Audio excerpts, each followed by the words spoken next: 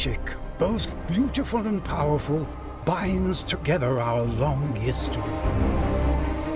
That common bond we share is the legacy of Hogwarts.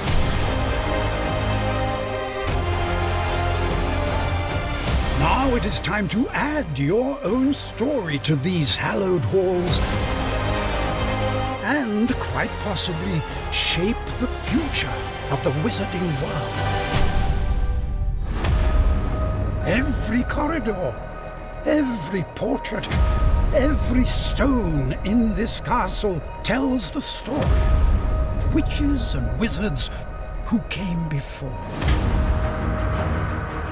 Here you will meet lifelong friends and grow into your own magical abilities in the classrooms of the world's most talented professors.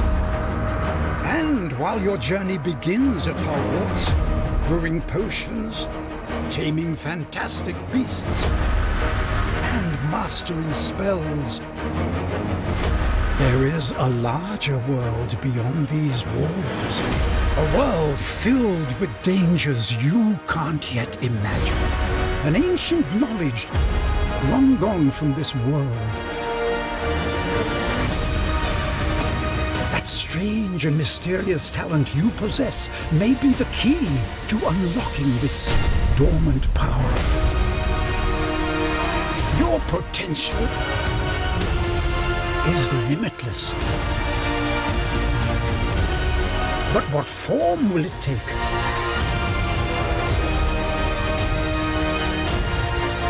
The journey ahead will reveal what you stand for.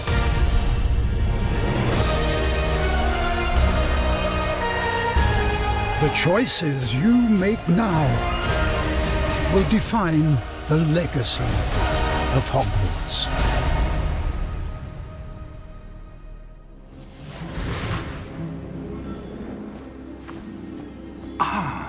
It appears we are almost ready to depart.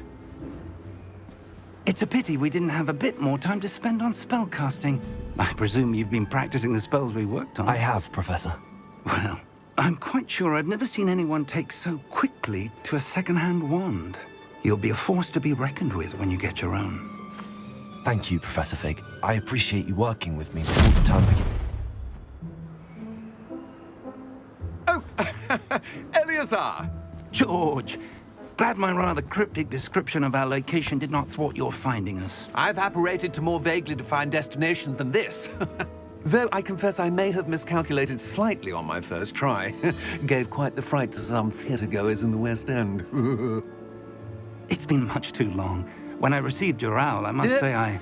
Best not speak here, Eleazar. Of course. Why don't we speak en route to Hogwarts? We have a start-of-term feast and a sorting ceremony to get to. Wonderful idea! As long as your young charge here doesn't mind me tagging along. Not at all, sir. After you. Ages since I've been to the castle. Would be good to see the old pile of rocks.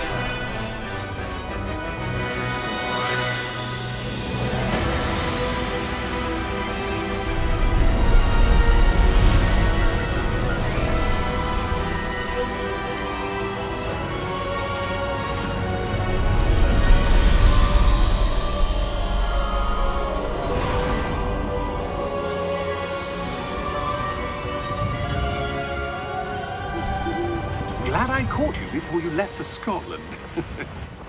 Just barely. And who is your traveling companion? A new student. New? Yes, sir. I'm starting school as a 5th year. How extraordinary. It is indeed. None of the faculty has ever heard of anyone being admitted to Hogwarts so late. Nor have I. Of course, as the other fifth years will have been honing their magical skills for 4 years now, the headmaster asked if I could get our new student up to speed a bit before the term begins. Well, you couldn't have asked for a better mentor. Professor Fig is not only an exceptional teacher, he's also a remarkably intuitive and gifted wizard. Mr. Osric is prone to flattery. I dare say it's one of the reasons he's risen so far at the Ministry. Have you seen this? I have. Opinions differ as to how great a threat Ranrock really is. Although I've yet to convince my colleagues at the Ministry, I believe he is a significant threat. And it was your wife, Eleazar, who alerted me to his activities months ago. Miriam? How? She wrote to me about Ranrock before she died, wondering what the Ministry knew about his activities.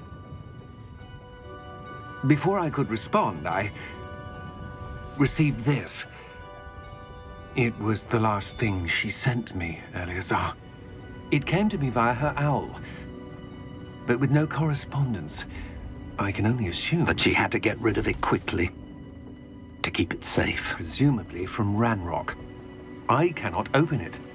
Whatever magic protects this is powerful indeed. It looks like goblin metal. That symbol. What's that glow? I don't see a glow. Nor do I.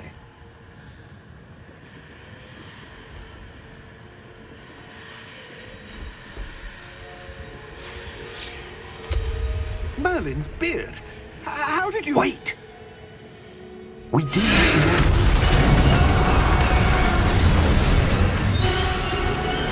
Hang on!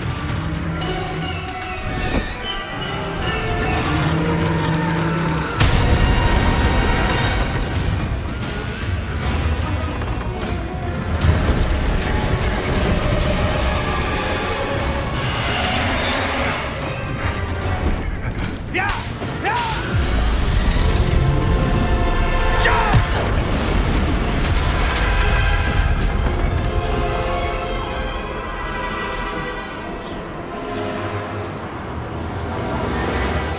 The key! Give me your hand! Accio!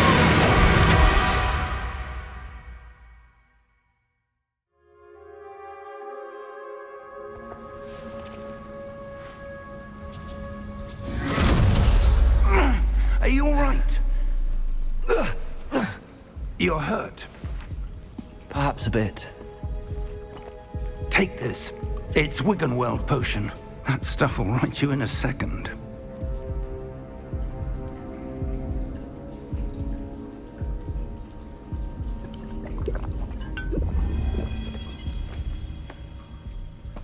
What happened? Poor George.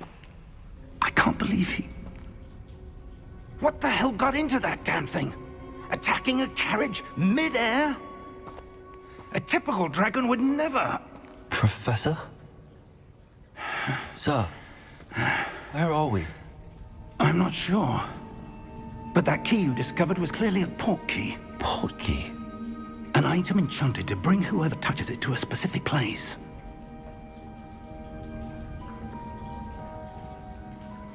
I'm feeling better, sir, if you'd like to look around a bit. I would. But stay close. We've no idea who created this portkey. Or why.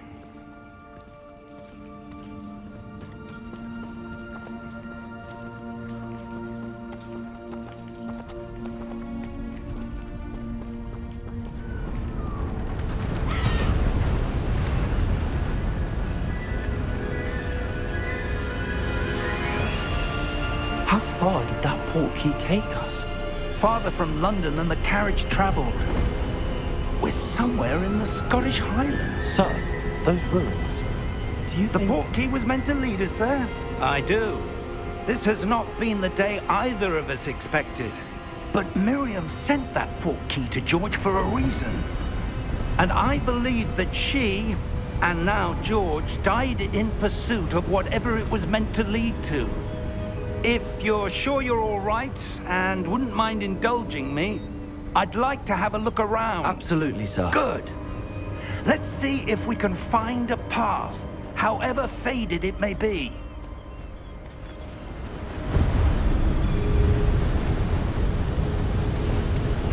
Mind your step.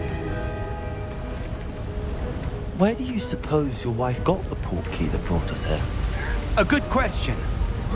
Miriam spent years searching for evidence of a long-forgotten form of ancient magic. Ancient magic? Yes, a powerful magic wielded by a rare few that seems to have been lost to time.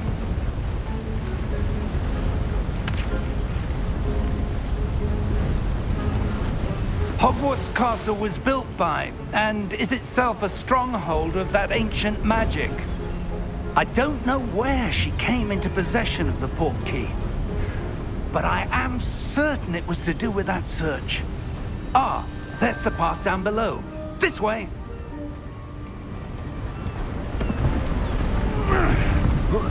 But sir, why was your wife searching for evidence of lost magic? Miriam wanted to understand why such powerful magic disappeared from the wizarding world. Spoke of the good it could do. But magic is no different than any power. What really matters is the one who wields it.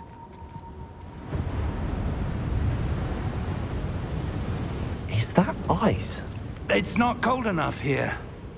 It appears to be a sort of enchantment. Someone wanted to block this path. Let's see some of that wand work you were practicing. Focus on the center.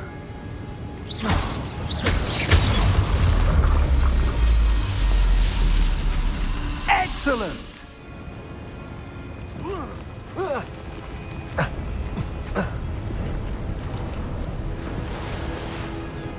That was a bit rougher than I'd expected.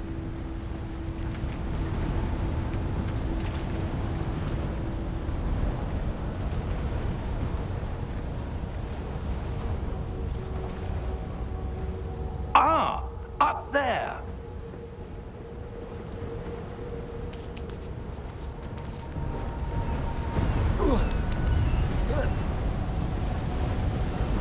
We're close now. It's just ahead.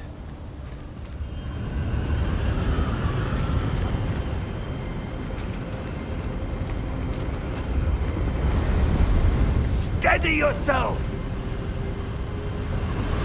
Reparo!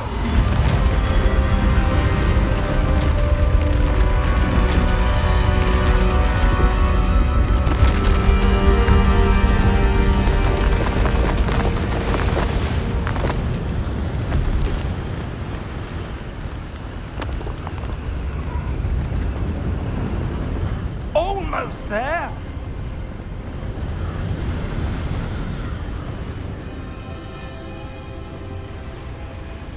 How odd. Why would someone have conjured that enchanted stone here? And how is there a room behind it? What room? I don't see anything. There's that glow again, like the glow on the portkey container.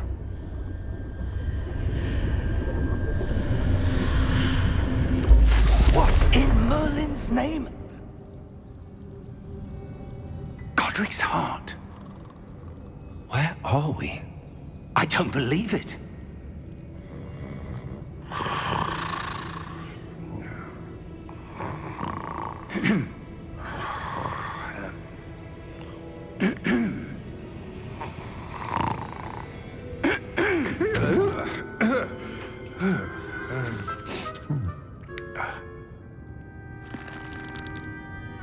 It can't be.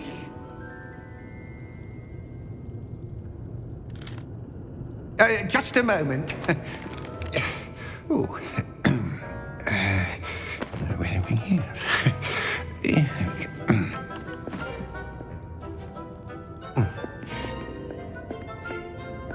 Welcome to Gringotts Wizarding Bank. Vault number 12, I presume. Precisely. The key? Your wife's portkey. Oh, yes, of course. This way, then. Stay close.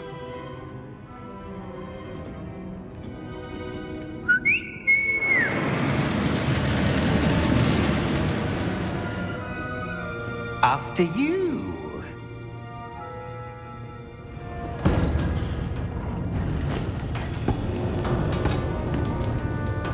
Keep your hands inside the cart if you don't wish to lose them.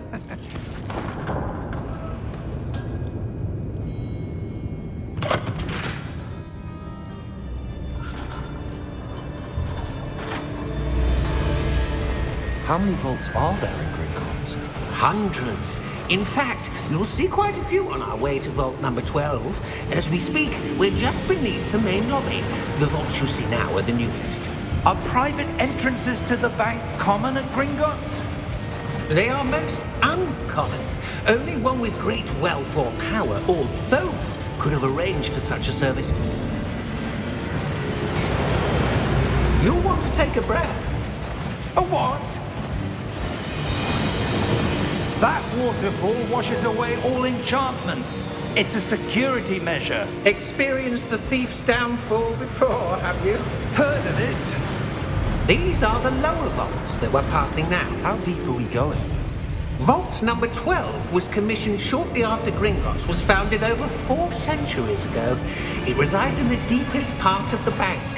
Settle in. We've quite a distance to go.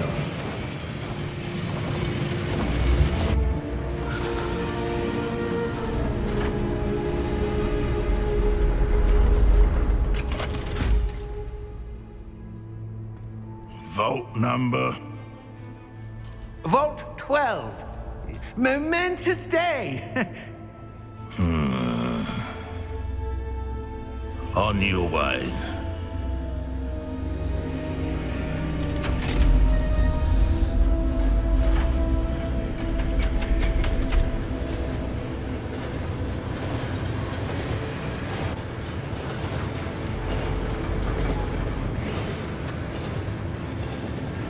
Professor, the armband that guard was wearing was glowing. Like the glow you saw on the portkey container? No, darker. I saw that same glow on the dragon's collar. Yeah, what was that? We were just wondering about that goblin back there. He watches over the oldest section of the bank. Rare anyone goes there anymore.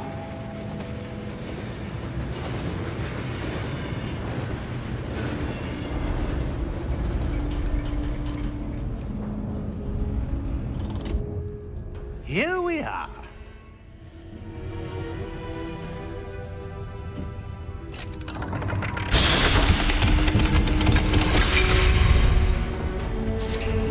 Vault 12. Thank you for your help.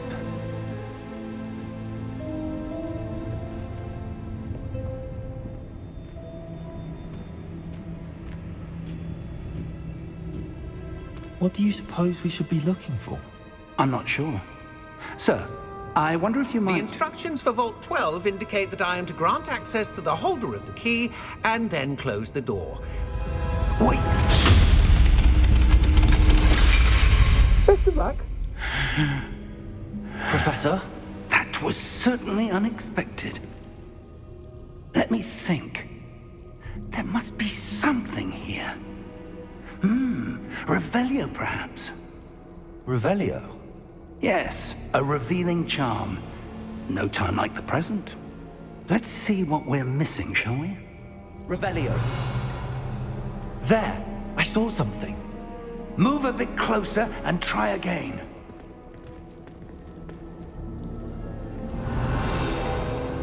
A door. Well, that's a start. There's that symbol again. I don't suppose you see a way to...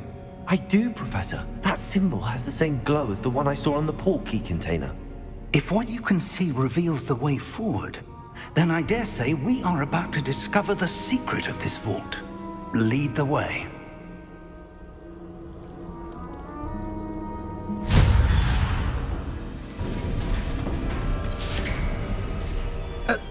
there you are. How did you...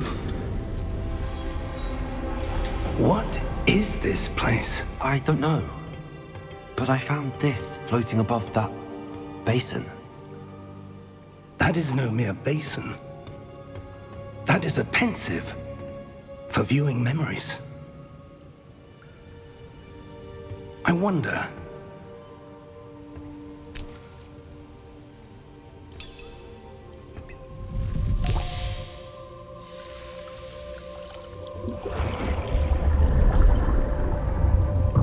Follow my lead.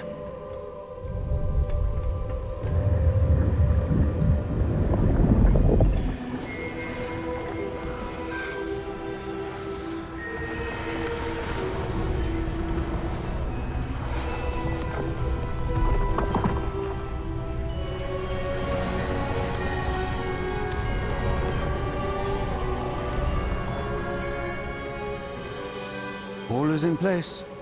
The portkey is well hidden. Perhaps too well. I wonder if the path we've created... May be impossible to follow. It will only be impossible for one who cannot see traces of ancient magic as I can. Your ability to see what others cannot will not be enough, Percival. We are entrusting the one who embarks on this path with powerful secrets, with knowledge others will do anything to obtain.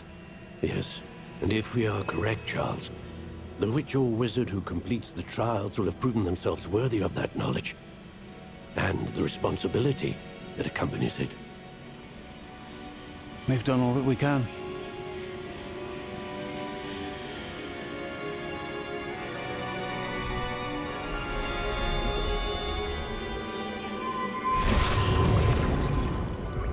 That's what you're seeing. The glow that surrounded them. Yes, sir. Astonishing. Can I see magic? Traces of an ancient magic, to be precise. The magic that Miriam had always believed existed, but could never. Miriam, and perhaps George, died in pursuit of knowledge that has been dormant for centuries. And you, it seems, are the key to understanding why. We were... It all looks rather different than it did a moment ago. Someone's coming. Who were they? I don't know. But, sir, you shouldn't be in here. I was right. Ranrock. Seems my reputation precedes me. I was beginning to think no one was ever going to visit Rackham's vault. And why are you here? No need for that. Just give me whatever it is you found here and we can let bygones be bygones. Sir, they have the key to the vault. Choose your next words wisely. I only meant that the instructions to Vault 12 were quite clear. Sir, I must insist. I was to grant access only to one with the key, and you didn't have them.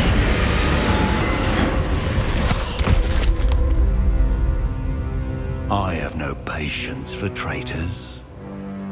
Now, where were we? I'm not giving you anything. Well, perhaps your young friend here will be more helpful.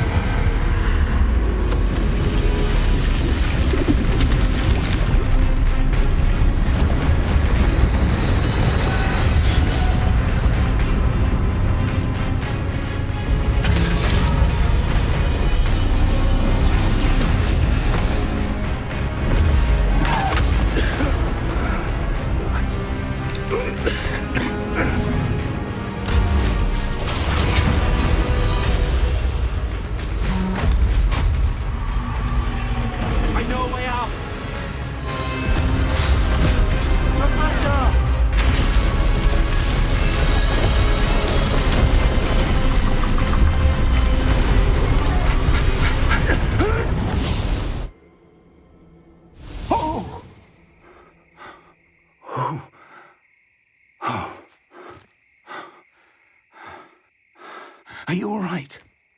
Fine, sir. I've never seen so powerful a goblin. He seemed wholly unaffected by my magic. Where are we? It can't be. It seems those who set up the pensive, the locket, and the path to both wanted someone with your ability to end up here. Come. We have a sorting ceremony to get to.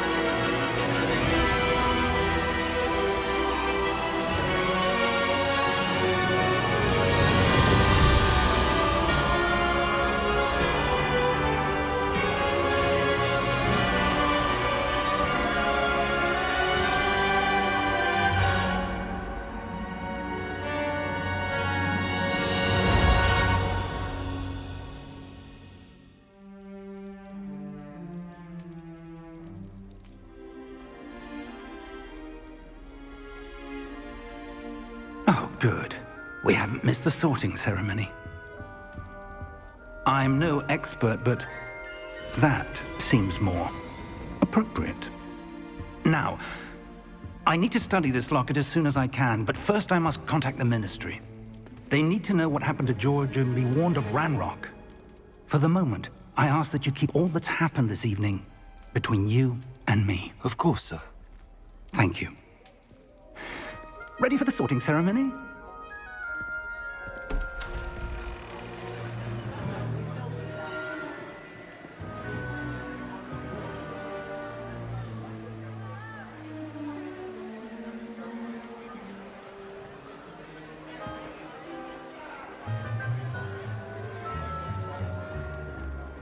Phineas, Nigellus, Black.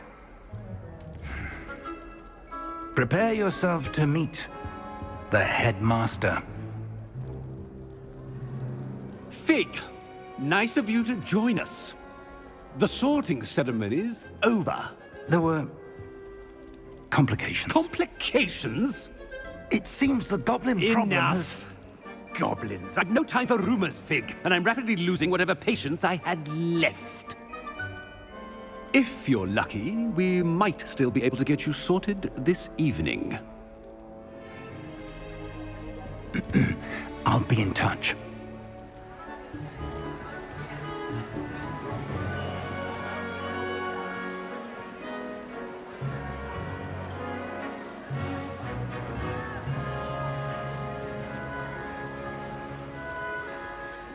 Professor Weasley, we've one more to be sorted. Welcome. You're just in time. Have a seat.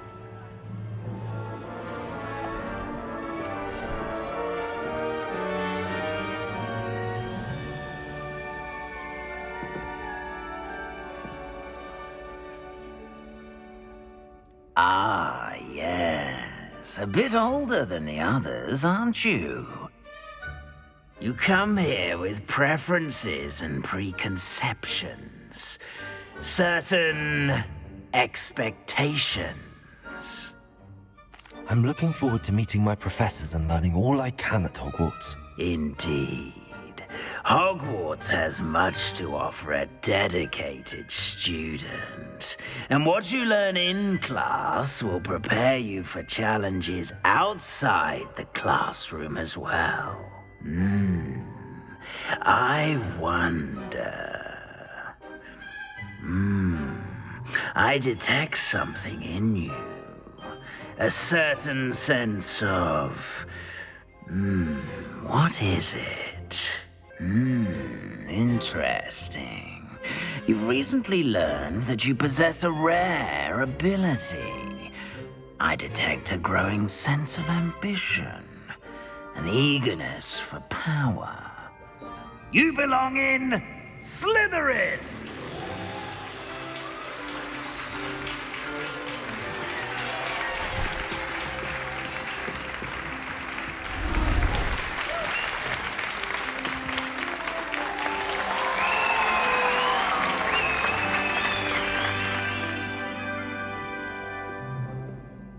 Oh, and one more thing. Due to the unfortunate injury on the pitch in last spring's final, this year's Quidditch season has been cancelled. Enough! It's not as though I've banned flying altogether, but don't tempt me. You are here to focus on your academic futures. I'm sure you will have plenty to do before classes begin tomorrow. I said, I'm sure you all have plenty to do before classes begin tomorrow.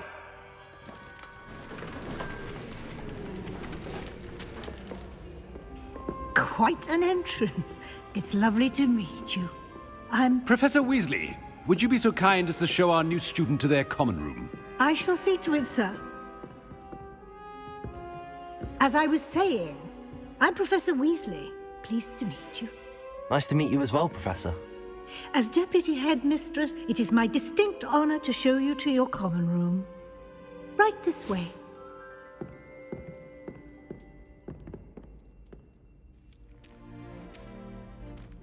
It's quite uncommon for a student to begin as a fifth year. It may be a bit of a challenge, but one I'm sure you're up for. I can be quite resourceful. I suspected as much. This is the entrance to the Slytherin common room. In order to enter, one must simply speak the correct password. Aspiration. Very well. Aspiration.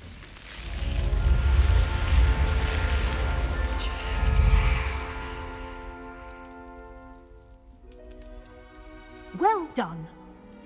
Now, go on in and get some sleep. You have a big day ahead of you tomorrow. I shall be back in the morning to collect you for your first class. Thank you, Professor Weasley. You're welcome. I hope you enjoy your first night at Hogwarts. Sleep well.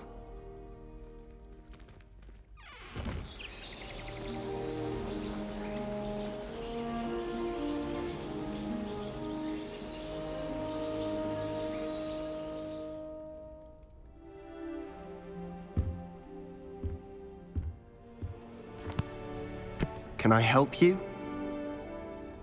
Ah, you're the new fifth year. I'm Sebastian Sallow. Welcome to Slytherin. Thank you. Not everyone has a ministry escort to school. He was a friend of Professor Fig's who merely joined us for the ride. Still, impressive. Dreadful way to go, poor fellow. Glad you and Fig are all right. Professor Fig and I were lucky to escape with our lives. Indeed. And how did you escape? It's all still a bit of a blur, to be honest. Didn't mean to press. You just get yourself settled. We can talk more later. What book were you reading? A spell book I picked up. Has a few interesting things, but not exactly what I was looking for. I'm sure you'll find out soon enough. But not every spell you may need can be found in our assigned textbooks. It was nice meeting you, Sebastian. I'll let you get back to your book. Nice meeting you too. Good luck today. Ugh, not going to move there, are you? Here, watch this. Don't say I didn't warn you. Checkmate. Told you. They should have listened to me. Ah, I know who you are. You're the new Slytherin, the one who barged in with Professor Fig last night. Interesting tactic on your first day, taking all the attention away from the first years. I'm Imelda, by the way. Shame I wasn't with you in Fig. I could have lured that dragon away. My skills on a broom are legendary. Perhaps Professor Fig's friend would have survived if we'd had your help. Precisely. Perhaps one of these days I'll show you a thing or two about flying. I can teach you more than Kagawa ever could. Speaking of which, I'd like to get in some time on my broom before classes. Goodbye, Imelda. Nice meeting you.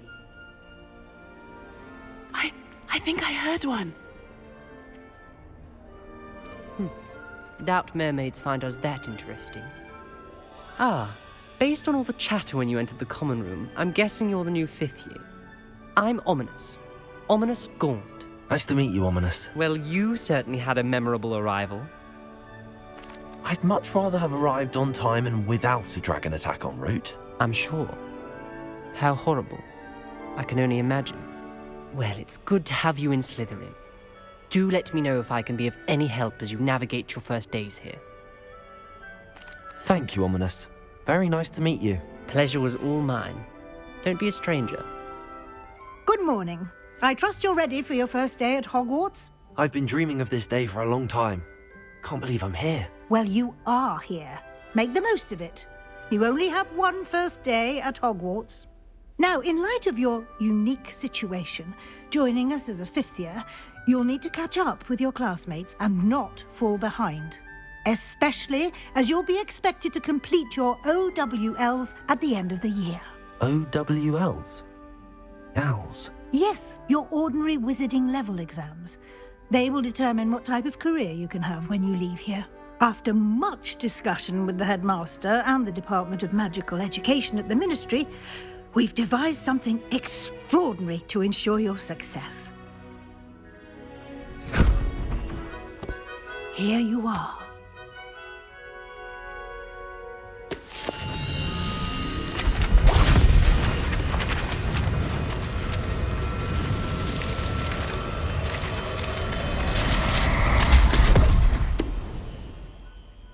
What is it? It is a wizard's field guide.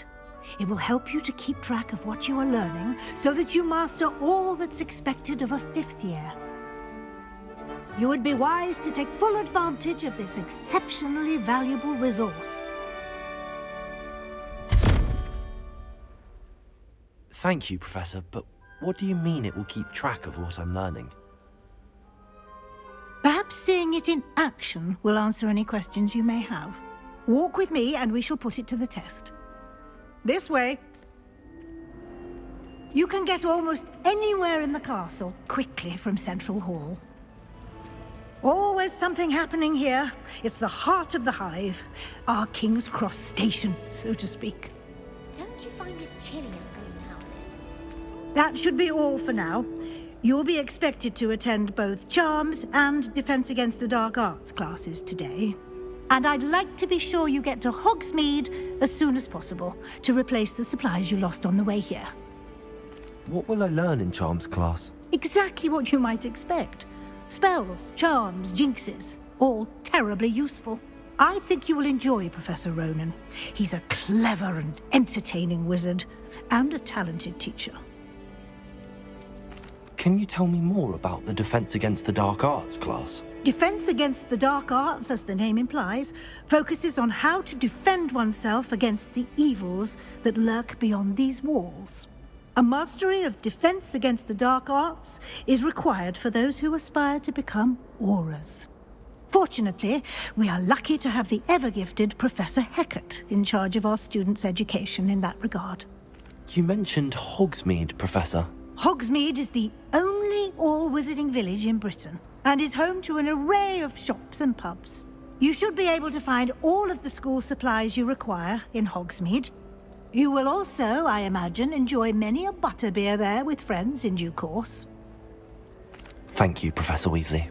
A lot to absorb on your first day, and you have much to learn. Happily, your professors have agreed to create additional assignments for you outside of class. You'll be up to speed in no time.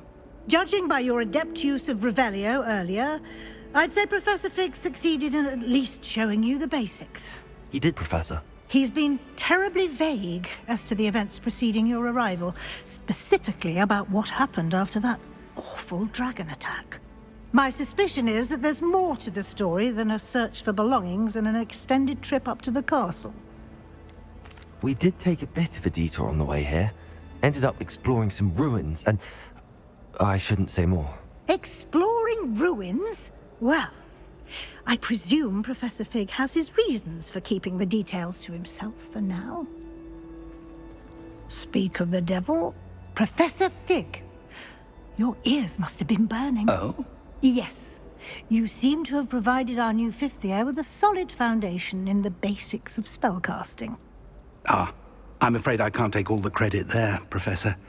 They've a rare aptitude for magic, it seems. Well, I'm just glad you both arrived in one piece. Perfectly good boats and carriages to Hogwarts, and you chose to fly in the path of a dragon. I wouldn't say I chose the dragon's path, Professor. Rather unfortunately, it would seem that it chose us. Very well. Enough chit-chat. I need to get to class myself. Might I rely on you, Professor Fig, to explain the details of the field guide's map? Of course. Thank you. Good luck today. And remember to use your field guide. It will be invaluable to you. And invaluable to me, as I'll be using it to keep up to date on your progress. Yes, Professor. Come and find me in my classroom after you've attended both classes today, and I'll explain more about those assignments I mentioned. And we'll see if we can't get you to Hogsmeade for those supplies. It's good to see you, Professor. And you. I was hoping our paths would cross today, before you immersed yourself in studies. Did I hear you and Professor Weasley talking about exploring ruins? Yes, sir. But I didn't tell her anything else about her travels here. I will say, I think she suspects we're not being entirely forthcoming. Yes, well, Professor Weasley is a brilliant and astute witch. It was right to keep the details to yourself for now. We don't know where this path we've embarked upon will lead. It may require a bit more flexibility with your time than she would approve of. And she may feel obliged to share details with the headmaster that would be better left between us. Understood, Professor. Good. Now, as capable as you are, I believe the ability you possess obliges you to be well trained. Happily, you have the benefit of an exceptionally skilled team of witches and wizards to guide you. Speaking of guides, and so that I may avoid another not-so-subtle reproof from Professor Weasley, why don't I show you the clever enchantment we included in the field guide's map? Unfold it and have a look. This will be incredibly helpful. Thank you. Now, sounds like you've quite a day ahead, what with classes and a trip to Hogsmeade for supplies, including your own wand. You'll enjoy Mr. Ollivander. He's an exceptional craftsman and a good friend. I shall reach out when I have more information about our mysterious locket. For now, focus on your classes and pay attention. More than your owls may hinge on the magic you are able to master within these walls. Stupefy!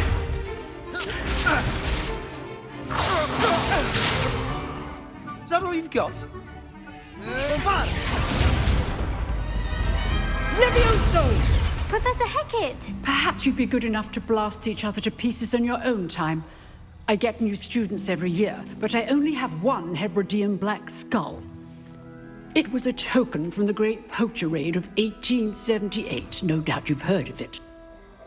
Now, you may be asking yourself how an old woman like me single-handedly took out the largest poacher ring in eastern Wales and lived to boast about it. Knowledge. To the wise, age matters very little. Today we will review a spell that has saved me from death at the hands of dark wizards more times than I care to remember. Levioso. Levioso?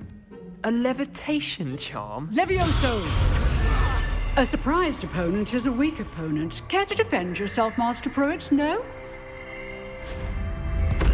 One thing I've learned as an unspeakable is the value of simplicity, especially in the heat of battle. Now, let's practice what we've just learned, starting with something small. Levioso!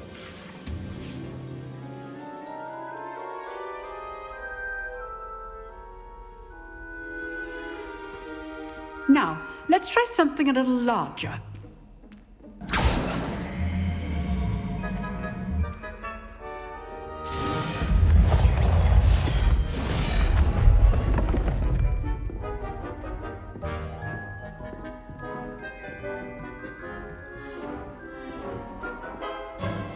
Let us begin with the basic cast. See how the dummy deflected your cast? This time, cast Levioso first, then the basic cast. Remember, a surprised opponent is a weak opponent, as Master Pruitt so artfully helped me demonstrate earlier. Levioso! Good. Now, the basic cast. Well done. Very good, but the best way to practice is by dueling. We'll start with you two.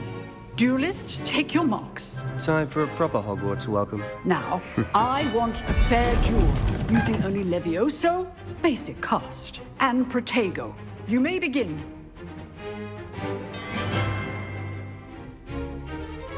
This should be easy. Protego! Protego?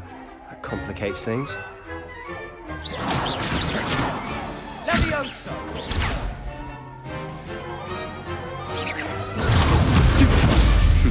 Lucky. Nothing lucky about it. Good form. I know. Stupid. This can't be your first duel. Let's just... I do enjoy a lively duel. Protego! Stupid one. If only all of my students were this adept. Levioso! Watch your opponents for signs to attack or defend yourself. Not bad for a beginner. You give as good as you get.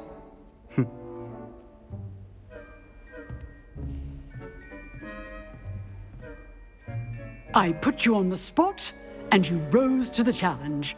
Points to Slytherin. Thank you, Professor Hecat. Glad to have the opportunity to practice. If what I've seen today is any indication, we can expect great things from you.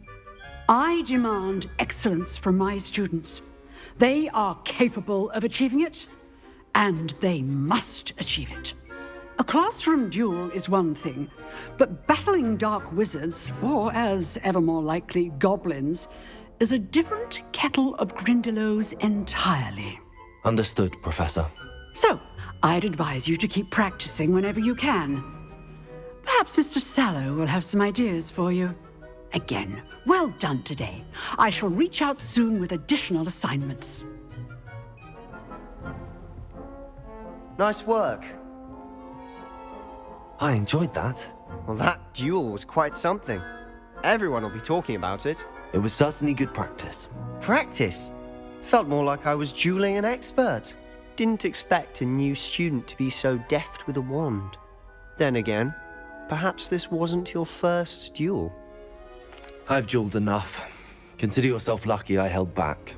Huh, fair enough. You owe me an honest duel when you aren't. You know, you might be a perfect fit for a certain exclusive, unsanctioned dueling organization. Exclusive and unsanctioned? Count me in. Excellent. Knew I was right about you. If you want to get the most out of your time at Hogwarts, you're going to need to break the rules now and then. Whether it's joining a secret dueling club, or sneaking into the restricted section of the library, you just have to be clever enough not to get caught. Thank you, Sebastian. I'll keep that in mind. Good. Pleasure chatting with you. I'm sure I'll see you soon. Perhaps somewhere unsanctioned? We'll see if your performance today was sheer luck or actual skill. Look for Luke and Brattleby near the clock tower entrance. If you're interested. Till next time.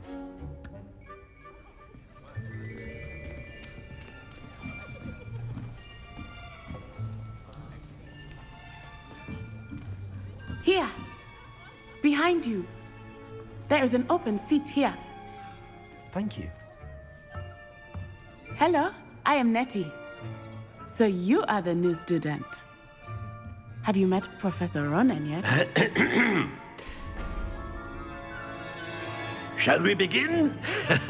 Welcome to Year 5 of Charms. Now, this will be a crucial year in your education on the art of charm work, but I am confident that we will take hold with the passion and rigor requisite of such a challenge. Right, now, everyone, please open your textbooks to page 517. But before we begin, can anyone here tell me the difference between the incantations of the color change and growth charms. Anyone? Anyone? I am afraid it is too late to study now. My, the summer months must have really taken a toll on you all. By the looks of it, you all spent your holidays practicing Obliviate on one another. Do you even remember how to perform a basic summoning charm?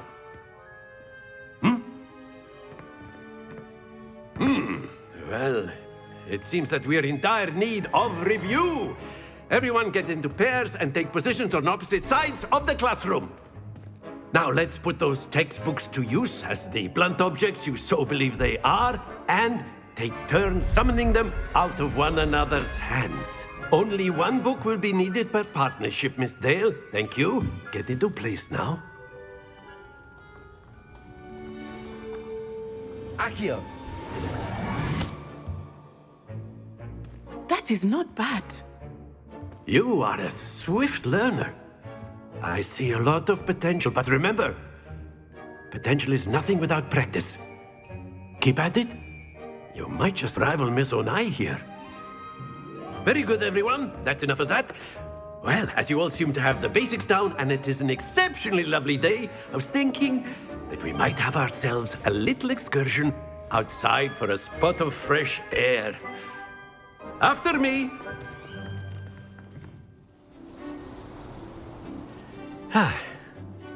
I've always found that fun goes hand in hand with mastery, as I'm sure the Quidditch players amongst us would agree. So, what better than a bit of sport to put our prowess with the summoning charm to the test, right?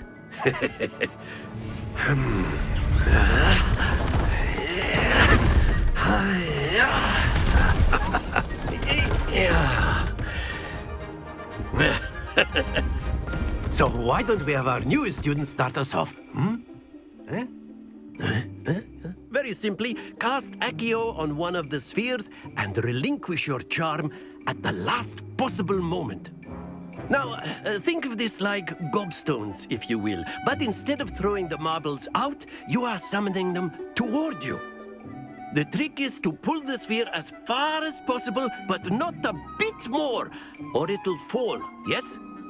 Now, I could keep talking about theory all day, but practice is the best professor. Show us how it's done. Accio! That's it!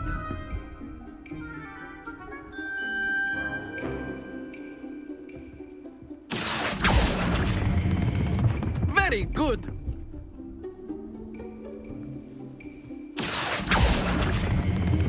Splendid! Very good! Points to Slytherin. But there's certainly no sport in playing without some friendly competition. Miss Onai, would you care to give our new student a bit of a challenge? Come on up. You'll be the blues, just as before, and Miss Onai, you are playing red. Clear? Yes, sir.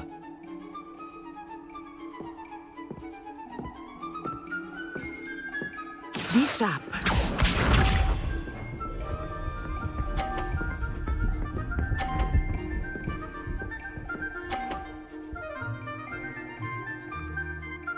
Phew.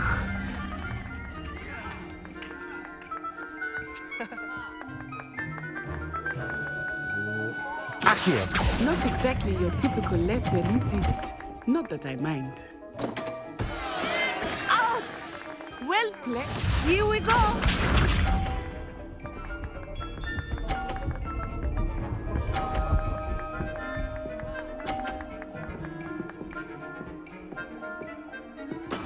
That is how it's done.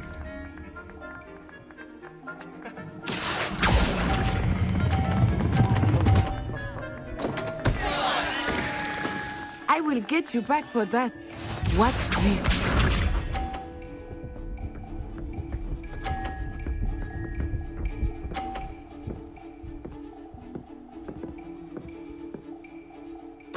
Yes! Accio!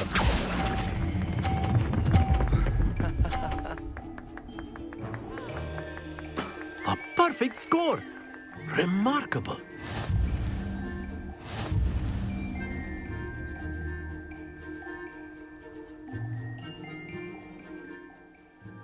Class is dismissed. Gather your things on the way out.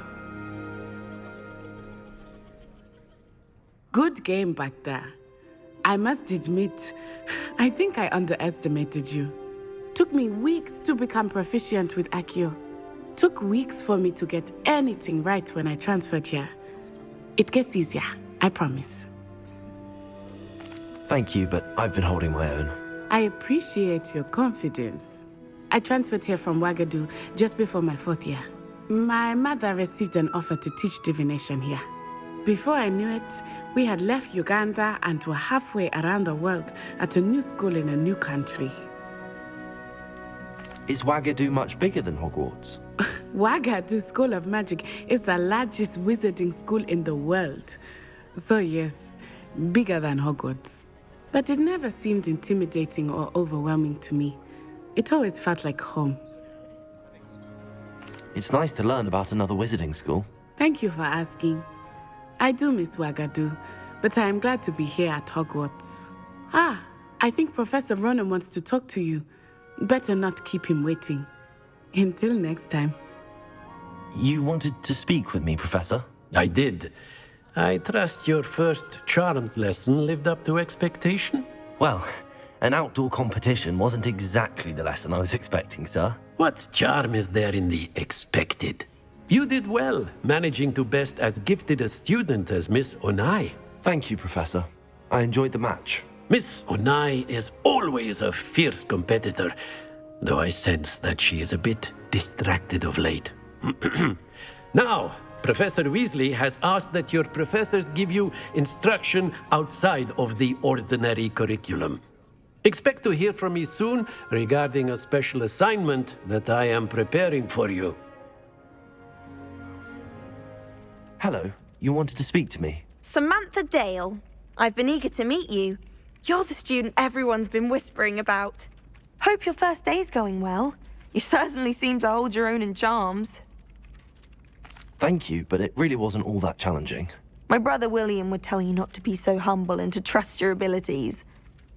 Then again, he tends to be a bit overconfident in his. Well, better see to my charms homework. I find Professor Ronan's lessons a bit more challenging than you do. What about the room, Professor? I was thinking the same thing, Deke. Perhaps you could help. Oh, excuse, Deke. There you are. I trust your first classes went well? They did, Professor. I heard as much from Professors Hecat and Ronan. Seems Professor Fig taught you quite a bit during your brief detour near... what was it you said? Some ruins? I'd wager there's a good deal more to your travels here than what you've told me. Isn't there? Nothing more, Professor. I see. Like trying to get a sonnet from a streeler. Regardless, you must continue to build upon what you've learned. In that regard, I've asked your professors to help hasten your progress with some extra assignments. I'm not sure I have time for extra assignments, Professor. You shall find the time. You'd be astonished to know just how much you don't know. In fact, Professor Ronan will meet you outside momentarily to assign your first one. Now, regarding the trip to Hogsmeade I mentioned earlier, we've arranged to replace the supplies lost on your way here, including seeds, potion recipes, and spellcrafts. Thank you, Professor. And Mr. Ollivander will connect you with the perfect wand. You've managed your classes well with a borrowed wand, but you'll find the magic you cast with your own wand to be far superior. I'm eager to get to Hogsmeade. Very well.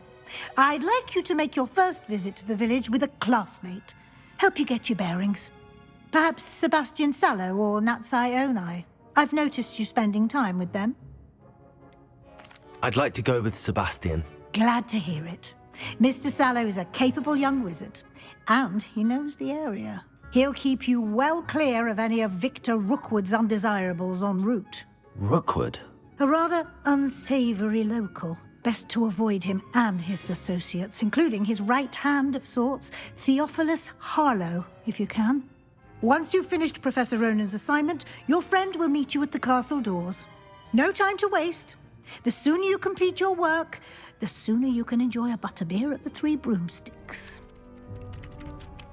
You have a new spell to teach me, Professor. Indeed I do, and an exceedingly useful one at that. The mending charm, Reparo. Fixes things right up, makes a broken object good as new in the blink of an eye. It seems as if that might come in handy. More frequently than one would imagine. As Professor Weasley mentioned, I am not the only one who will be teaching you spells outside of class in an effort to catch you up with your peers. A number of your professors have agreed to do so as well, but first, each shall ask that you complete a few preliminary tasks to hone your magic. I have arranged some for today. See them through and then report back to me. We will have you casting Reparo in no time. Reparo. Nicely done. Works like a charm, doesn't it? Hello, Sebastian. Ah, my new charge. I'm told you're in dire need of supplies, and I'm to accompany you into Hogsmeade for them. Is this your first foray into the village? It is. I haven't left the castle since I arrived. Well, I shall endeavour to be the very best of guides, then. Hogsmeade's a charming little place. Self-contained, too. We should be able to find you everything that you need. Shall we?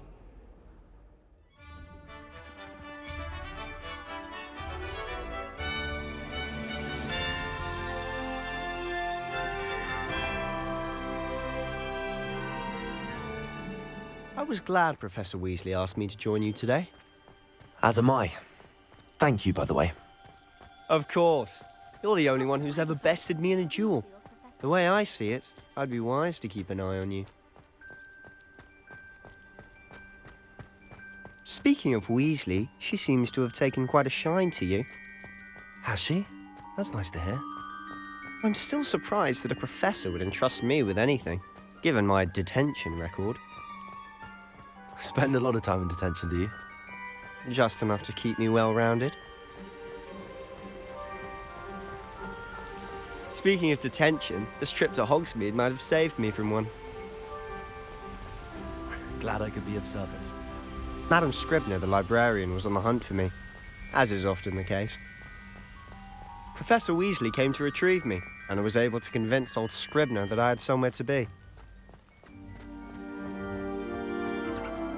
So how did you manage to get on the librarian's bad side? Well, I suspect it's a matter of differing opinions. She thinks I shouldn't be allowed in the restricted section, and I, on the other hand, am inclined to disagree. Oh, just one moment. This is an excellent spot to gather lacewing flies. They're pretty to look at. If you stew them long enough, they make a powerful potion ingredient.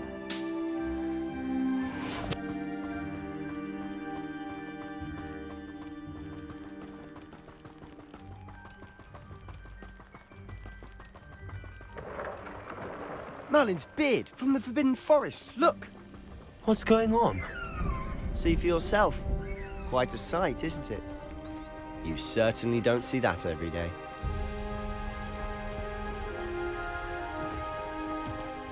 Do you think Poppy's already seen the hippogriffs? Absolutely. Likely already made. To the left is the Forbidden Forest. Out of bounds to all students. Oh, hence the name. Precisely. They think it's too dangerous. I think they need to have more confidence in our defensive abilities. Ah, you can see Hogsmeade just past those ruins up ahead.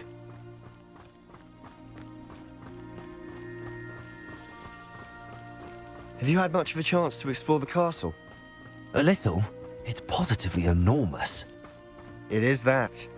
I've been there 5 years and barely scratched the surface.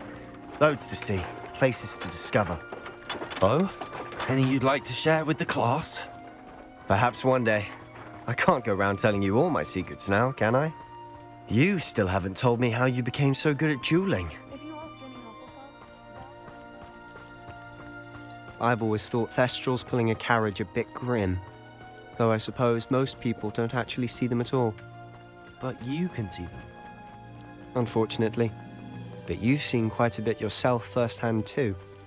Most notably that dragon attack. Hopefully the rest of your year isn't as eventful.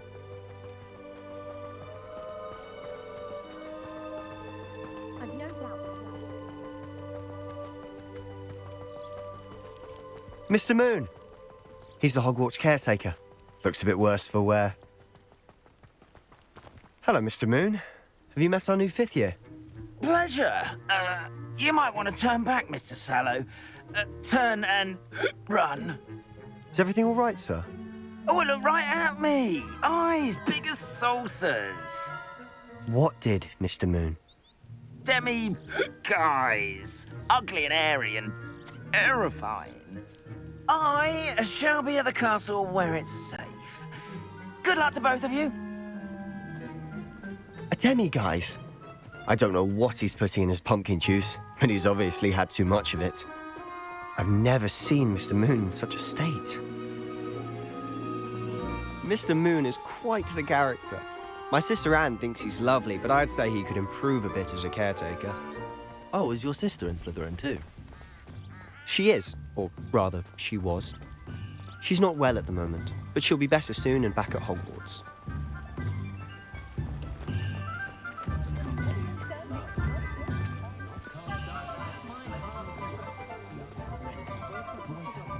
Honestly, if one could bottle the magic of this place. I don't know if it's the shops or the people, but there's just something about Hogsmeade. We all flock to it like moths to a flame. So how would you like to do this? Weasley told me you had a list of things to get, a wand and some other bits. Yes. Dittany seeds, some spellcrafts, and some potion recipes. Perfect. Can't wait to see what you do with the new wand. And a short list gives you plenty of time to poke around the village. I just have to pop into a shop to find something for my sister. Let's meet up in the town circle when you're finished. Remember, have fun. It's Hogsmeade.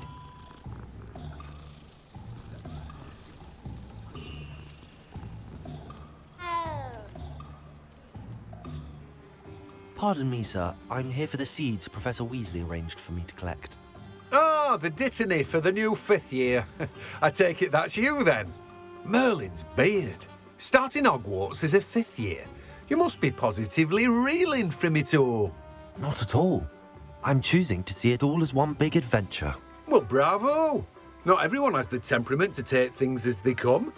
Name's Timothy Teasdale, by the way, and this is my shop, the Magic Neep. I keep the cart out here because I like a good chat. Can't very well be in the thick of things if I'm hidden away inside now, can I? I suppose not. In addition to seeds, I have plenty of plants. Grow everything myself. My speciality is potion ingredients. Even Pippin purchases from me.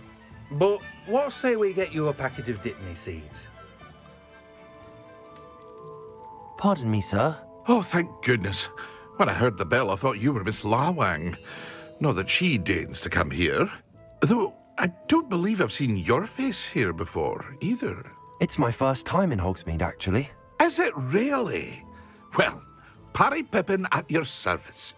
And this is J. Pippin's Potions. Potions for all ailments. You'll have read it on the sign, of course, but Grandfather always made me say it in full. How may I help you today? Professor Weasley sent me to collect some recipes. I'm new at Hogwarts. You're the student she sent the owl about. I set your things aside immediately. I suspected if you're anything like I was at your age, you'd want your potion supplies. Is it not the most fascinating art, potion making? Rivals anything you can do with a wand, I've always said. Are potions really that versatile? They may not be as showy as spellwork, but make no mistake, they are just as powerful. They can heal, destroy, protect. You'll discover all of this soon enough. As it's your first time in, I should mention that it's not just potion recipes I sell. I also offer ready-made drafts for all manner of uses. And I unveil new ones from time to time. Pop in when you can so you don't miss out on anything. But for now, let's get you those recipes, shall we? Pardon me, sir. I'm here for the spellcrafts Professor Weasley ordered. Matilda, student. I thought I might be seeing you soon. I am the proprietor here, Thomas Brown. I take it you've had a conjuring lesson then? I'm afraid I haven't yet, sir. Ah, but you will soon enough. It is magic at its purest, creating something out of nothing. Of course, it is not without complexity, but that is where my spellcrafts come in. Stay the course, and you could soon impress even Professor Weasley. That's certainly something to aspire to, Mr. Brown. I look forward to that day. And I, too, seeing it. Spellcrafts are incredibly useful for conjuring unique items like custom pieces of furniture or decoration. But I shall let Professor Weasley do the teaching. For now, let's get the spellcrafts you need. A potting table and a potion station, yes? I believe so, sir. Good. Nothing like being able to grow your own ingredients and brew what you want when you want. Let's have a look. I'll be right with... Ah, it's you. Just a moment, please. Hello, sir. I'm looking for... For a new wand, yes. It's about time. Yes, about time? Well, you're our new fifth-year student, are you not? Oh, what am I saying? Of course you are. Gerbold Ollivander's the name. But of course, you'll have heard of the Ollivanders, I'm sure. Finest wand makers in the world. It's a pleasure to meet you, truly. Now, come with me. Let's find you the perfect wand, shall we? No, not you. Yes. Powerful core. 10.5 inches. You might do. Here, give this one a try. Well, go ahead, swish. How odd. Once more, come on, really swish it. Oh dear. Well, this isn't a good match at all, is it? We'll find you something, not to worry. No, not you. Perhaps... Yes. A rare wood, 13 3/4 inches, dragon heartstring. Let's give this one a try.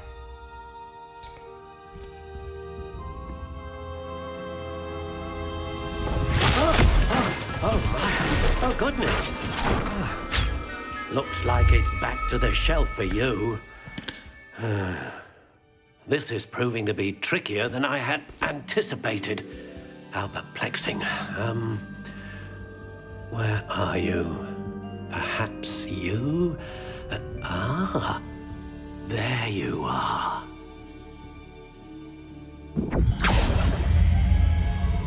Yes, I think you might be the one. Here, take it. What do you think?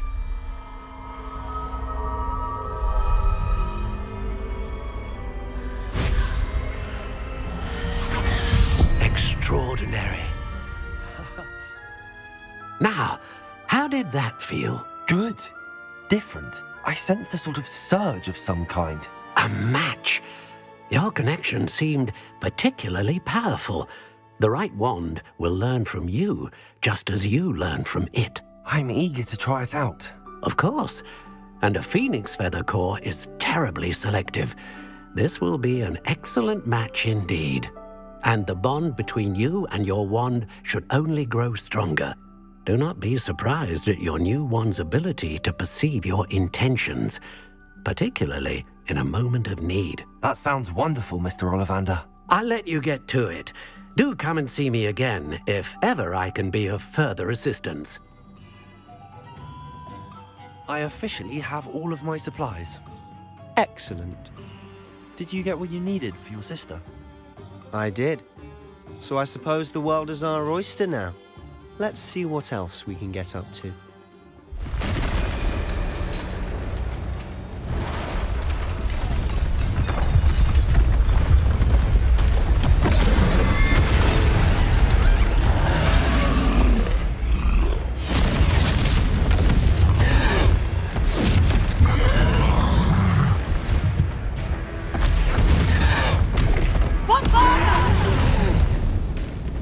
Draw it away from the building!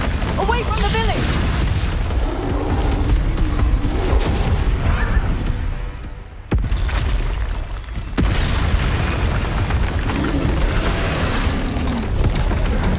Confringo!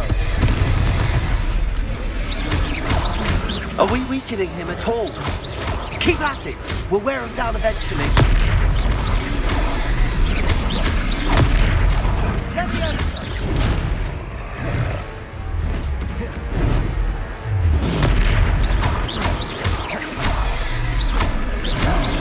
Look out! What was that? A taste of his own medicine.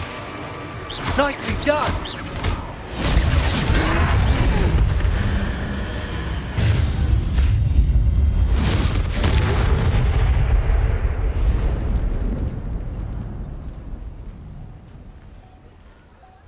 Goodness! A second troll! Did you two take on a fully grown troll? By yourselves? I suppose so. It's all a bit of a blur, to be honest. Merlin's beard. Are you all right? We are, and we were glad to help. I'd say help is a bit of an understatement. Nerve like that. The makings of an aura, if you ask me. If you are unharmed, perhaps the two of you wouldn't mind helping me put a few things back to where they were. Of course, officer. Singer. Officer Singer. And thank you, again. Reparo.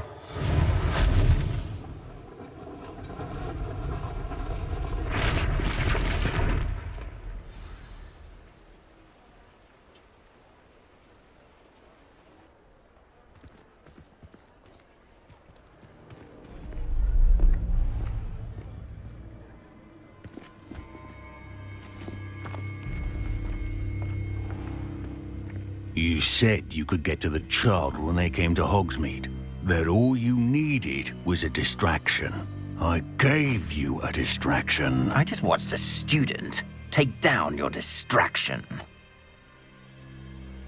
Who is this child? What are you not telling me?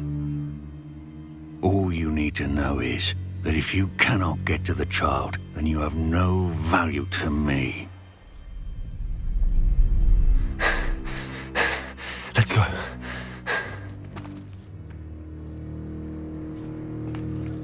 Did they see us? I don't think so. What was that goblin doing with Victor Rookwood? Ranrock is working with Rookwood. The goblin from the Daily Prophet. I knew I'd seen him somewhere. Quickly, let's get inside the three broomsticks. It's a treat to see you, Lodgok. I shall let you know if I hear anything. Thank you, Sirona. You be well.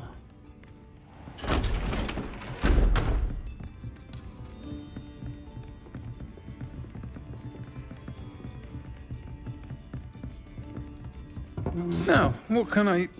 Oh, there's a face I haven't seen before. It's my first time here. Welcome. Butterbeer's on me. Heard about the attack. I shall be looking in on the other shopkeepers and residents shortly. Glad to see you two escaped injury. Thanks to this one. Single-handedly took down a troll. Is that right? Well done. Thanks for this. My pleasure. I will say, trolls in Hogsmeade. That's never happened before. Something's not right. The only brutes we usually have to deal with are... How timely.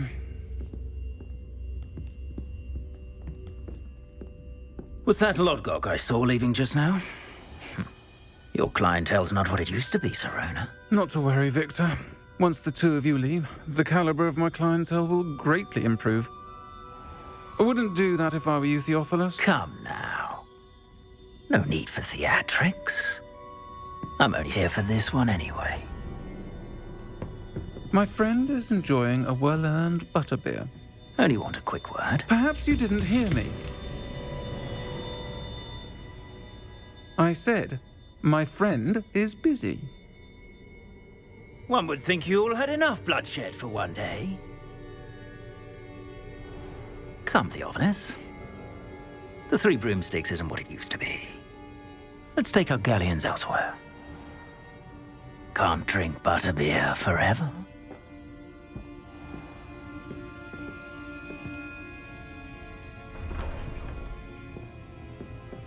Seems you've made an unfortunate enemy. Watch your back. Rookwood and Harlow are worse than any troll you might encounter. Trolls? Ranrock and Rookwood? What are you not telling me? I promised to tell you everything, but it's perhaps best I do that later. I'm certainly glad Sirona was there. Told you she was one of the good ones. I can see that. She didn't seem at all intimidated by Rookwood and Harlow. I think you'll need to tell me why Victor Rookwood has you in his sights. But we can talk later. For the moment, we should return to the castle. Professor Weasley's certain to hear about the troll attack soon if she hasn't already. Don't want to risk another detention for getting back after hours.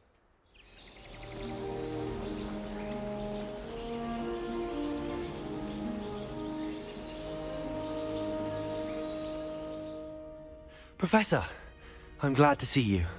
And I you. Thank Merlin you're in one piece. I heard about the attack.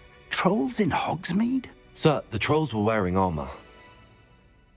It had that dark glow like the dragon collar. Goblin silver!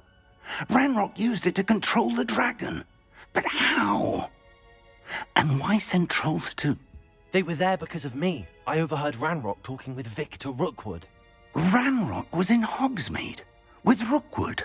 The trolls were Ranrock's distraction so that Rookwood could get to me. And he would have, had Sirona and the patrons at the Three Broomsticks not intervened. This is grave news indeed. If Ranrock's goblins and dark wizards are after you, they want what we found in that vault. Do you think that Ranrock is working with any of the goblins at Gringotts? I do not. Gringotts goblins aren't typically the friendliest of beings, but they have a great deal of integrity. No, I dare say after what happened to that poor banker, the goblins at Gringotts are no followers of Ranrock. They're after the locket. You said you discovered something in it. Yes. I discovered an inscription. When I read it aloud, this map appeared. Clever enchantment. It's a map of Hogwarts, to be sure, but I do not know where it leads. It leads to the library. A restricted section, to be precise, and a bit beyond. I see traces of magic there on the map. I suspected you would see something. Shall we go? I appreciate your enthusiasm, and I'm eager to discover what we may find there as well. But if our experience at Gringotts, let alone what happened to Miriam, taught me anything, it's that the path we're on is terribly dangerous. I'd like you to work with Professor Hecat a bit before we continue. But sir, how dangerous could the library be? Perhaps we're only after a book. Perhaps we are only after a book, but we should be prepared for anything. Once you've honed your defensive magic further, come and see me. I'll let Professor Hecat know to expect you.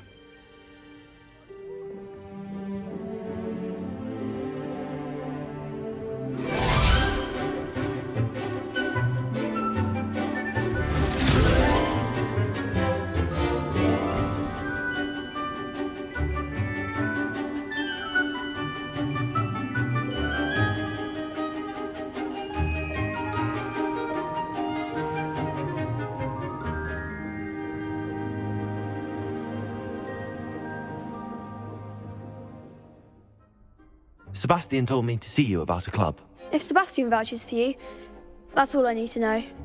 I coordinate duels for crossed wands. A dueling club of sorts. It's invitation only, so you must have really impressed Sebastian. I'm flattered to hear that. Sebastian's not a bad duelist either. Imagine it's quite something to see the two of you duel. How does cross wands work exactly? You show up, I match you with other duelists, and whoever is still standing in the end wins. It's our way of determining the school's greatest duelist once and for all. And to liven things up, the winner is awarded a prize. Interested? Of course. Dueling's an entertaining pastime. I agree. Besides, in crossed ones, you can duel with a partner if you like. Your first time I'll pair you with Sebastian. Next time, you'll need to bring a partner along, or duel alone. So, care to step into the ring? Get me in the ring. Spectacular! Let the fireworks begin! We'll make you regret signing up. Protego! Stupid one! Leviosa! That's all you've got?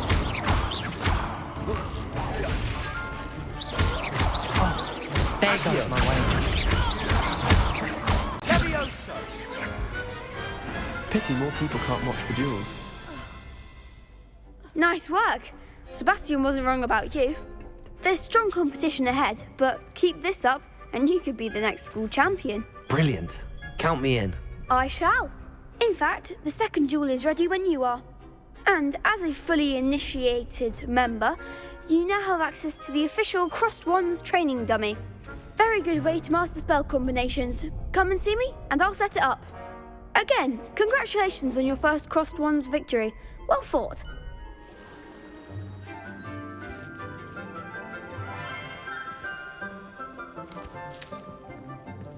Good morning, Professor Garlick. How wonderful it is to see you again, Lenora dear. Oh, here. You'll need these for today's class. A little treat for your auntie. Ah, hello. Class, please welcome the newest rose in our garden. We do look forward to growing together. How thrilling it is to have everyone back together again. This year will be filled with enchantment and excitement, but the most important thing cultivated in herbology is knowledge. The prudent herbologist is no more afraid of the venomous tentacula than the bouncing bulb. Now then, today we will be acquainting ourselves with the mellifluous tuber known as the mandrake root. Accio. Let's see if we can't make our fibrous friends a bit more comfortable, shall we? First, let's protect our ears.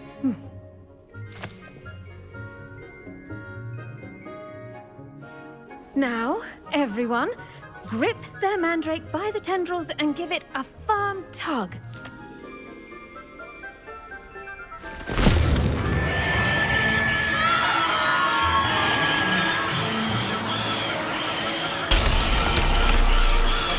Quickly! Place your mandrake in the new pot and pat down the soil!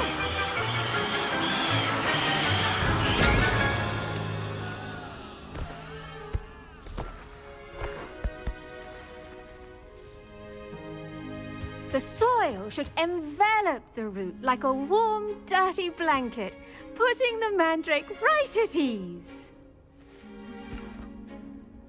Reparo! I'm very sorry about that. Yours was a bit mature, I'm afraid.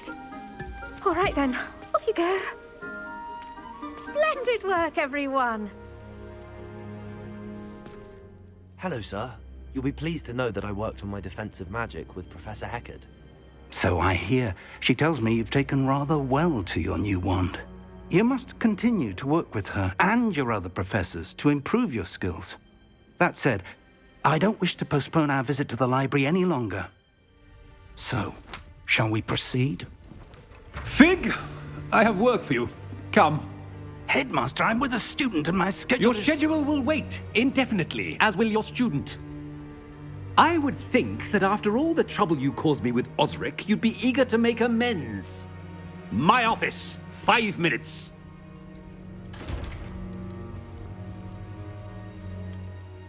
That man is exasperating. Unfortunately, our trip to the restricted section will have to wait a bit longer. But, Professor... We have no choice. It would be unwise to provoke our illustrious headmaster further. I shall find you when I've completed whatever toils I must endure. Sebastian, there you are. There you are. You promised me an explanation for what happened in the Three Broomsticks. Not many students have Victor Rookwood's attention. What was that all about? Seems he's working with Ranrock, and Ranrock is after something I found at Gringotts. Ranrock? And when were you at Gringotts? Professor Fig and I ended up there after the dragon attack. It's quite the tale. Fig had this port key. A port key? To Gringotts? I'm not sure I follow. I barely follow myself, and I was there. Anyway, we ended up in an ancient vault where we found a map. That map leads to the restricted section. You can't be serious. Deadly serious. Professor Fig has insisted that I not tell a soul about any of this. I've probably said too much. Understood. Your secret's safe with me. Whatever it is. Thank you, Sebastian. You mentioned being clever enough not to get caught in the restricted section. And I am. Meet me outside the library tonight, and tell no one. Thank you, Sebastian. I'll meet you later.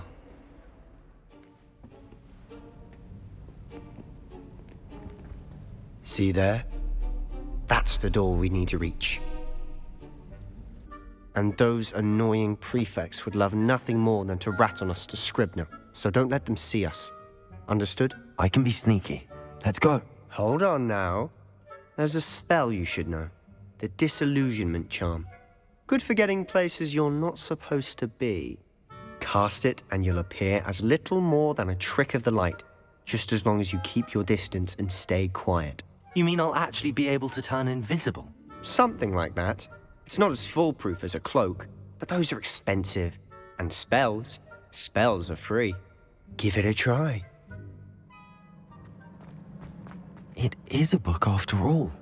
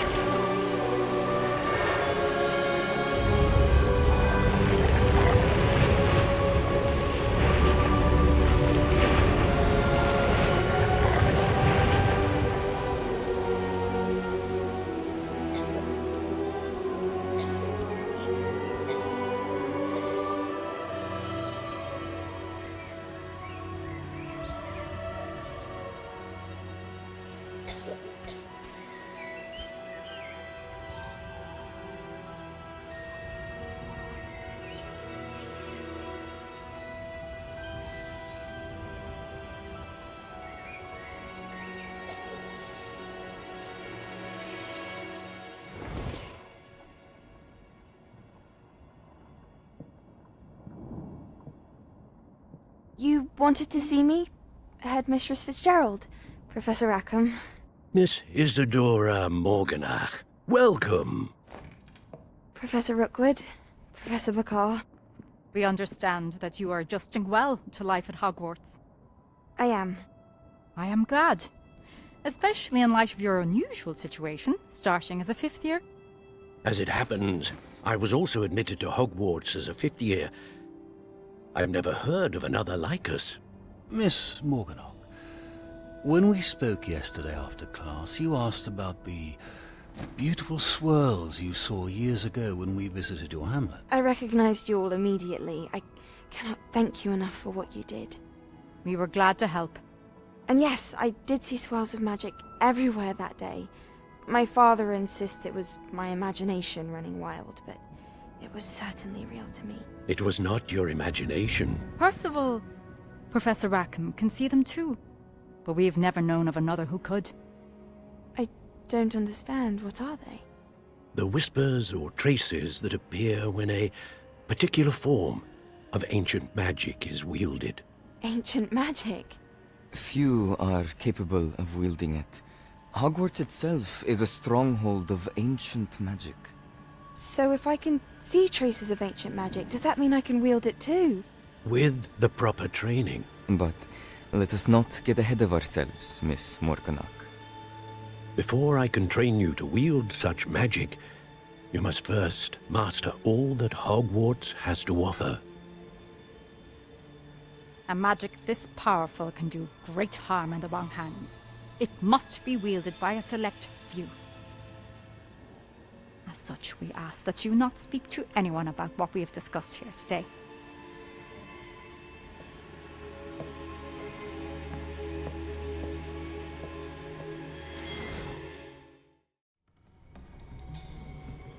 Sebastian.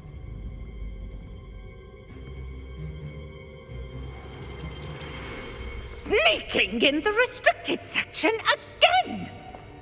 I had thought we were through with this mischief. Clearly detentions are insufficient.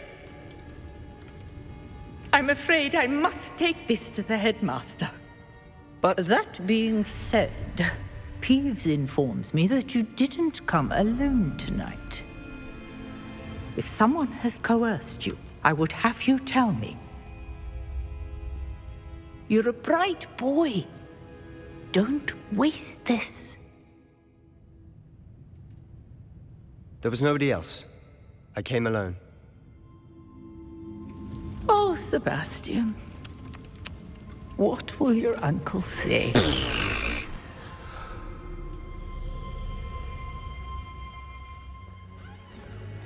You cannot be serious. Goblins working with Rookwood makes no sense. It is rather unorthodox, to say the least. Unorthodox? It's inconceivable. It's... Ah, Fig. You have a visitor. I'll see what I can find out. Sir, I was able to search the restricted section while you were with Professor Black. It was a book we were after. What? That's... Wait. You accessed the restricted section? But how? Thinking on it, perhaps it's best you spare me the details. Fair enough. In fact, the book was below the restricted section as it appeared on the map. I want to hear everything. First, let's have a look.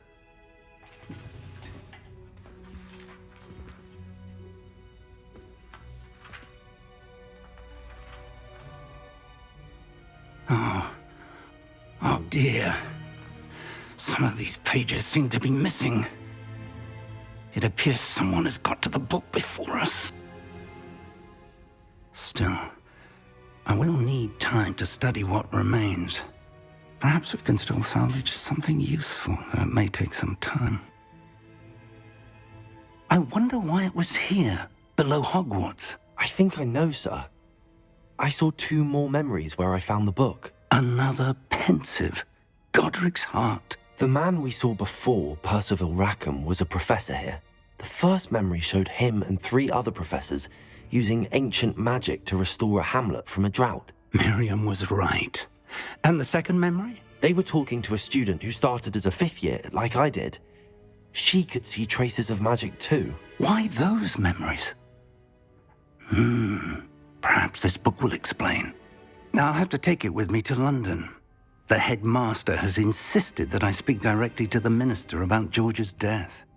What will you tell them about Mr. Osric's death? I don't know how much I dare say. George tried to convince the ministry about Ranrock, but to no avail. My instinct is to follow the path we are on for the moment and keep the details to ourselves until we know more. I understand. I'll see what I can learn about the missing pages while you're gone. Good. Don't neglect your studies. Your wand work is improving by the day. But you'll want to pay attention in herbology and potions. There's more to magic than spellcasting. Plenty to keep me occupied while you're gone. You've done exceptionally well. I look forward to seeing all that you've accomplished when I return. Oh, and don't neglect your friends. You may be surprised by how much you can learn from them as well.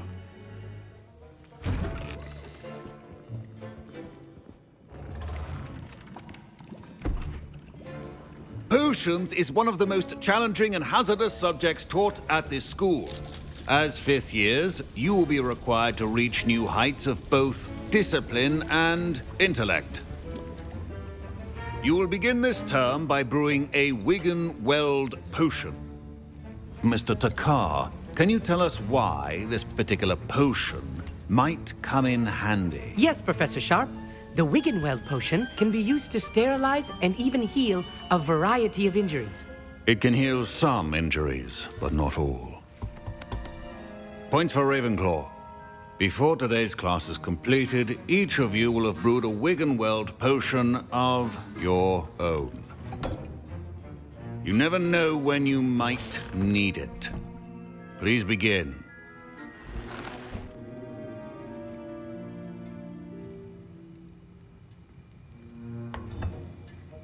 Use a strong, even motion when crushing your ingredients. Please be meticulous when adding powder to your potions. One errant sneeze could be disastrous.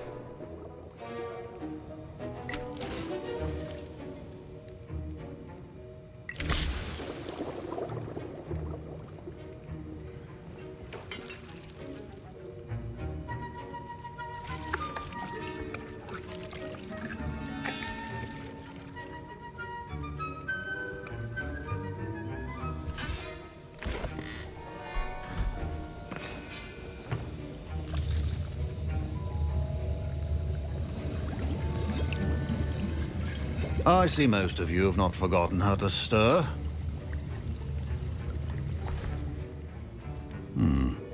Not an easy potion to brew. Well done. And from what I hear of your recent exploits in Hogsmeade, you'd also do well to practice brewing the defensive Edurus potion. Professor Weasley had you acquire the recipe from J. Pippins, correct? Yes, sir. Good. For the moment, you can find the ingredients you need in my office. But in the future, you'll be expected to provide your own ingredients. Some can be harvested from the plants you grow in your herbology class, and rarer ones can be purchased. Others, however, may be harder to obtain, and will require you to be a bit more resourceful. Come and see me when you've finished brewing, and we'll see if it was skill or luck the first time around. Did I hear Professor Sharp say that you have permission to go into his office? He did say that. He wants me to get more ingredients to brew another potion. Brilliant! You, my friend, have been presented with an extraordinary opportunity. I'm Gareth, by the way. Gareth Weasley. Bit of a prodigy with potions, if I do say so myself. Pleasure to meet you. Wait, are you related to Professor Weasley? She's my aunt.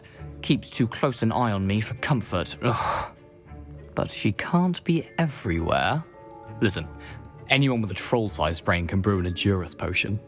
I'm working on something that's certain to be spectacular. I'm just missing one tiny last ingredient that will add that extra spark. I suspect that's where I come in. You're as clever as I'd hoped. I simply need a single Fwooper feather. As you'll already be in Sharp's office with his permission, perhaps you could grab it for me. I'll get you the Fwooper feather, as long as you're certain Sharp won't miss it. I assure you he won't. Fwooper feathers aren't that valuable. Wait until you see what I'm brewing. Hurry back to me when you have the feather. Here's the Fwooper feather you wanted. Brilliant! Thank you! This is going to take a moment to brew. You should get back to brewing your Edurus potion, and I'll tell you when this concoction's finished. That's odd. What's happening? Wait, it's not supposed to... Ah! Get it! Again. Oh, smell. Dragon tongue! What happened? Well done, Gareth. What now, Mr. Weasley? Sorry, Professor.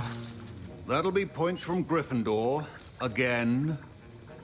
I brewed an Adurus potion as you asked, Professor. I'm surprised you had the time. You seemed rather busy helping Mr. Weasley brew chaos. I'm sorry, Professor. I was merely trying to help a friend. Taking responsibility for one's actions does go a long way with me. I shall assume that you've learnt a lesson. As for the work you did today at your own cauldron, I will say you've done well. I confess I was skeptical, given the advanced nature of this class and the fact you're a new student. I'm glad I was able to meet your expectations. A rare occurrence. And you do well to remember that you're not a potions master quite yet. In addition to having a solid grasp of how to combine various ingredients, you should gain an understanding of the ingredients themselves. Pay particular attention in herbology. The plants you nurture there are often essential to the potions you brew here. Now, I recommend that you find a safe location in which to practice brewing. You cannot leave a hot cauldron simply anywhere. That'll be all. Class is dismissed. Hello, Natty. How are you? I'm well, thank you. I was there, and I saw what happened with Rookwood and Harlow at the Three Broomsticks. I have been worried about you. I'm all right at the moment. If you don't mind my asking, why were they looking for you? They want something that Professor Fig and I found at Gringotts. When were you at Gringotts? Just before we came to Hogwarts. In fact, it's why I was late to the sorting ceremony. A portkey brought us there after the dragon attacked our carriage. What on earth? There's one more thing. It's a bit odd, if I'm honest. Professor Fig says I have a rare connection to a powerful form of ancient magic. What does that mean? I'm still learning, but I can see traces of it, and I've cast magic I can't otherwise explain. I know that's a lot to absorb. It is. And I will have more questions. For now, it is safe to say that Rookwood and Harlow are a threat to both of us, to all of us, which is why I wanted to speak to you. Everyone has been talking about you defending Hogsmeade from that troll attack. And I shall never forget watching Serona stand up to Rookwood and Harlow in the Three Broomsticks. Both of you have inspired me to take a stand of my own. What sort of stand? Men like Rookwood and Harlow are the reason my mother and I left Matabeleland. I am not going to sit by and watch them destroy my new home. Rookwood and Harlow are a dangerous pair on their own, and you should know that Rookwood is in league with Ranrock. I had heard they were seen in Hogsmeade together. All the more reason they must be stopped. Rumor has it that Theophilus Harlow runs Rookwood's day-to-day operations. Taking him down would cripple Rookwood's entire enterprise. That may be true, but shouldn't Officer Singer handle someone like Harlow? I spoke with her. She was polite, but perhaps understandably would not discuss details with a student. I overheard some of Rookwood's lot talking about a massive poaching operation that Harlow is planning. I was thinking that we could investigate a bit, try to get the evidence that Officer Singer needs. All right, but how? I am going to watch and listen, find out precisely what Harlow is up to. I shall reach out when I know more. In the meantime, remember, I am here if you need me. Thank you, Natty. I beg your pardon. How dare you threaten me? What's going on here? I've no idea who it is you think I might have seen. I've been busy with my research. I do not have time to... Victor Rookwood don't give a doxy's nip back your time. Oi! Speak of the devil. Mr. Rookwood would like a word with you. A student? You can't be... Enough out of you. Leave her alone. Stupefy! You're gonna have to stop that. I don't have all day. I shall kill you!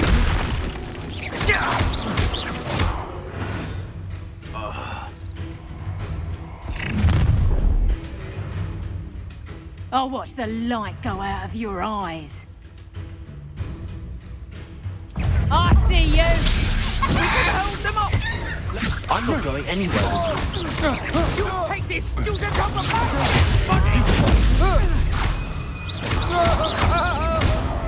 You've made a... Are you all right?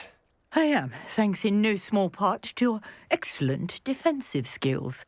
Care to tell me why two Ashwinders were ready to dispatch me to get to you? Ashwinders? Victor Rookwood's thieves and extortionists, his little cronies. They seemed quite keen on you. It's a long story, but thank you for your help.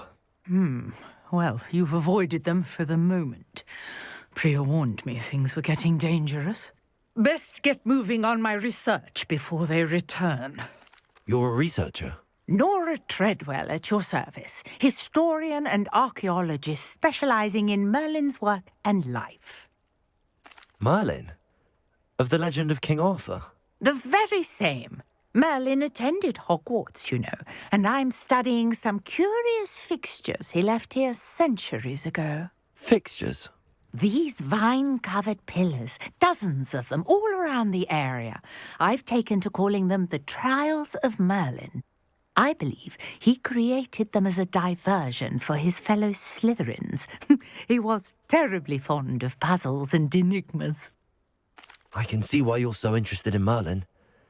I'd be keen to know more about the trials. Well then, I'll let you in on a little secret. No one has yet managed to figure out how they work. But I believe I have just unlocked a crucial clue. I suspect that mallowsweet is an important component in getting the trials to work. Mallowsweet? Versatile herb. Merlin repeatedly mentioned it in his writings. I had just arrived to test my theory when I was so rudely interrupted. You see, each swirl in Merlin's writing has a symbol in the centre. That started me thinking, what if... The mallowsweet is meant to be placed at the centre of the symbols. Precisely. Would you care to do the honours? We can see what comes of our little hypothesis.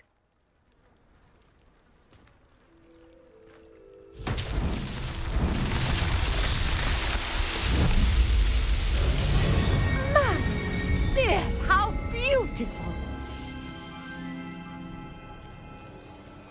What a day. I can hardly believe it.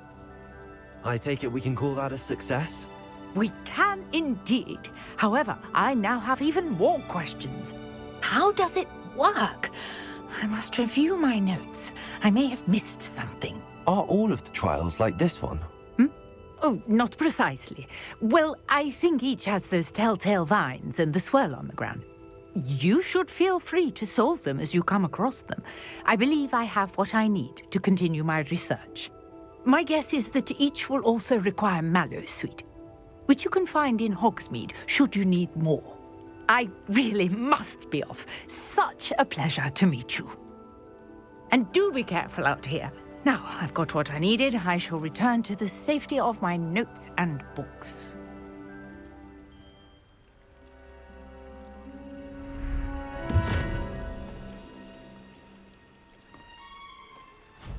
Thank you for coming all this way. The name's Scrope. Scrope serves the headmaster. Been in the Black family for years. Apologies for the abundance of notes. Scrope wanted to be sure you weren't followed. What's this all about? Your notes mentioned the book I found in the restricted section. Scrope can tell you more in exchange for your help, but no one, especially the headmaster, can know. Happy to help, especially if you can shed light on the book. Scrope is grateful. Scrope's late mistress, Apollonia Black, may she rest in peace, was a student at Hogwarts over 50 years ago. Before she died, she spoke with passion of pages ripped from a book. Scrope suspects she took them to her private grotto. She was delirious at the end, poor thing. Mistook belladonna for elderberries. Scrope tried to warn her. I'm sorry to hear that. But how do you benefit if I find the pages? Scrope believes that a treasured Black family ring is also in the grotto. Scrope wishes to give it to the headmaster. Apollonia forbade Scrope from entering the grotto long ago. Scrope continues to honour her wishes. Scrope would not dare ask a student for help, but when Scrope learned you were looking for those pages, Scrope thought you might also find the ring. It seems this may help us both. I shall do it. Scrope is relieved.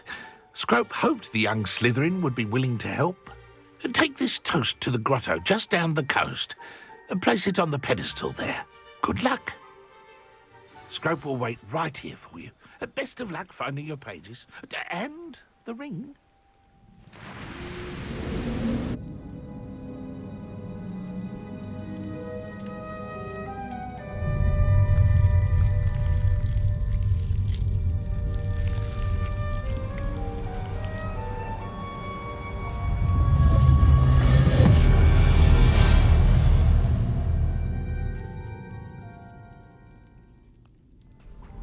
could it be? A visitor?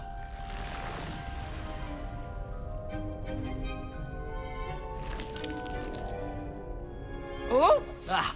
Ooh! Ah! The name's Richard Jackdaw. I was a student, just like you, about a century ago. How in the world did you find this place? A house elf named Scrope sent me. Said I might find a black family ring here. Ah. Sorry to say, I sold the ring a long time ago. Poor Scrope. Still holds a candle for Apollonia, I reckon. Can't say I blame him. I stole all these treasures just to impress her. Alas, 'twas to no avail. I thought a secret map I pilfered from Peeves would pique her interest. But she simply rolled her eyes. What would I want with yellowed old pages torn from a book? Not my finest moment. I'd like to have those pages if you don't mind. They're not here. I thought if Apollonia wasn't interested in the map on the pages, perhaps it would lead to something that would intrigue her. So, I followed the map to what I can only describe as an enchanted cave of some kind. And you see what happened next? Here's an idea. Why don't you meet me at the edge of the Forbidden Forest, and I'll show you where to find the pages?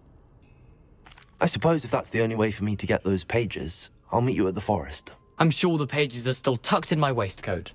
If you don't mind the sight of my decapitated skeleton, they're yours for the taking. Hello, Scrope. Thanks to you, I was able to enter Apollonia's grotto. The toast was the key. I met a ghost there, Richard Jackdaw, who's agreed to lead me to the pages I've been looking for. That boy was never good enough for Apollonia. Oh, what of the Black family ring? I'm sorry to say that Jackdaw sold it long ago. Sad news indeed. Scrope shall need to think of another way to impress the headmaster. Well, Scrope takes some consolation in knowing that the young Slytherin found what they needed. I did. Thank you again, Scrope. You're a credit to house elves. We meet again, Richard Jackdaw. I suppose I shouldn't be surprised to see you. It took the cunning of a Slytherin to track down these pages. Well said. Now where do we go from here? Follow me. I shall lead you as far as I can, but I fear I may remain a tad reluctant to revisit the scene of my demise. Keep your eyes open for a bird bath. When you find it, say intramuros. I think it's Latin. Or Greek. As you can imagine, I never paid much attention in school. Shall we? Intramuros.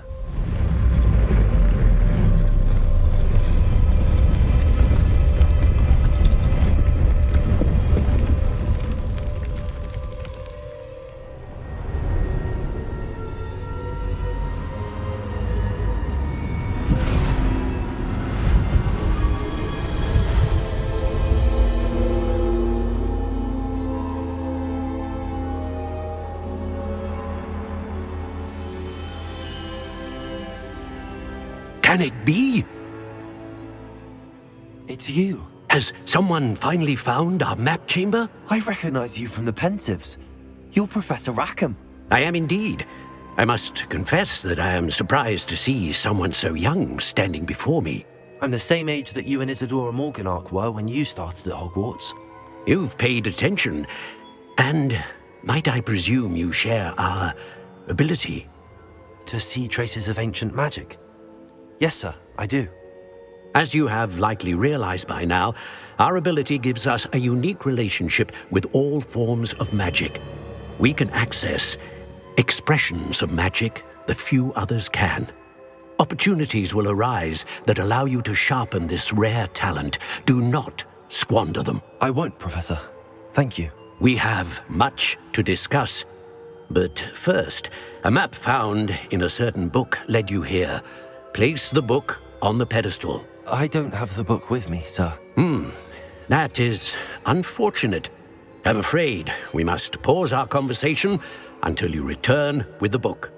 Very well. I'll retrieve the book right away. Good. We shall speak again once the book is in place. Mr. Clopton, your attention, please. Sorry, Madam Kagawa. Everyone, please welcome a new student to our flying class. Welcome. Hello. The goal of today is to remind all of you how to maneuver on a broomstick safely, as broom flight is, first and foremost, a means of transportation. This, I fear, some of you have forgotten. Diving, rolling, and loop-the-loops will not be taught or in fact tolerated in this class. We'll leave that to professional Quidditch players, like the Toyohashi Tengu. Not a fan, I take it? Now, let's see how well everyone kept up with their practice over the summer holidays. For those who need a refresher, step up to your broom, say up firmly and clearly, then kick your leg over and rest your weight on the seat. Up! Thank you. Now, your turn. Up. Up. Up, you stupid ratty school broom. Up.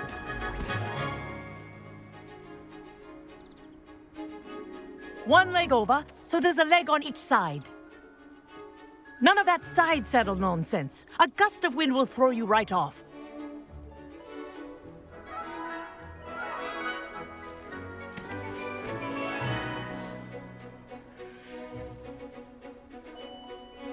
And if you hear my whistle while you're in flight, ground yourself at once.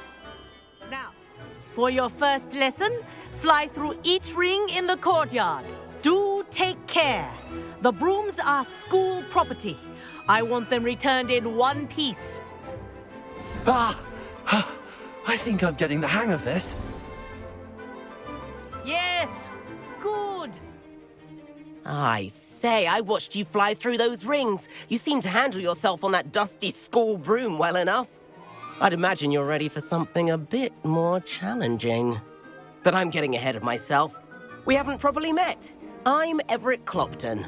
Am I right in suspecting that a Slytherin like you might be interested in making an escape from class? Can't say no to that. What did you have in mind? A bit of a detour, so to speak. Follow me. And where have you two been? Oh, hello, Professor. We were trying to get a bit of extra practice in. Hefty points will be taken from each of you for not following my instructions. Mr. Clopton, I'm disappointed in you. You're in this class because you're still not showing yourself, or frankly, your broom, the proper respect. But, Professor... Enough. Class is finished for the day. As for you, you do well to use better judgment in the future. Chin up. That was some rather good flying.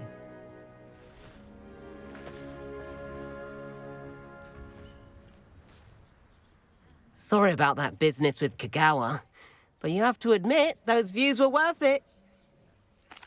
It was worth losing a few house points for that detour. You seem at home on a broom. Bet if you had a fancy model, you could fly laps around Imelda. She's Kagawa's favorite. I could show her a thing or two if I had my own broom. Hate having to return the school broom after class. Perhaps I have to purchase a broom then? If you can, you should. Wish I could. I recommend visiting Albie Weeks at Spintwitches in Hogsmeade. He's always looking to test new models. I'll keep an eye out for you in the sky.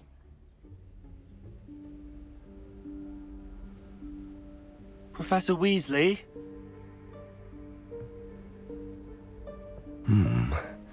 Somewhere away from prying eyes.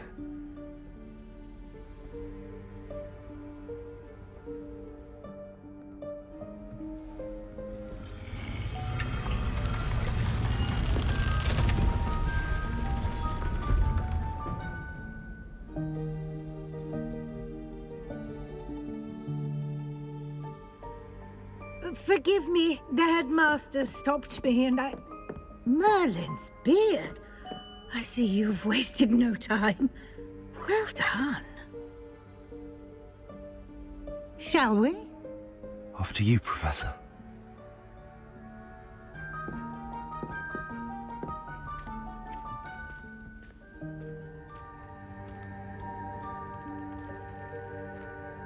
What is this place? This is the Room of Requirement. It only appears when one is in real need of it. Ordinarily, a student might stumble upon this room entirely by accident, if ever. I'd only planned to suggest to you how to find it by walking past that bit of wall, focusing on what you need. But you've managed to reveal the room on your own. While I'm here, we should take advantage of the moment. Now, where is Deke? He must have sneaked past and gone ahead. Deke, Professor. The house elf I was speaking to in my classroom your first day. Thought he might help you use the room once you found it. This presents the perfect opportunity to teach you Evanesco, the vanishing spell.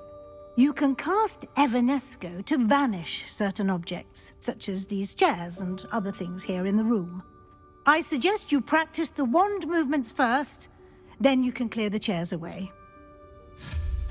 Excellent work. You'll note that you are now in possession of Moonstone. We shall discuss its uses later.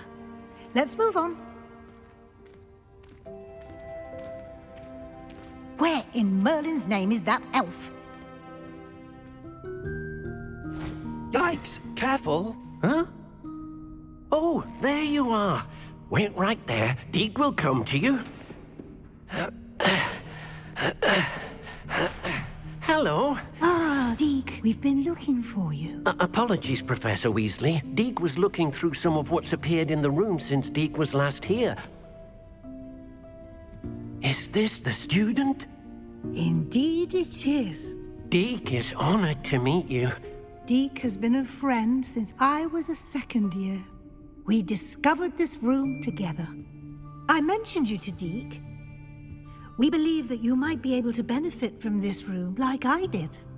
Deke, would you be so kind? Of course, Professor Weasley. The Room of Requirement will always be equipped for the Seeker's needs. It's unplottable, so won't appear on any map. Most happen upon it by accident, if ever. Deke's seen students in need of an extra file for potions stumble upon the room filled with them. You seem to have accessed it in its form as the Room of Hidden Things. I was thinking about needing a place away from prying eyes. Brilliant. Oh, that explains it then. What I need specifically is a place where I can catch up on my schoolwork without distraction. Well then, the room can provide you with precisely that. Now, it's time to focus on what you need. Just close your eyes. Imagine the room precisely as you need it. The room will do the rest.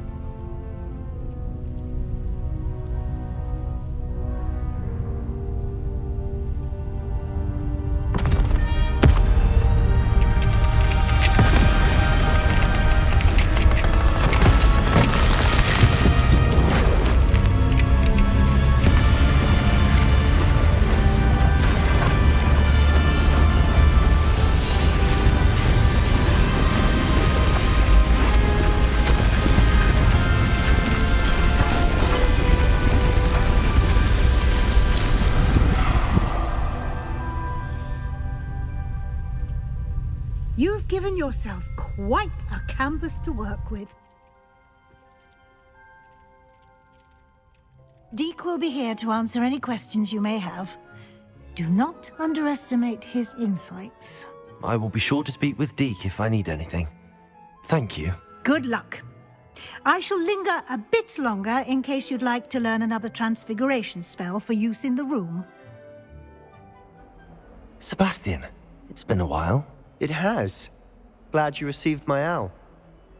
I have something to show you. First, let me thank you for what you did in the library. Of course. Scribner tried to give me detention, but I have ways out of these things. Well, you took the fall for me, and that counts for something. Did you find what you were looking for? I did, but something was missing. I'm not sure here is the best place to discuss it. Understood. We can talk more in a moment, in the Undercroft. Not even the professors know about this place.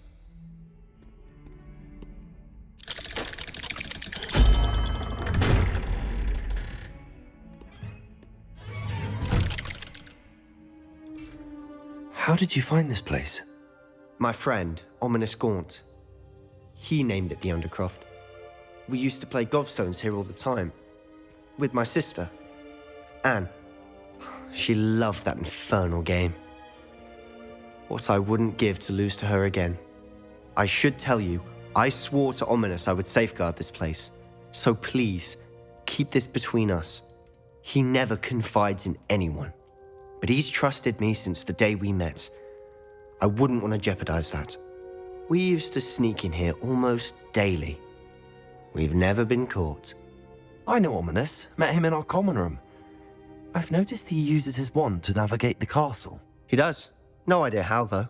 Ominous was born blind, and no spell could reverse it. His wand seems almost sentient. Not surprising, I suppose. Ollivander always says, the wand chooses the wizard. Is that how he found this place? No, someone in his family knew about it. The Gaunts are full of secrets. I've never heard anyone else speak of it, and I've certainly never seen anyone else here. Again, mention this to no one, especially Ominous. He has no love lost for his family or their secrets, but this place is special to him. Of course. Ominous spoke to me about his family when we first met. To say that he has no love lost for them is an understatement. Glad you understand. Anyway, the Undercroft has been a perfect place to sneak off to, away from prying eyes, and even practice otherwise forbidden spells. Really? Like what? Like the blasting curse. Professors say it's not an appropriate spell to teach students. A proper magical education ought to include all magic. My thoughts exactly. A spell like Confringo is only truly dangerous in untrained hands. Such spells should be properly taught, not banned. To be fair, I'm admittedly partial to more fiery forms of magic. But you should learn it. I can teach it to you safely here. That's it! I think I've got it. I have to say, I enjoyed that. The first time Ominous and I practiced Confringo, we singed our eyebrows. I would have paid to see that. I swore we'd never live it down. To this day, there's something about that spell that's addictive. The blast does heat things up. I see how you lost your eyebrows. You'll get used to it. Anne, Ominous and I used to practice down here for hours. The Undercroft was our retreat. Haven't been here in some time. It's not the same without Anne. I'm sorry about your sister. If there's anything I can do... Perhaps when I next head to Feldcroft, you could come along. Meet Anne. She could use some cheering up. Just let me know when and I'll meet you. Oh, she misses Hogwarts. She's been stuck at home with our guardian, Uncle Solomon. Unfortunately, you'll have to meet him too. Well, meeting a new student will be precisely what she needs. I shall look forward to it. Cheers.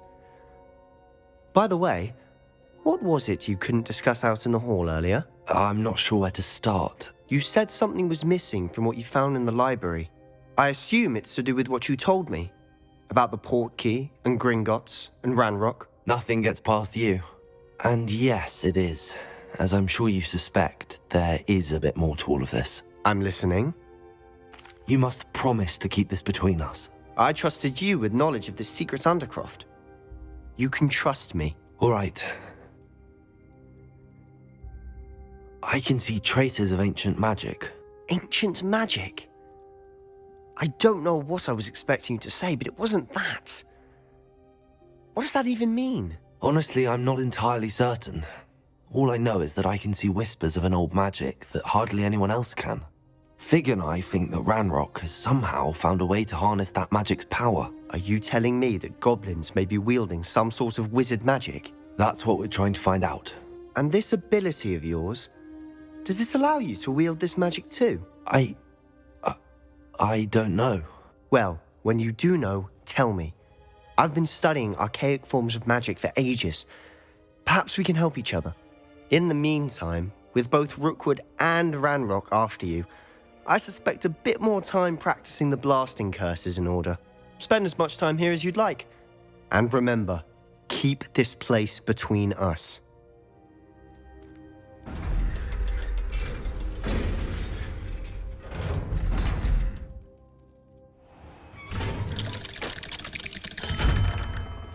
Hello, Sebastian. I can hear you. Oh, hello, Ominous. I was just heading to our common room. I've recognized that voice. You're the new 5th year. Did you just come from the Undercroft? How did you get in there? Actually, Sebastian brought me there, but he made it perfectly clear to keep quiet about it. That rat! You breathe a word about this place to anyone, and not even your precious Professor Fig will be able to help you. My father is friends with the headmaster, and I'm not afraid to exploit that connection if I need to. Trust me, Ominous. I won't say a word. Why should I trust you? You just betrayed Sebastian. Please. I was trying to defend him. He was clear that this was a secret place and I was to tell no one. He's a good friend. I don't need you to tell me about my oldest friend. Thank you very much. Ominous, I just meant... I know what you meant. Sebastian gets himself in enough trouble. He doesn't need your help. Sebastian is going to get an earful about this. You're back. Finally. Minister Spavin talks more than he listens. Ranted on and on about rogue dragons. Wouldn't listen to a word about goblins. Speaking of which... Listen, Professor. So much happened while you were away. I received a flurry of messages from Professor Black's house elf, Scrope. Scrope sent you messages? Yes. I thought it was odd too. He asked me to meet him and then told me to take the toast. Why would you want to take toast? To a cave under the lake. That's where I found Richard Jackdaw's ghost. Who on earth is Richard Jackdaw? He was a student here long ago. Anyway, he told me about a secret cavern. I went there, and right next to Jackdaw's skeleton, I found the missing pages. You found the pages? I did. And because Jackdaw had followed the map they contained, when I found the pages, I found the location on the map. Believe it or not, it's a room below Hogwarts. Why am I not surprised? Shall we? I was hoping you'd say that. Oh, and we'll need to bring the book.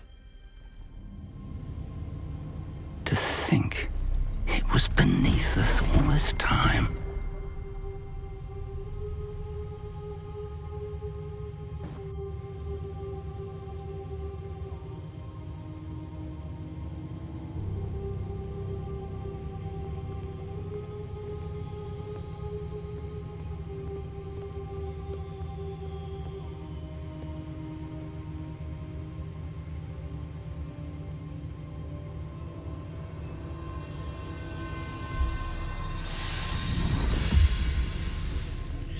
This looks promising.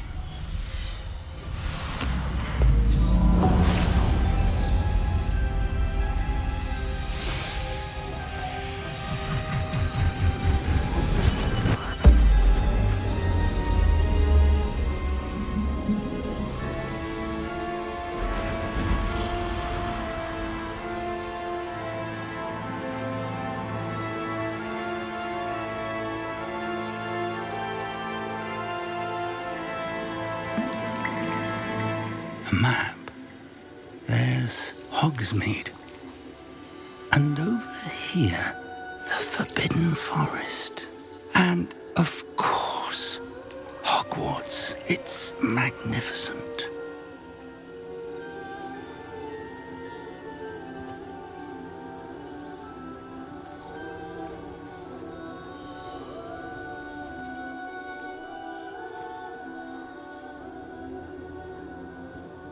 If only you were here to see this. Hello, Professor Rackham. We've placed the book on the pedestal as you asked. And this is my mentor, Professor Fig. How do you do, Professor Fig? And you, my young friend, see now why you needed to return with the book? I do. I also see why you refer to this room as the map chamber. That you have come this far tells me that you possess extraordinary magical ability, the potential and power of which will unlock should you prove yourself worthy. The location of each of 4 trials will, in time, appear on the map. Trials that will test you and give you access to invaluable knowledge. Trials that you must complete on your own. Do you recall the pensive memory you viewed in my vault in Gringotts? You and your friend Charles spoke of the Portkey, and of trials you'd created for one who could see traces of ancient magic. Precisely. Charles is another of the Keepers, a designation we gave ourselves centuries ago. in light of the knowledge that we have been bound to keep hidden. Until perhaps now. So, the passage from your ruins to Gringotts, everything in the vault, the restricted section, finding this room, none of these was a trial. They were an important part of the journey, but they were not trials themselves. The fact that you have come this far, however, bodes well. The trials were designed to ensure that the power and knowledge we have kept secret for so long does not fall into the wrong hands. They will test your abilities, both innate and learned. But of equal importance, everything you witness as you complete the trials will inform what you choose to do with all that we share. You will need patience. The trials have much to teach you. It will take time. I'm afraid we don't have the luxury of time. We have waited this long, Professor Fig. Surely a few more. Respectfully, sir, while I do not know the secret you keep, I do know that our young friend here has seen traces of a powerful dark magic being wielded by goblin kind. And we encountered an uncommonly powerful goblin wielding such magic as we prepared to leave your vault at Gringotts. We may already be too late. This is grave news indeed. Young friend, do you trust Professor Fig? I do. Then, in the light of your considerable skill and all you have already accomplished, we shall begin. You will find the location of the first trial marked on the map below you. Whilst Professor Fig may assist you in locating the trials, they may be completed only by one with our ability. Shall we have a look?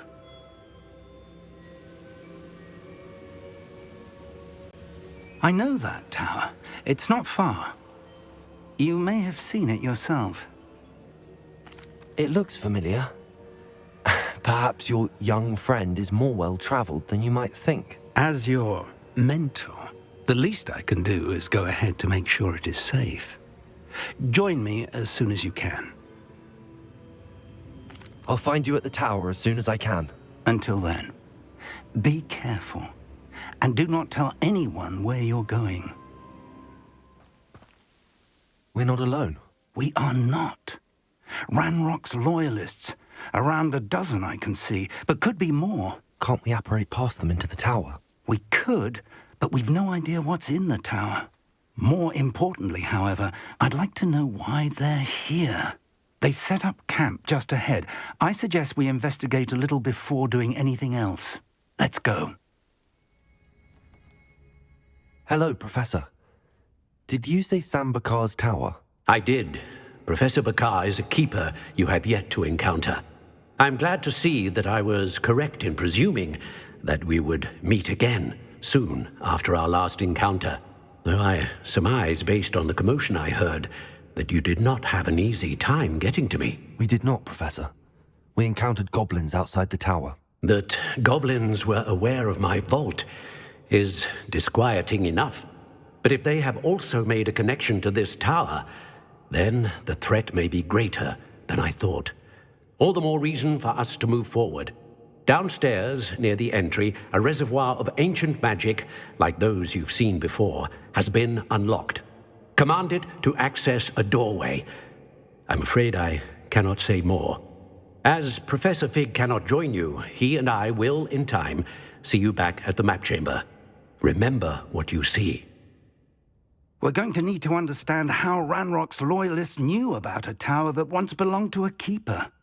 For the moment, however, you've more important things to set your mind to.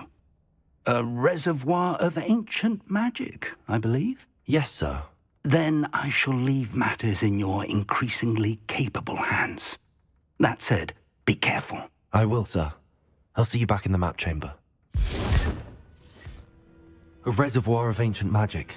Downstairs, near the entry.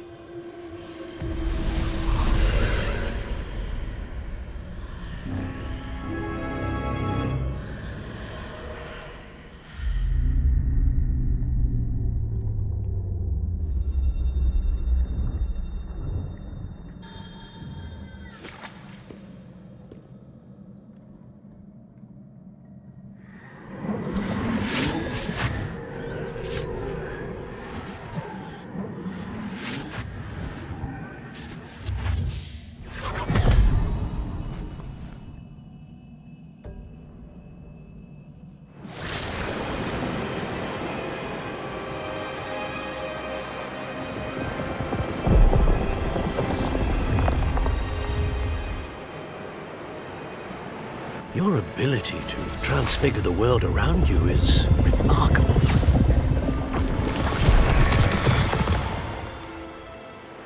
What is it? My father isn't getting better. I don't think he'll ever recover from the death of my brother. It is agonizing to see those we love suffer. The drought was years ago, but the pain of losing him is as deep for him now as if it had happened only yesterday. He doesn't need pretty pillars, he needs peace. What if I could help him, Professor? You do so much for your father already. It's not enough. I want to take away his pain.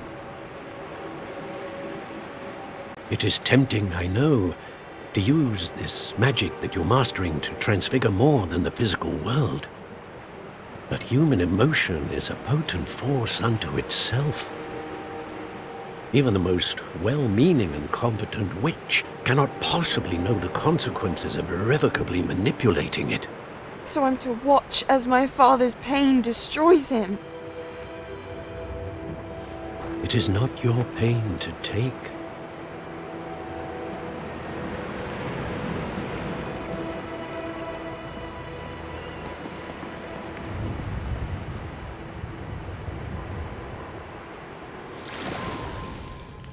Every year, a student sees something sillier than I could ever imagine in their tea leaves. Oh, Miss Morganach, welcome back to Hogwarts, Professor. That's going to take some getting used to.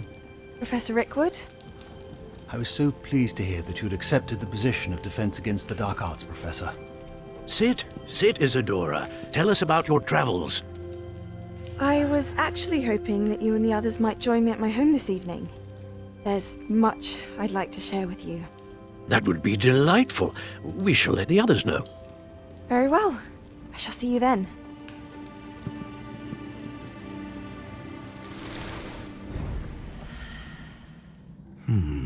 Another memory.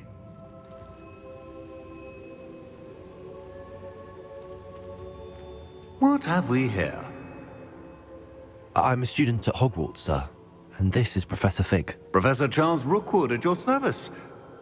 Has someone completed the first trial? I have, Professor Rookwood. We saw you in the Pensive in Gringotts with Professor Rackham. Indeed.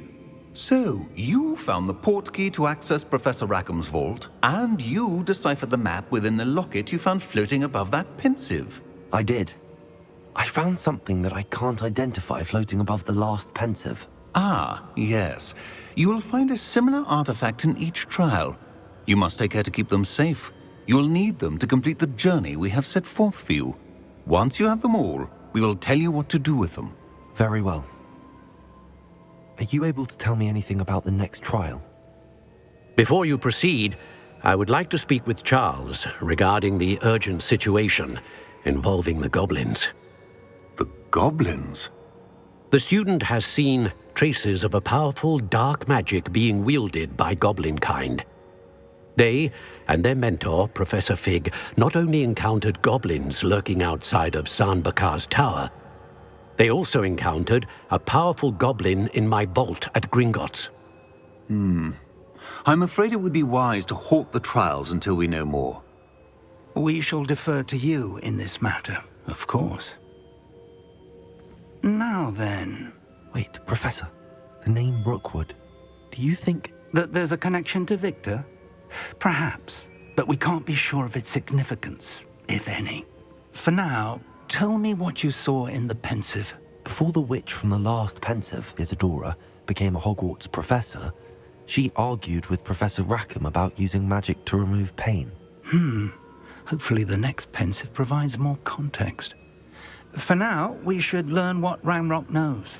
I will be honest, I've no idea where to start. Actually, I might know of someone.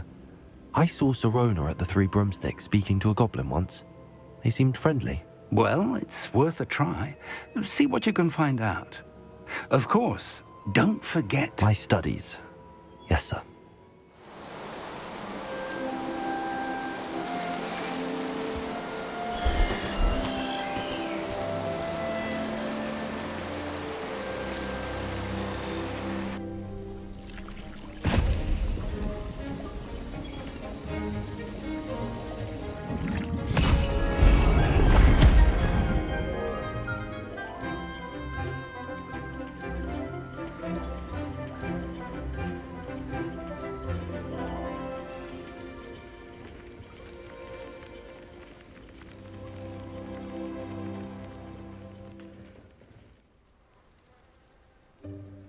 Welcome, everyone.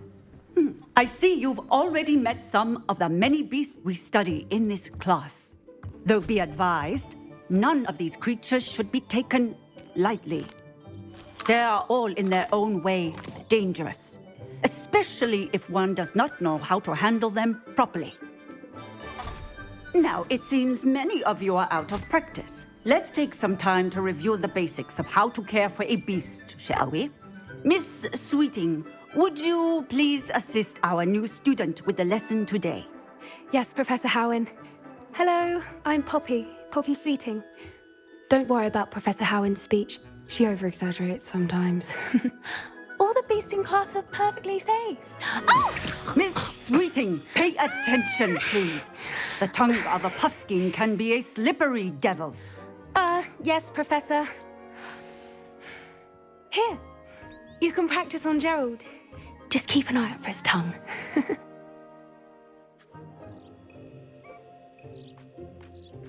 What do you suppose the pellets taste like to Gerald? Pudding, I like to think. I think we can safely say that Gerald likes you. That's good news. He seems very nice. He is. Kindness is one of his best qualities, right after ambition. And cleanliness. Good work, everyone. Now, let's make our way to the pens and select another beast. And please, do be careful as you feed and groom them.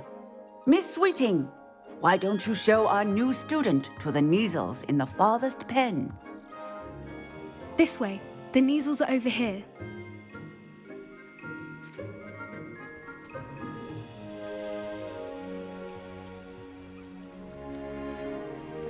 Oh, couple of Neasel whiskers ought to get me a few canuts at least. Enough to buy something from Honeydukes.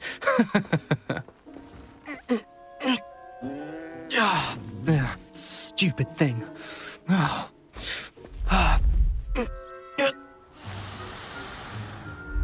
in Merlin's name are you doing? Tuss, peculiar Poppy. Worried about a worthless little rodent. Her name is Persephone! Her name is Persephone! That's really not funny.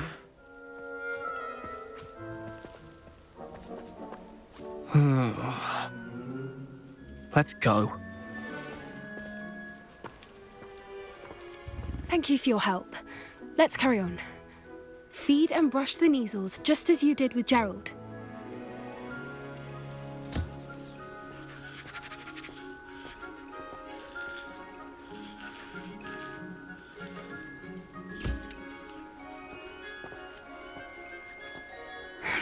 The Neasels really took to you. They know a good egg when they see one. As do I. It appears our time has come to an end. Please close the pens and see yourselves out. Now, where is our new student? Ah, there you are. I would like a moment, please. Hello, Professor. You wanted to speak with me? I did.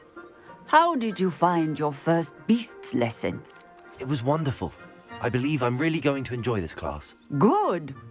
You seem to understand that when beasts are properly controlled, they can play a vital role in our lives. Some provide us with magically imbued materials, if cared for correctly, which does not include torturing them for whiskers. Well done, by the way. Probably best to let me handle it next time. Yes, Professor. They're nearly as bad as the Savagers in Rookwood's poacher pack. Sadly, we're the ones who suffer, stumbling over dead beasts.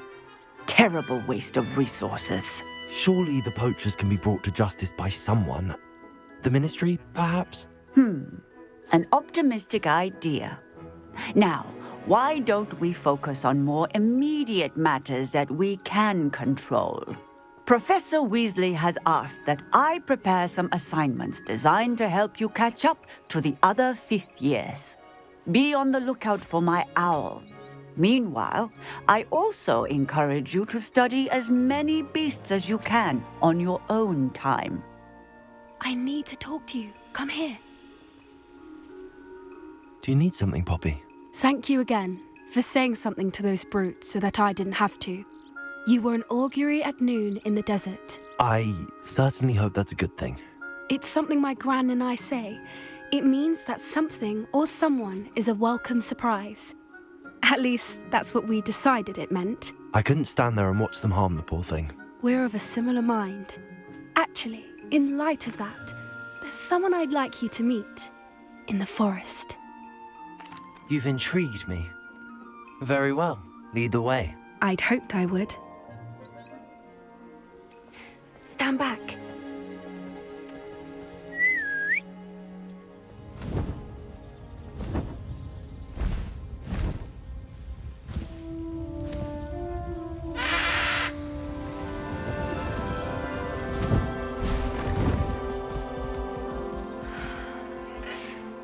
Please meet Highwing. Isn't she just magnificent? Go on, introduce yourself to her. But be careful. You must always show hippogriffs the proper courtesy before you approach them.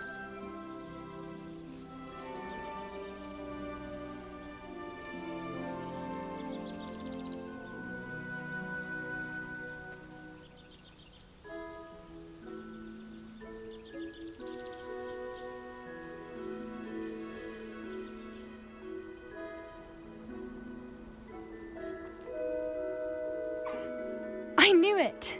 I don't think I've ever seen a hippogriff take to someone this quickly. You can feed and brush her if you'd like. I come and check on her every once in a while. Bring her pasties, tell her what's going on in the castle. You wouldn't know from looking at her, but she's a dreadful busybody.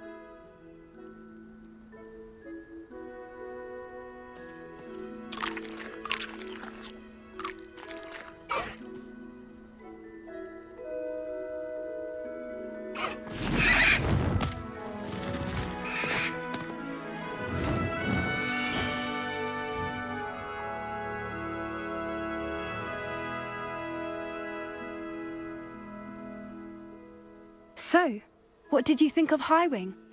I thought she was brilliant. Can't believe you introduced me to her. I suspected you two might get along. Are you the reason students have been seeing hippogriffs flying above the Forbidden Forest? Perhaps. Did you know that once you earn a hippogriff's trust, they'll always be there for you? I've seen it firsthand with her. How exactly did you and Highwing cross paths? It's a longer story, but I rescued her from poachers a few years back. Got her to safety and, well, she was fine until recently. You may have noticed that poachers are something of a problem in the area, so I worry they could get her again. And I might not be there next time. Professor Howen mentioned the poachers as well. She seemed to imply that we couldn't rely on the ministry to help. I don't often agree with Professor Howen, but on that, I fear she's right. The poachers' influence is growing.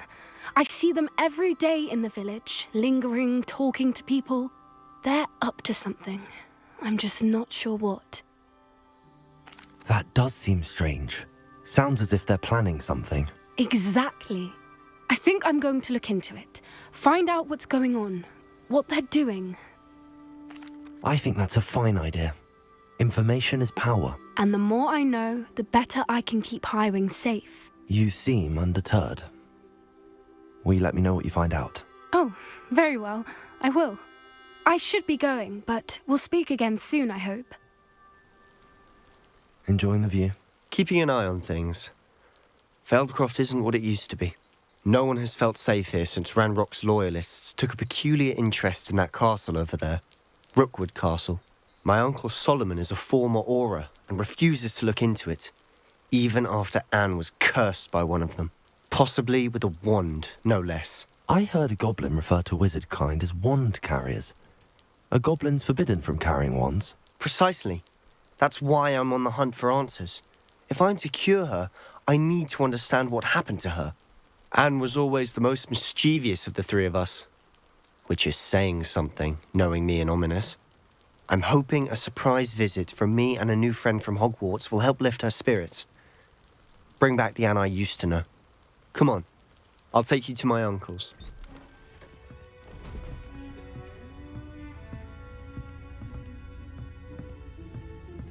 Aha! Sebastian, where did you... Is that what I think it is? We've been over this, boy. Shrivelfigs cannot reverse a curse. Nothing can. The sooner you accept that reality, the better. But we haven't tried everything. There is no cure! When will you accept that? Never! I can never accept it. Now look what you've done. I'm sorry.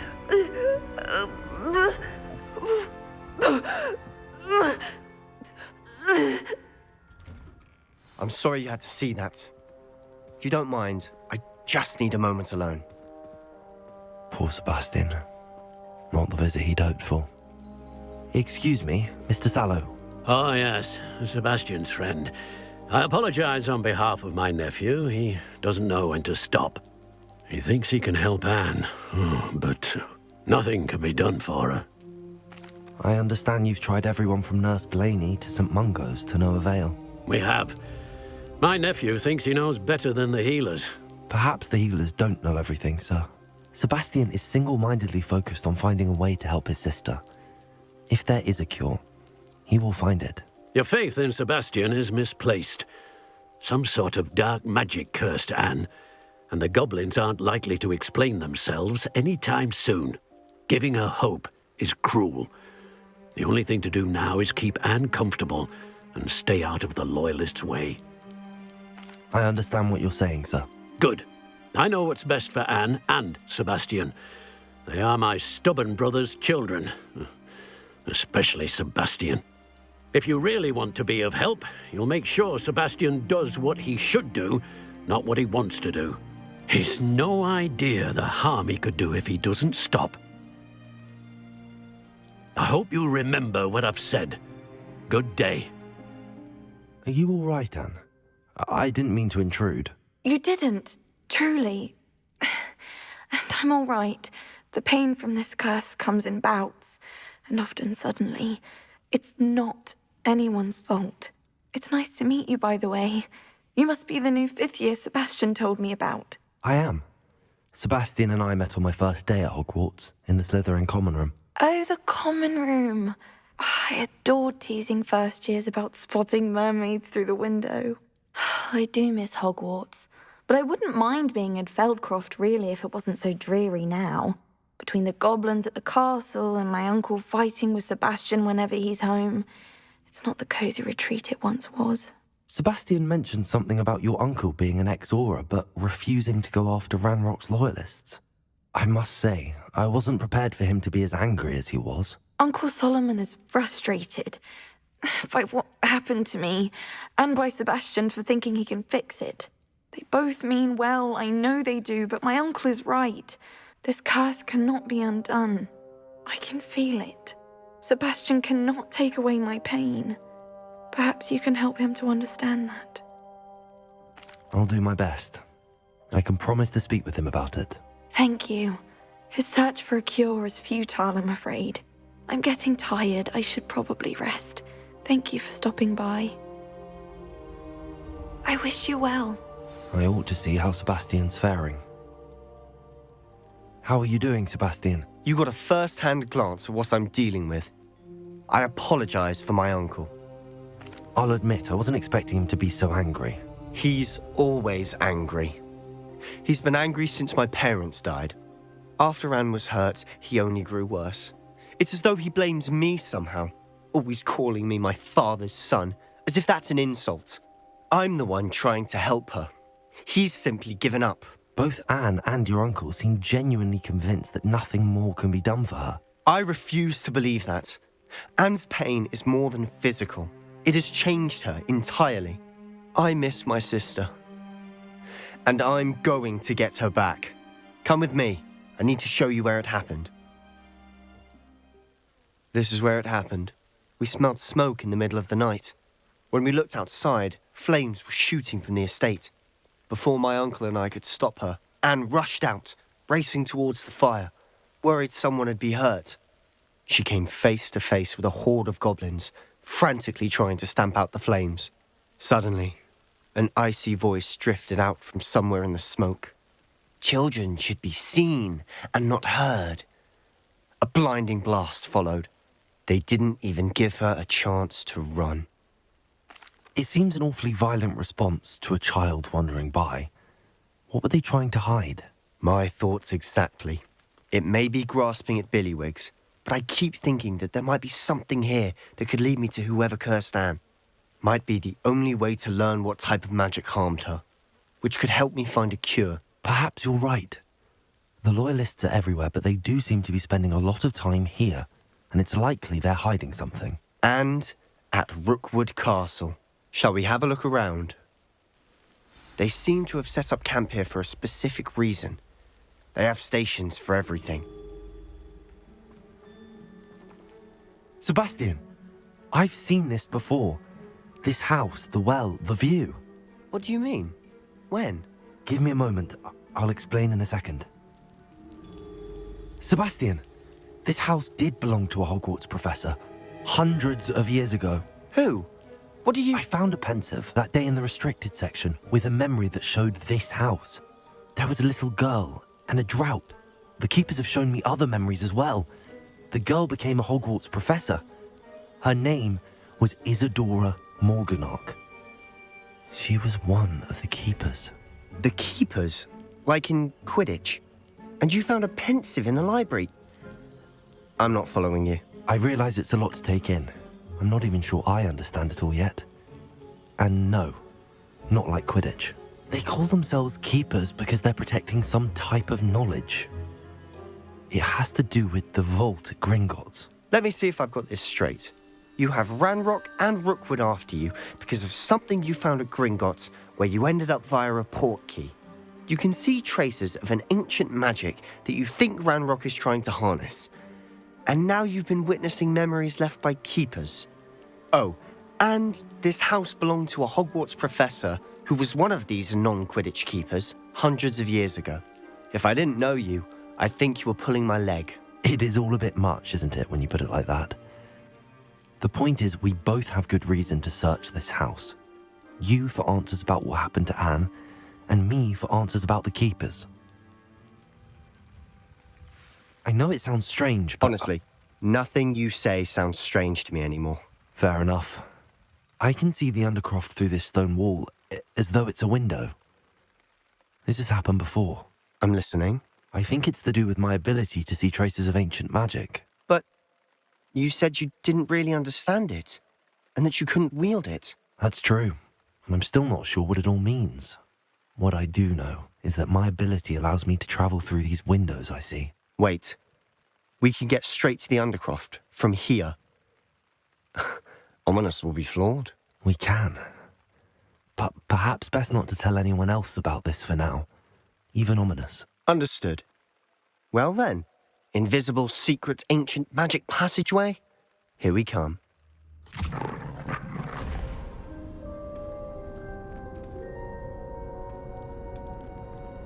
Why would the door lead us here? Sebastian, look.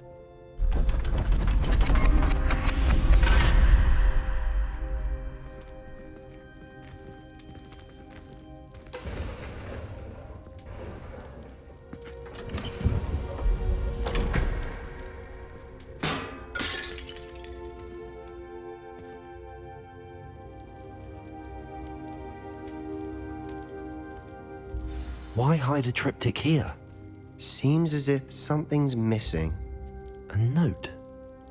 Let's have a look. A rune symbol. I've seen similar symbols used by the keepers. I've been thinking. A keeper lived in that house centuries ago, and Ranrock and his lot have been searching there. You said that goblins may be wielding some form of this ancient magic. Do you think Anne was cursed by ancient magic? I can't be sure, of course, but I don't think so. I didn't see any traces of it around your sister. Very well. But that doesn't mean it's not ancient magic. There's still so much we don't know about it. True. Perhaps this triptych will lead us to answers. Then we'll have to unravel what this all means. But now I need to see Ominous. Don't worry, I won't tell him anything. Did I mention that, apparently, Salazar Slytherin had a secret scriptorium here, in Hogwarts. You did not? Is it connected to our common room? No idea. Ominous just learned of it. I'll let you know what I find out. I had no idea our visit to Sian would unfold into all of this. My head's an utter mess. But I'm glad you told me everything you did. I'll be in touch. Till then. I'm glad that you received my owl. We need to stay low and remain quiet. Lassie, what's going on?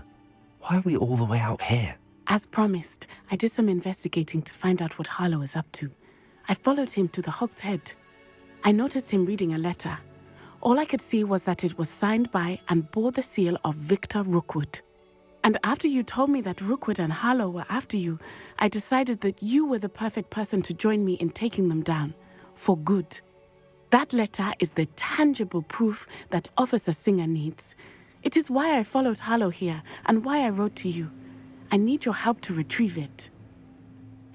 I'll help you find the letter, Natty. I'm glad to hear it. First, we must access the castle keep. I'll check the main gate, see if you can find another way in. I do not see any guards, but we should still try to be as quiet as possible. Harlow is here after all. Yeah, restrain the beast!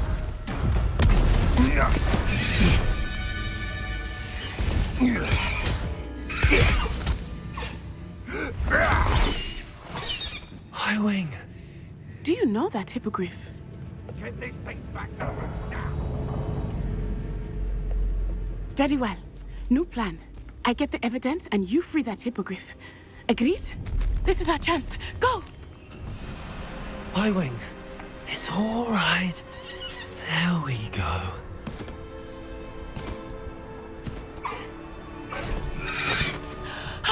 There you are.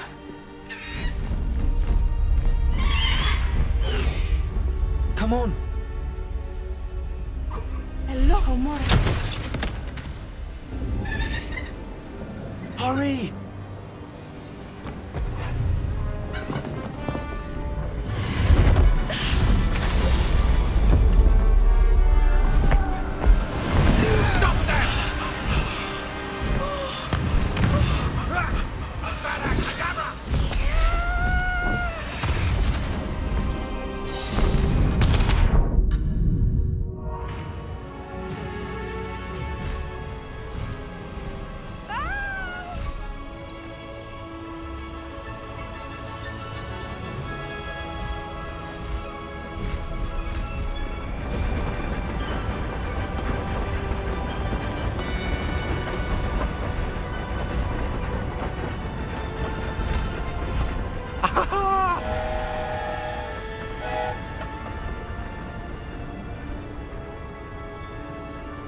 I wonder if anyone can see us from the castle.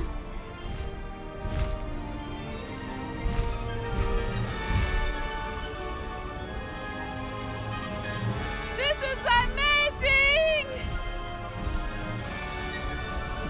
It's incredible, isn't it?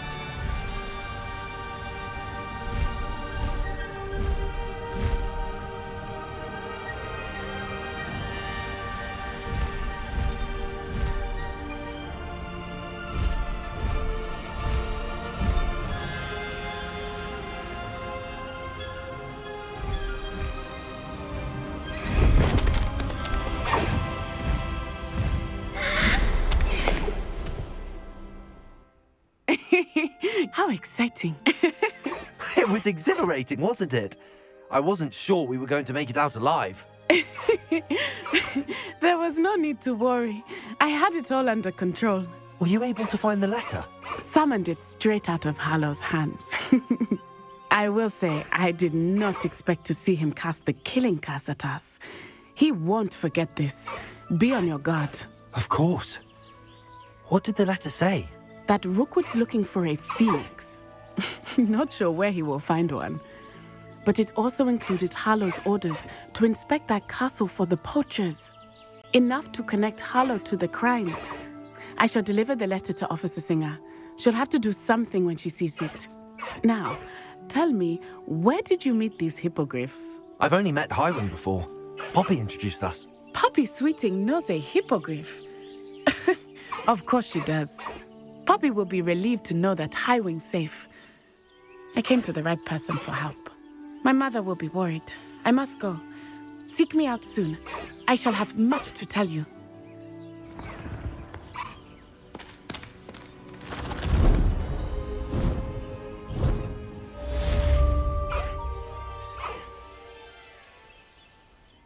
Anything to do with Salazar Slytherin is worth the risk. I can't agree. And I'll not say a word more. I'm sorry. What were you and Ominous speaking about? He's being ridiculous. Apparently, Salazar Slytherin had a secret scriptorium here in Hogwarts. Ominous swears it was used for the dark arts, so he wants nothing to do with it. I reminded him that Anne needs a cure. This scriptorium could hold the answers we need. Ominous is right. Meddling in the dark arts is dangerous. There's more to dark magic than people realize. The Gaunts know this. Better than most. Perhaps I've spoken out of turn. Ominous's family history is personal to him. I'd like to know more about it if you wouldn't mind telling me. I won't repeat it. Very well. But do keep this between us. Ominous learned dark magic from his parents. Are you familiar with the Cruciatus Curse? Crucio, correct? The Cruciatus Curse, also known as the Torture Curse, inflicts excruciating pain on the victim. Apparently, his parents and older siblings had no qualms about casting it on muggles for sport. Ominous described the sound of the victim's cries as horrific, so the first time he was asked to cast it himself as a child, he couldn't bring himself to do it. As punishment, his family cast it on him. The anguish was so bad that when asked to cast it again, he relented. I have repeatedly assured Ominous that he did what he had to, but he still hasn't forgiven himself. How horrible. Poor Ominous. He was only a child. He shouldn't blame himself. After that incident, the rift between Ominous and his family only grew. That is until I came along. Every moment he isn't at Hogwarts, he's with us in Feldcroft. Ominous trusts me. And more often than not, he winds up listening to me. I'll remind him of that when I follow up about the scriptorium. Watch for my owl. I'll have news soon enough. I'll make Ominous understand. He'll change his mind. Hello, Miss Ryan. I wanted to thank you again for your help with Rookwood and Harlow the day of the troll attack. Sirona, please. And I was happy to help. Oh, those two are nothing but trouble. Glad you and your friend were here when they found you. I am too. You were speaking to a goblin here that day? Yes, Lodgok. He's a friend. It seems as though you were on good terms with him. I've known him for years. We met when I was waiting tables here as a student, well before I bought the place. He was cordial enough, but we weren't friends then. His mistrust of wizard kind ran deep. But you're friends now? We are. Hadn't seen him in years when he came in a few months ago. But he recognized me instantly, which is more than I can say for some of my own classmates. Took them a second to realize I was actually a witch, not a wizard. Not all goblins are like Ranrock and his loyalists. Lodgok is as worried as the rest of us about what's been going on. In that case, I'd like to talk with him, about Ranrock in particular. Where might I find him? I assume your interest is to do with the rumors I've heard about Ranrock working with our friend Rookwood. It is. If he's not here, you might find him doing business at the Hog's Head. He's a trusted metal trader. You should mention that we spoke. He can, understandably, be wary of witches and wizards, even ones as young as you. That said, if you're looking for information on Ranrock to help rein him in, you'll find an ally in Lodgok. Thank you, Sirona. If you find Lodgok, please give him my best. I don't know what you've done to make such powerful enemies, but please, watch your back. Hello, Lodgok. Sirona said I might find you here. She did she? Did she send you with news? No, actually, I wanted to speak with you. It's about Ranrock. Now I remember. The 3 broomsticks. Day of the troll attack. You're the student he's after. I am, and I need to know what he and his loyalists are up to so I can stay a step ahead. Let's say I did know. Why should I trust you? Sirona trusts me, and she thought our interests may be aligned. Well, if Sirona trusts you, very well. I may know of something that could help us both. A way to get Ranrock to confide his plans to me. I'm listening. Years ago, a heinous witch stole a sacred goblin relic. Rumor has it that it now rests in her sarcophagus, in a tomb accessible only by wizard kind. Ranrock and I had a falling out a while back. The relic could well repair the chasm between us. Very well. I'll retrieve the relic if you promise to share Ranrock's plans with me.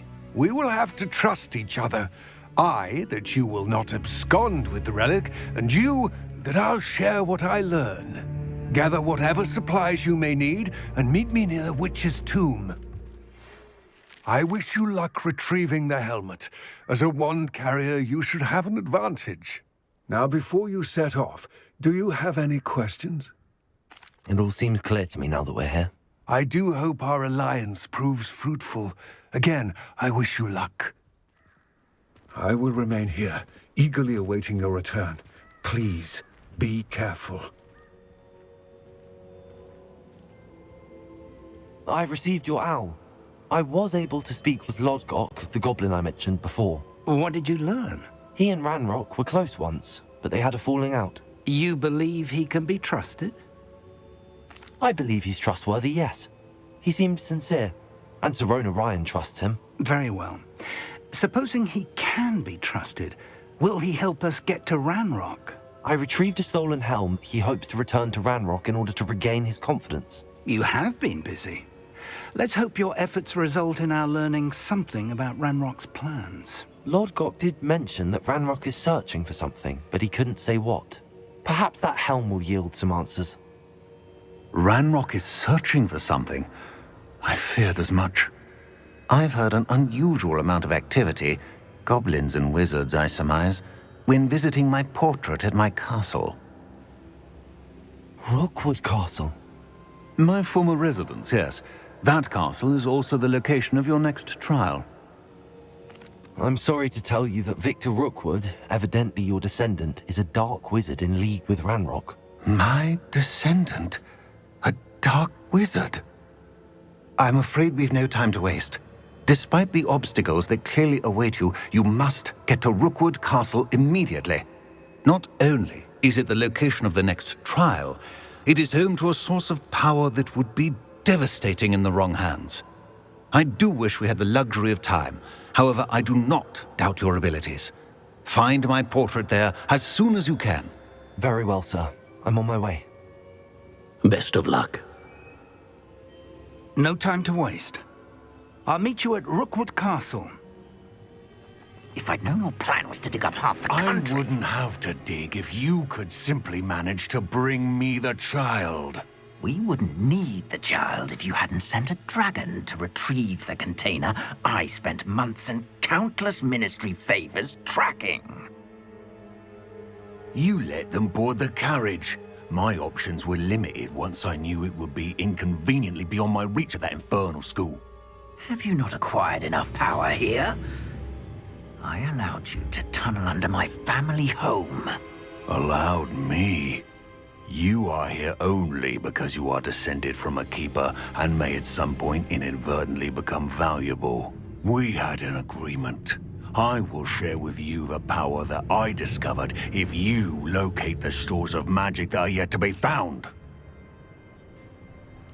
So, unless you want another demonstration of my power, a power that you one day hope to wield, bring me the child.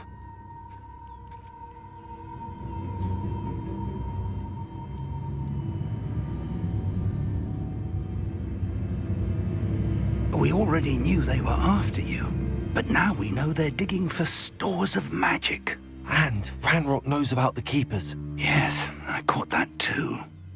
Professor Rookwood said that you'd understand more once you complete the next trial. Let's get into that castle. Professor Rookwood, the goblins and dark wizards who've overrun your castle are digging for stores of magic and have broken open some sort of container. No! Things are more dire than I could have imagined. If, as you told Percival, a goblin in his vault was wielding a powerful magic, then they have somehow learned. It cannot be. And sir, they know you were a keeper. Ranrock used the term. This makes no sense. How did... We shall discuss this later. Right now, you must complete the next trial. Just tell me where I need to go. The power you stand to wield must first be fully understood. The trials will ensure that. Power without knowledge is dangerous indeed. In the wrong hands, we will simply have to outwit Ranrock and my unfortunate namesake. Very well, Professor. Tell me where I need to go. I shall reveal the path. Professor Fig must leave you now.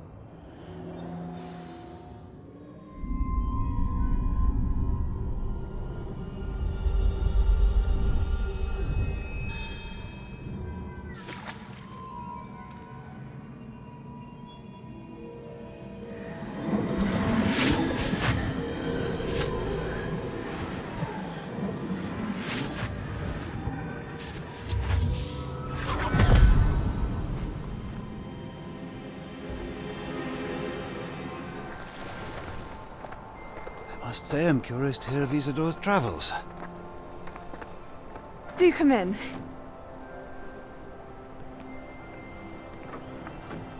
Please, have a seat. Isadora, we are all most intrigued to hear. We're ready. I've something to show you. Father, these are my colleagues from Hogwarts. Father hasn't spoken since my brother died. On my travels, I confirmed that which I've always believed. That we have the power to take away pain.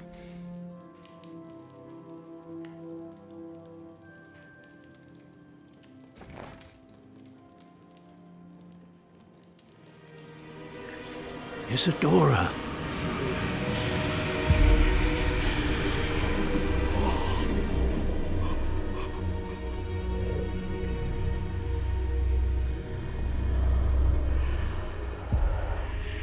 What have you done? I took his pain.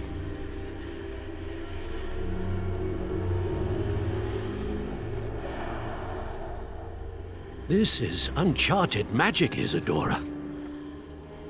You can only see what has been sealed in the jar, and we do not know what power that may hold. But the traces of that magic are different from what I've seen before. Thank you.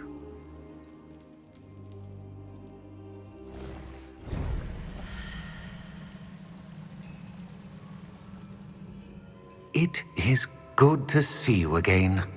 Professor Rookwood told me about what happened at Rookwood Castle. In light of the dire circumstances in which we find ourselves, it is most fortunate that someone so competent is following this path. Thank you, Professor. I shall keep the second artifact safe as you've advised. Good. Are you ready to move on? I'm ready for whatever comes next. In that case, introductions are in order. Allow me to introduce former Hogwarts headmistress, Neve Fitzgerald.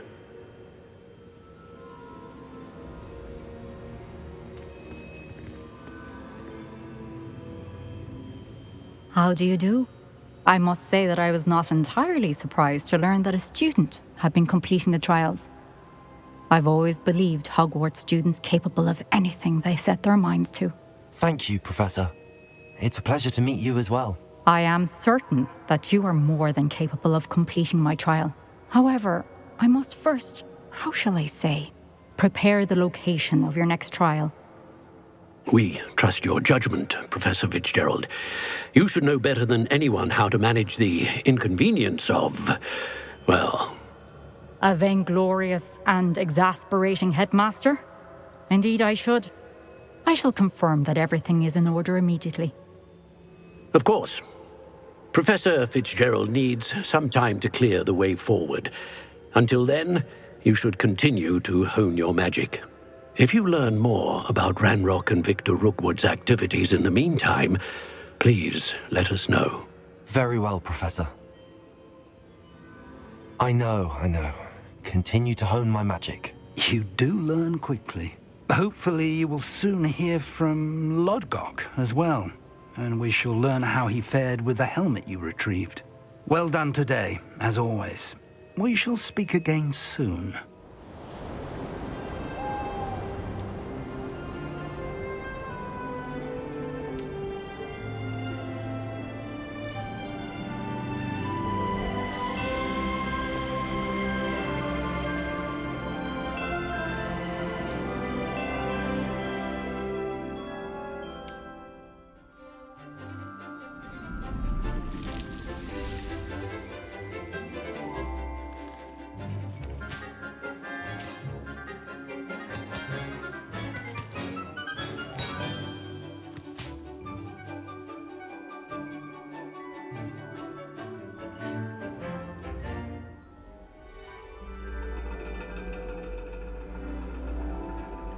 And your reading is The Dragon. That's exciting, I suppose. Perhaps you're due for an adventure.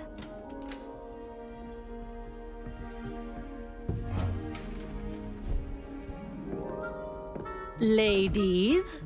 Professor Shah. Astronomy is not divination. You won't find the mysteries of the cosmos charted out on your palms or at the bottom of your teacups. Alas, the heavens remain hazy to the starry-eyed. Now, if you were to devote yourselves to persistent and painstaking observation, you just might catch a glimpse. With that in mind, please take your telescopes. Tonight we will be on the observation deck.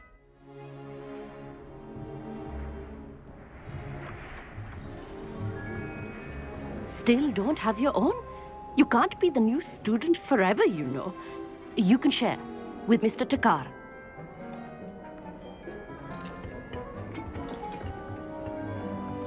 Here, I can adjust that for you. No, bring it into focus on your own.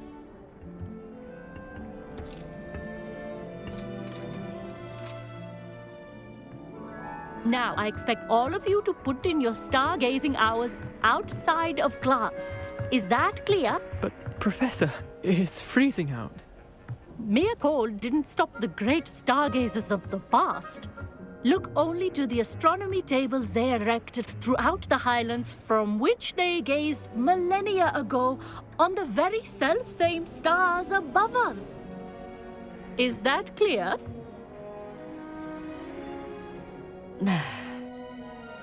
Dismissed.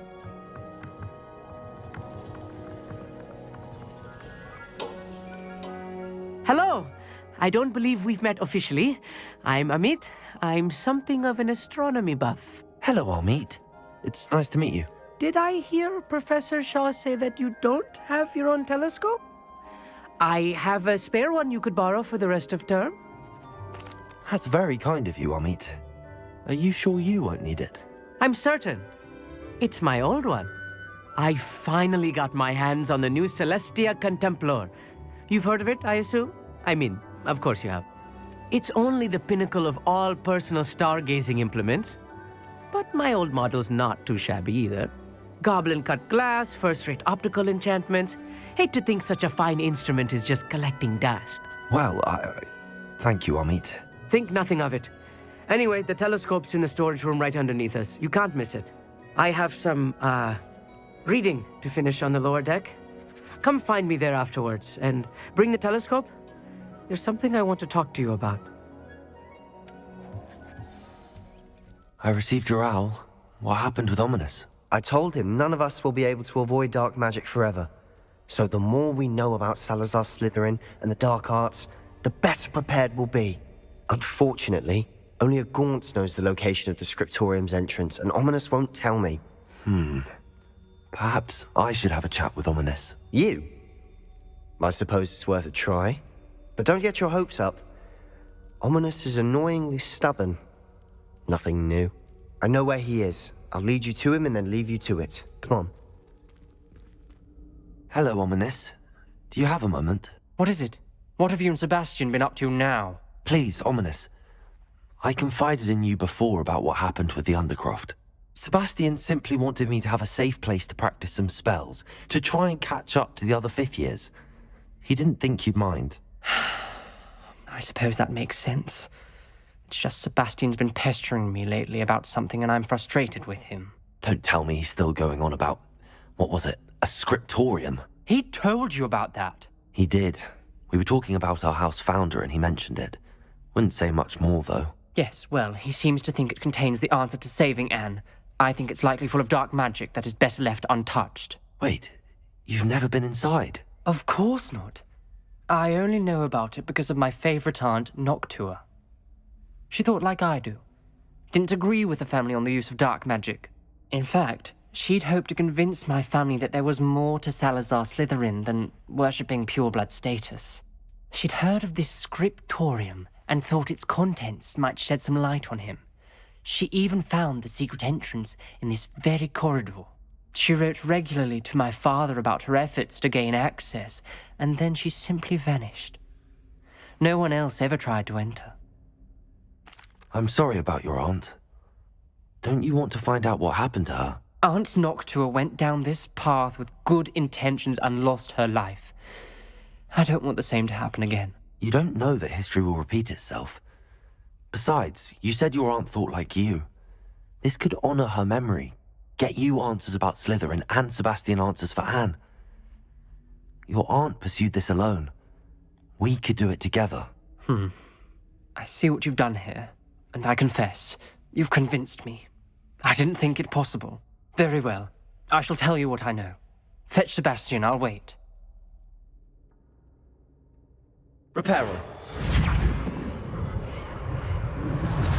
The rubble formed a relief of a person facing a snake. That must be the voice I hear. You hear a voice? It started when you repaired that relief. I hear a whisper saying, "Speak to me." I'm a parcel mouth. I can hear and speak to snakes. Nearly all known parcel mouths are descended from Salazar Slytherin. I wish all Slytherins could talk to snakes. You might not want the ability to speak parcel tongue. It's often associated with dark wizards. I haven't spoken it in ages, but I'd wager if I speak it now, the door will open. I'm hoping you're having second thoughts. I see no reason we should stop now. It's ironic. When I left home, I vowed to leave the dark arts behind, and yet here I am. Stand back. It worked! Ominous. You possess a rare ability indeed. Between the two of you, I'm starting to feel left out. Between the two of us? Never mind.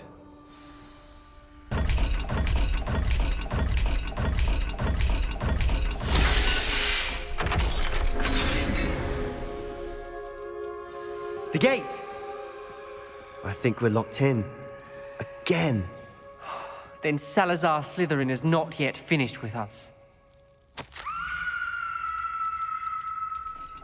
A skeleton. And Noctua's last journal entry. She mentions being trapped here, blocked by an unforgivable curse. This is where she died. This is where we'll die. I shouldn't have listened to either of you. Ominous, I'm truly sorry about your aunt. But I know what to do. It's going to be difficult. You said you know what to do. Tortured faces on the door and Crucios etched into the stone. My guess is if we cast the Cruciatus curse, the door will open. That's why Noctua died. She had no one to cast the curse on. Ominous has the most experience with this. He should cast it. You seem to be in Ominous's favor.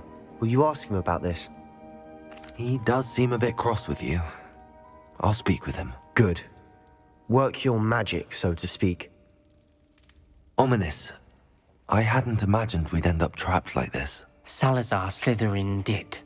He's to blame for many unimaginable things. I overheard you and Sebastian, and I won't do it.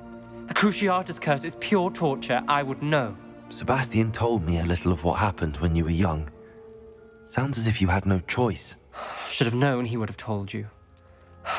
And one always has a choice. I'm as guilty as the worst of my family. Unforgivable curses won't work unless you really mean them. I had to want to cause pain, and for that I shall never forgive myself. That spell's the reason I have no family left. You and Sebastian will need to sort out another solution. What do we do now? Ominous is not going to cast the Cruciatus Curse again. Ridiculous. As if dying in here is a better option than casting a damned spell. It's up to us. I can teach you Crucio, or I can cast it on you. Wait, you didn't say you knew how to cast Crucio? Because I'm not sure I do. Ominous knows that, yet he's left us no choice. I don't yearn to follow in Noctua Gaunt's footsteps. I think I can cast it if I have to. I don't want to learn the curse, but I can handle the pain. It's fine. Cast it on me. I shan't forget this. Ready? I'm ready. Crucio!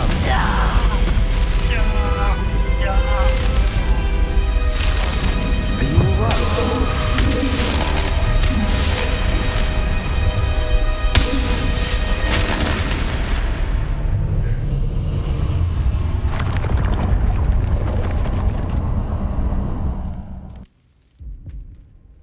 Are you all right? That pain, it was excruciating. But I'll survive. Let's keep moving. We made it. We found Salazar Slytherin's scriptorium. I can't believe we're here. Sebastian, Ominous. There's a book just here. You found something? You two go ahead. Let me know what's in it. I'll wander around a bit. May I have a look? What do you think? Looks like a spell book of some kind. This is incredible. A Hogwarts founder's possession. What an honor. Still can't believe Ominous never told me about his aunt and what she found. What will you do with Slytherin's spellbook? What I do with every book. Read it. Having professors as parents ingrained that habit early on. But I can do that later. For now, I say we explore this room. I don't want to leave, but I owe you. Both of you. Without both of you, we'd never have made it this far. We were lucky. We could have died. We must swear never to do this again.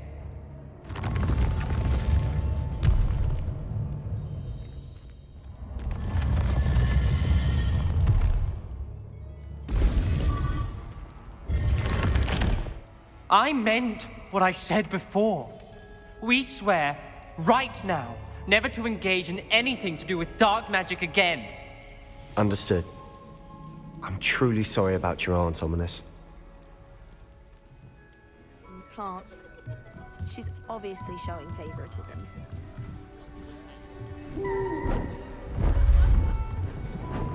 Beautiful. Goodness. Settle down. Settle down. Transfiguration, as you may be weary of hearing me say, is an exact science that can take a lifetime to master. But we needn't be daunted. Almost anything can be transformed if you can just perceive the potential within it. As I see in all of you, tremendous witches and wizards, every one of you. Or it could just be my eyesight. Now, you all know what to do.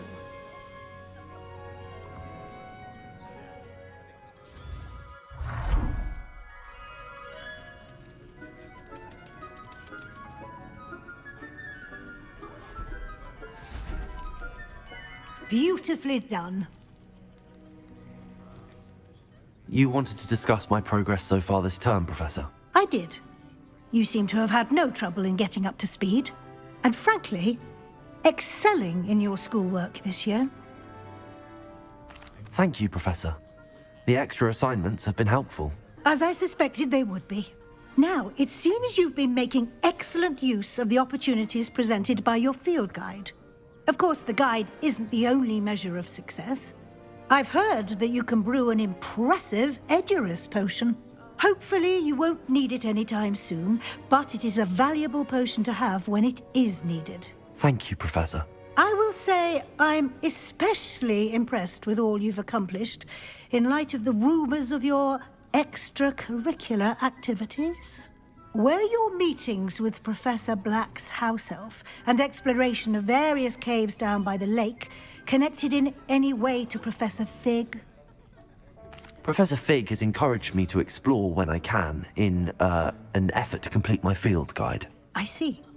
I admire your penchant for learning, but do remember that your classwork and field guide are designed to educate you thoroughly. It'll be the end of the year in no time, and you'll want to be well prepared for your OWLs. I'll provide a final assessment at that time to ensure that you're ready for your exams. Until then, well done. You are dismissed.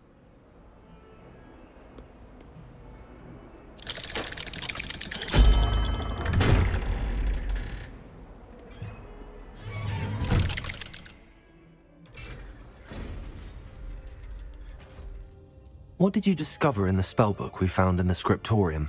Salazar Slytherin's spellbook was a little difficult to interpret, but fascinating. Evidently, he encouraged teaching dark magic at Hogwarts.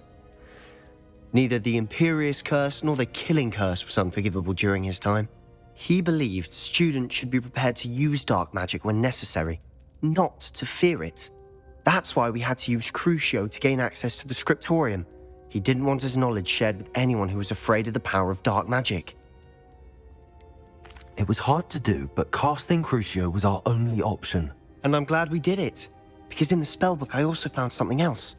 References to a lost relic, which, from what I can tell, grants the holder the power to reverse dark magic curses. And you think this relic might be able to save Anne? Precisely. I plan to search for this relic, but I don't think we should tell anyone. Especially Ominous. He wouldn't understand. I see no reason to involve Ominous. I'm glad you agree. When I know more, I shall send an owl. And don't feel sorry for Ominous. Keeping this to ourselves for now is for his own good.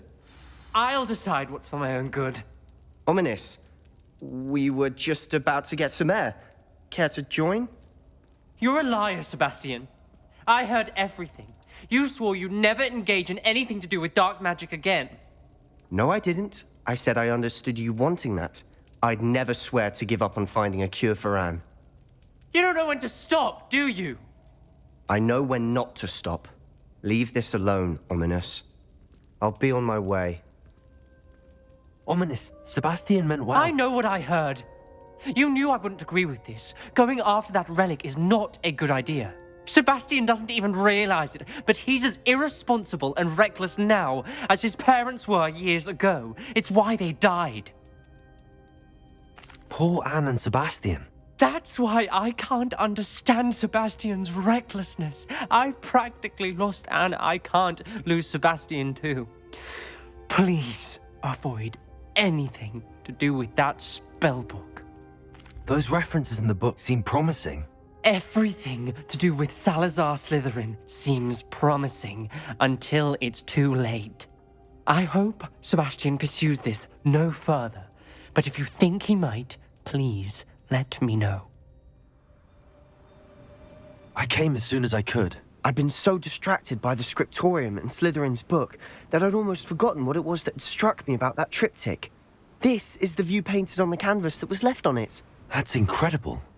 You know this area well. And while I was waiting for you, I scouted around and discovered an abandoned mine nearby, surrounded by Ranrock's loyalists. Do you think there's a connection to the triptych? I've no idea. But perhaps they're searching it, the way they did Rookwood Castle and Isidora's Manor. How do we want to handle this? We need to see what they're doing, but let's not draw their attention. Very well. And I still have that rune symbol we found on the triptych. If there is a connection, I suspect we'll see that symbol again. If the triptych led us here to find this bit of canvas, we can probably assume that Isidora Morganark was here. She seems to have been everywhere. But if she was using the Undercroft, and the cellar beneath her manor in Feldcroft, why would she create this space? And why hide it behind cryptic rune symbols? And ancient magic that no one but you could see? Isidora and Percival Rackham, another of the keepers, could see traces of ancient magic too. Rackham? I haven't heard his name before. Here's some of the memories I've seen. I don't think he and Isadora saw eye to eye on how this magic should be used. This is all rather baffling. Let's take the canvas back to the triptych. Perhaps the answers are there. Please tell me you recognize the location in this bit of canvas. The good news is I do, in fact. And the bad news? We're in for more trouble. I know that coast. Ranrock has taken over a huge mine in the surrounding area. Marrenweem has suffered for it. It's as bad as Feldcroft's become. Should we head there now? We should wait. Why? All this time, we've been a step behind Ranrock. I may know someone who could help us get ahead. Who is that?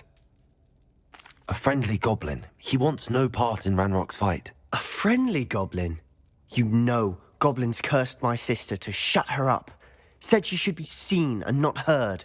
I do, but not all goblins are... Not all goblins what? Have you forgotten Feldcroft?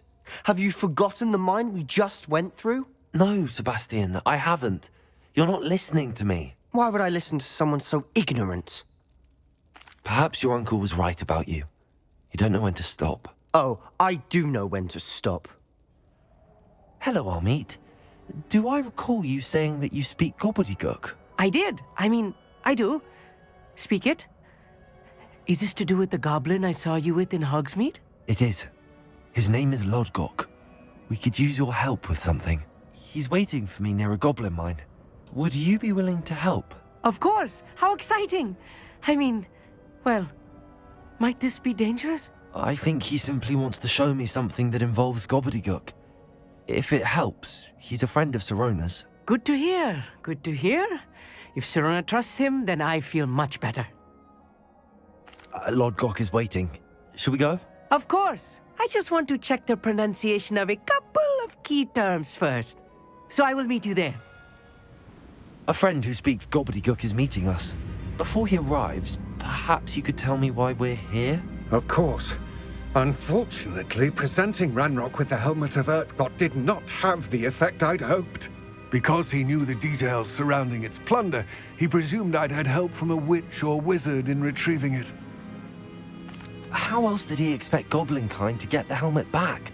Seems he has no interest in making amends with you. I'm afraid we do not have the luxury of rational expectation when it comes to Ranrock. Damn Bragbor and his blasted journals. Bragbor? An ancestor of Ranrock's, renowned metal worker. If we are to work together, I suppose I must tell you more. Not long ago, Ranrock sent me to collect a recently unearthed set of Bragbor's journals. They described repositories that Bragbor had been commissioned to build for a group of witches and wizards. What do you mean, repositories? Large, magically fortified receptacles crafted from goblin metal. Ranrock recruited others to help me locate the repositories.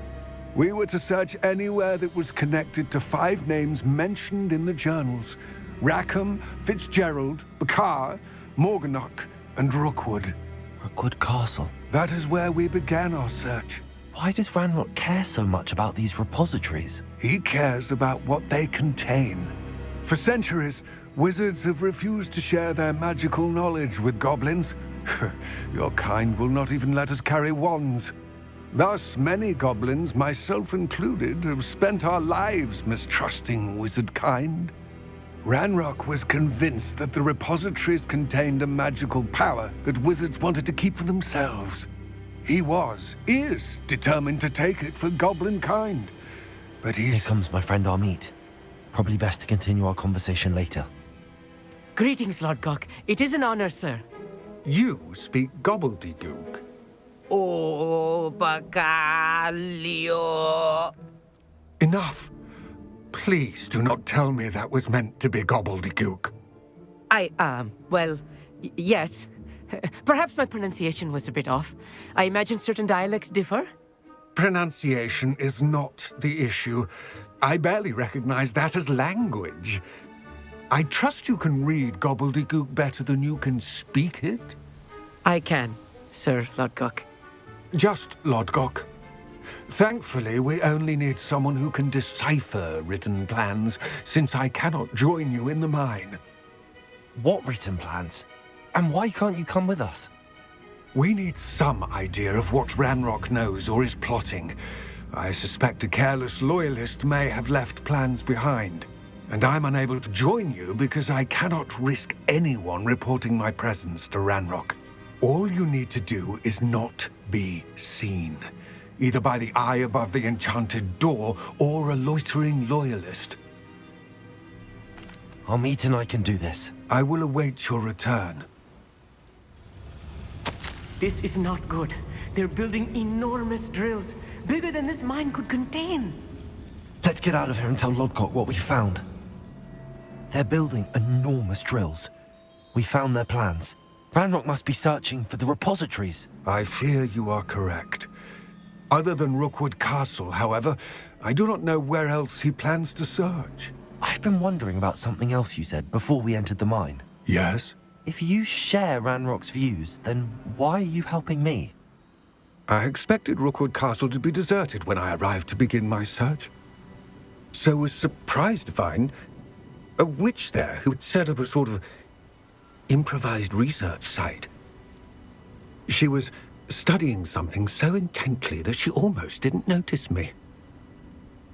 When she looked up, I thought she would react with fear or disdain. But instead she did something that I will never forget. Without a moment's hesitation, she smiled and asked me to sit with her. She told me that she was a researcher and showed me a small, oddly shaped container with a strange symbol on it. She was certain it was made of goblin metal, but was unable to open it. She wanted to work together. Miriam. Yes. But how did you... Professor Fig's wife. He told me of her research, and I know of the container. Ah. The reverence with which she talked of goblins and their intelligence and skill, it caught me entirely off guard. I'd never been treated with such respect by a witch or wizard. So, to my surprise, I let her study the container if she would allow me to search the castle on my own. We parted ways, with her promising to share what she'd learned. More of Ranrock's recruits arrived, and we began to dig, eventually locating the first repository. Ranrock was thrilled with our discovery, but furious when I told him about Miriam. Berated me for trusting a witch, and I heard she had been killed. You think Ranrock murdered her? I don't want to believe it, but I don't know. After that, something shifted in me. I had seen how the power from the repositories was transforming Ranrock, transforming all of them. I could no longer remain a part of it. Thank you, Lodcock, for telling me this. I tell you all of this so that you understand what is at stake.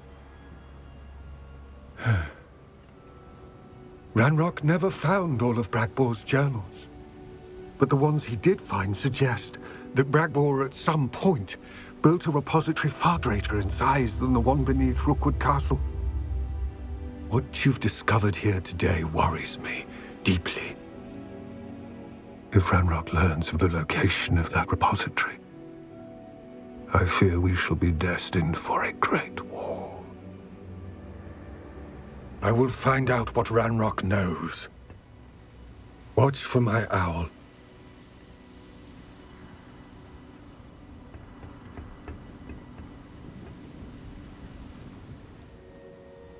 Hello, Professor. I have news. The goblins are looking for something. Another repository. They've built drills to help with their search. Most troubling. Are these repositories like the broken container I found at Rookwood Castle? They are. I fear we have no time to lose. Have a look at the map. Fortunately, the next trial is fairly nearby. It's Hogwarts. As you know, I was headmistress in my time. My portrait hangs in the headmaster's office. In fact, I witnessed Professor Black learn of your arrival. And I'll confess that I wondered about you. Wait, is the next trial in the headmaster's office? It is. I had hoped that when the time came, the occupant of that office would be of help to us.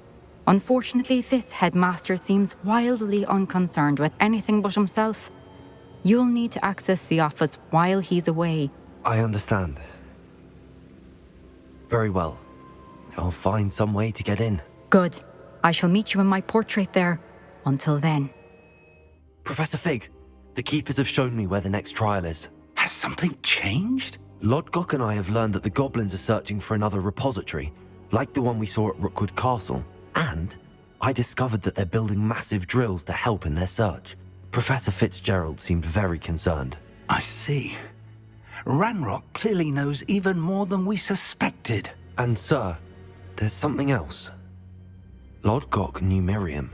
He knew Miriam? They encountered each other at Rookwood Castle. She was doing research. That's where she found the container with the portkey. He liked her so much that he let her leave with it, despite orders from Ranrock.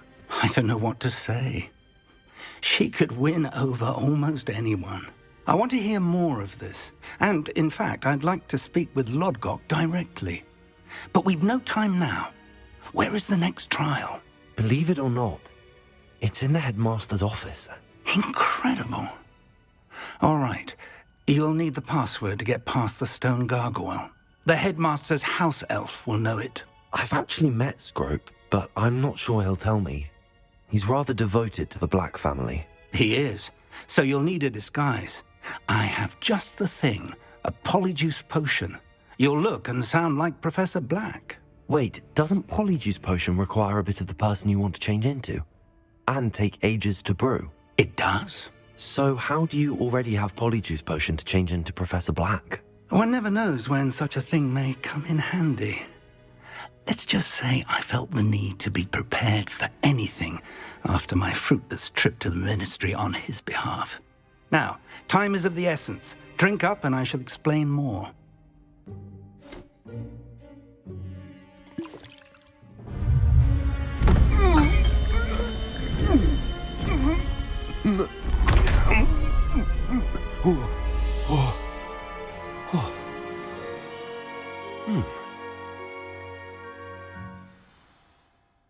How do you feel? Incredible. I won't forget that taste anytime soon. How do I sound? Convincing. I've taken the liberty of transfiguring your robes. As we discussed, you'll need the password from Scrope, who could be anywhere in the castle. You might look for Professor Kagawa. She's taken to badgering the poor elf about Quidditch in the hopes that he can convince Black to change his mind. Thus far, unsuccessfully. I see. But what if Professor Black sees me? Leave him to me. I shall tell him where to meet a liaison from the ministry in Hogsmeade. That should give you plenty of time. Thank you, Professor. I suppose we'll meet again in the map chamber. It's rather strange to hear gratitude coming from Professor Black. I'll see you there. Now to find the headmaster's house elf. Professor, I was hoping to catch you. Places to be, Professor Sharp. Places to be. Of course, sir.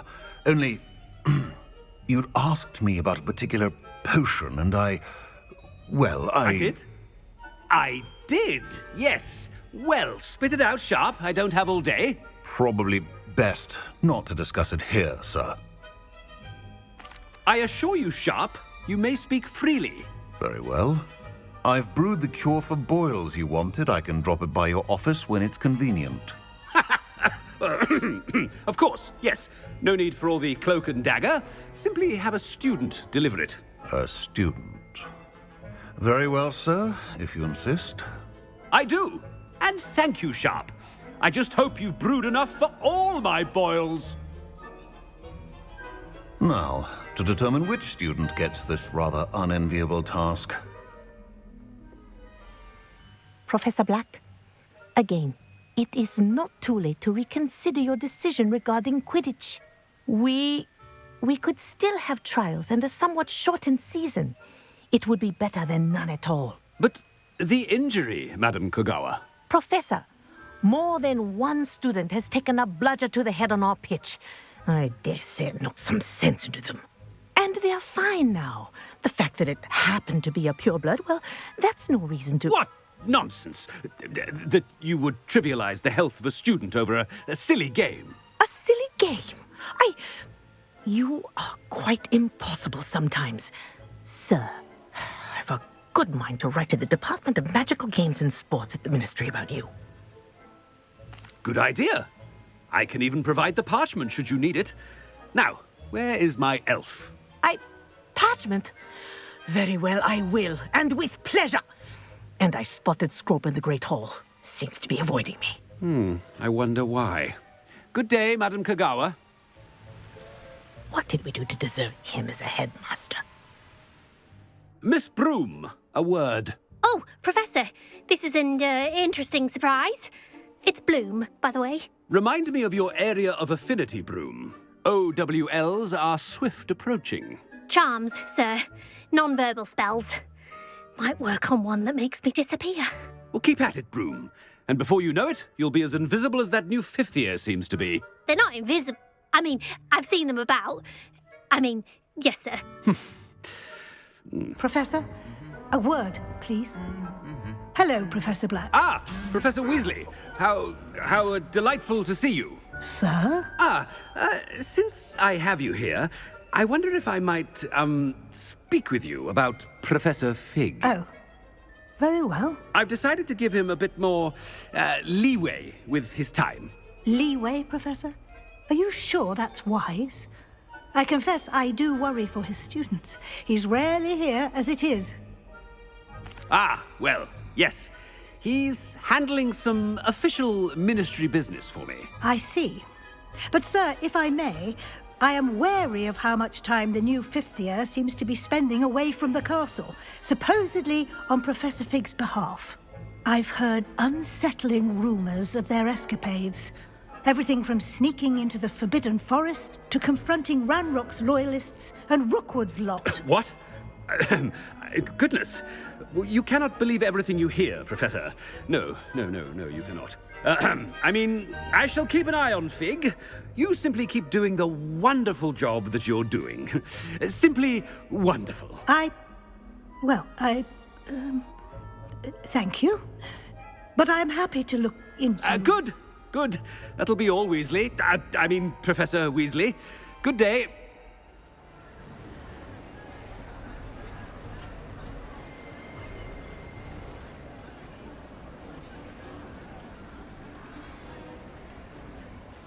Scrope!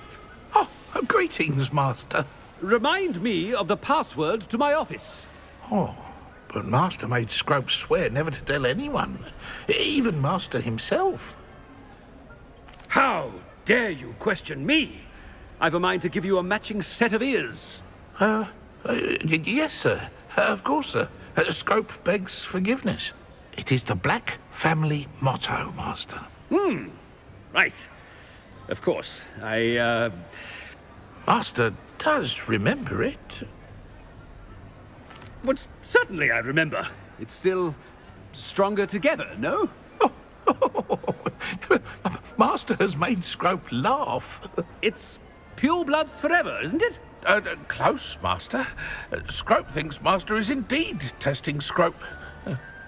It is always pure.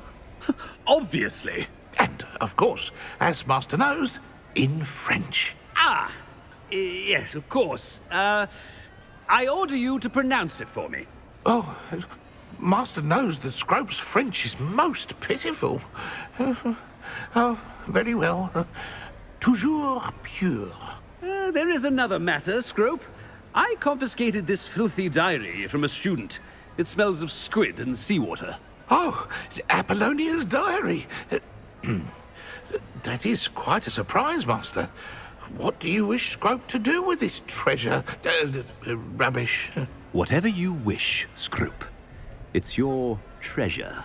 Now, off with you. The polyjuice potion's wearing off. I best get out of sight. Ahem! Attention, students! I hereby decree that the Great Hall be forthwith decorated in the stunning banners of Slytherin. I shall be taking no questions at this time. Or ever.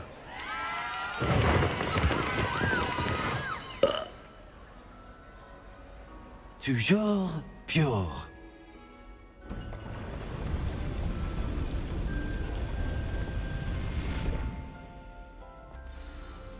It's good to see you. All thanks to Professor Fig's quick thinking.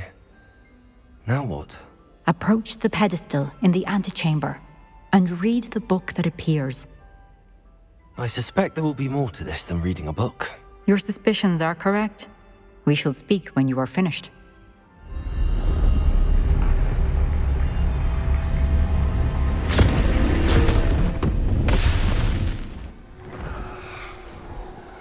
Isadora, what you did for your father was remarkable. Well, wasn't it? And Percival needn't worry about the strands of emotion or the traces that this magic leaves. I found a way to contain all of it. You haven't stopped. Goblin silver. You spoke to a goblin about this. Don't worry, he has no idea what we're containing. We don't know what effect any of this may have. The emotions, the dark traits. You sound like Percival. And as it happens, I do know. It is a source of strength, of focus. Somehow it enhances my ability to wield magic. I don't follow, Isadora. I think we can harness it. Power like this is not to be toyed with. In the wrong hands, You saw what I did for my father. Oh, Neve, imagine the good we could do. Everyone is in some kind of pain.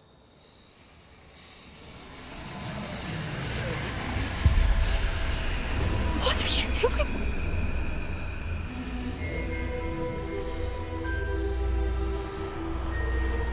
Breathe it in. Can you feel it? Oh, Isadora. This must stop. All of it. You've kept this power to yourselves for so long because you fear it. I choose to embrace it.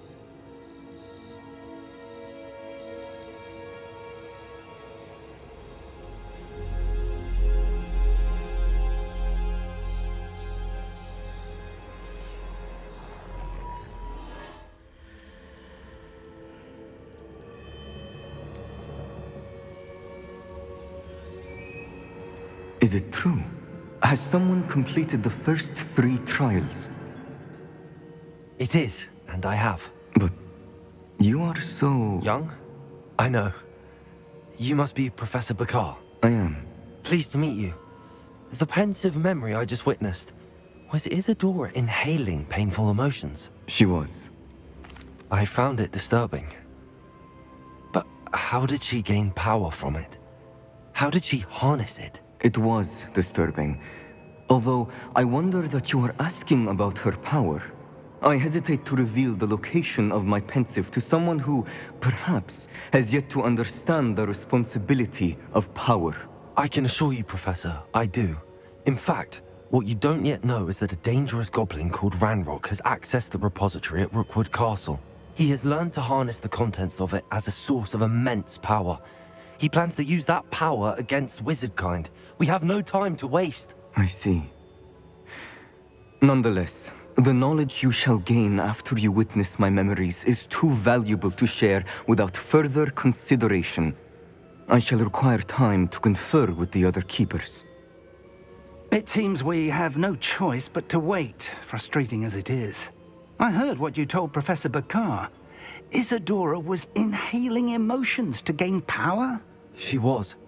And she pulled emotions, as she did from her father, from Professor Fitzgerald, without permission. Monstrous. What's more, she said that she found a way to store the traces of magic she extracted in goblin silver. The repositories? Possibly. There's something I didn't get a chance to tell you earlier. Ranrock has been digging at locations tied to the 5 names he found in the journals of a goblin metalworker named Bragball. 5 names? The Keepers, and who else? Isadora Morganac? Precisely. That's how he's been one step ahead of us. Gringotts, the Tower, Rookwood Castle. If the keepers won't tell you where the next trial is yet, I say we at least maintain a watch on Ranrock. Perhaps he'll lead us to more information. Perhaps. I hope to hear from Lodgok soon.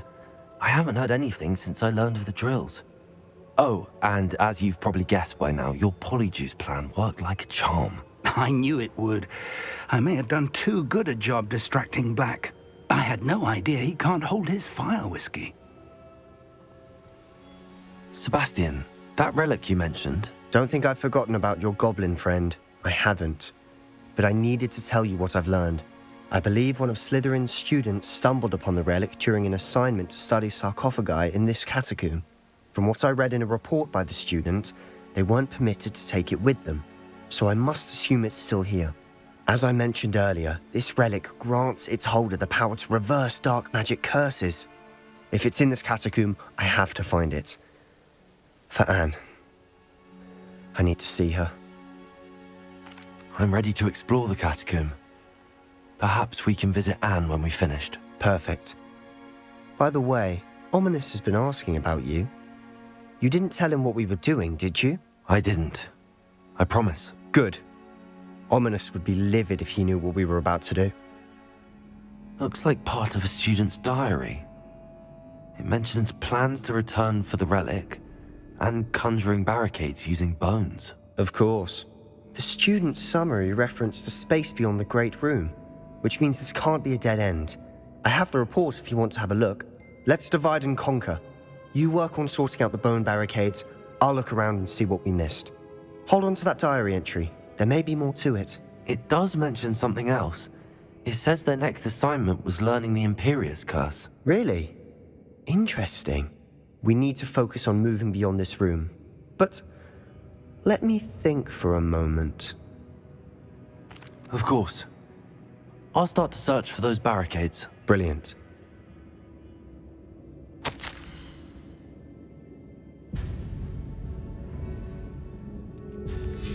Sebastian! The relic! Look! The note and rendition of the relic. It matches. This must be where the student left the relic. I can't believe it. After all this, it lines up. We've really found it. What do you suppose is meant by the dark sacrifice required to realize the relic's potential? I have no idea, but we're here for the relic. The note advises to leave the relic alone. I assure you, we were meant to find this. For Anne's sake. I'm taking it. Let's get to Feldcroft.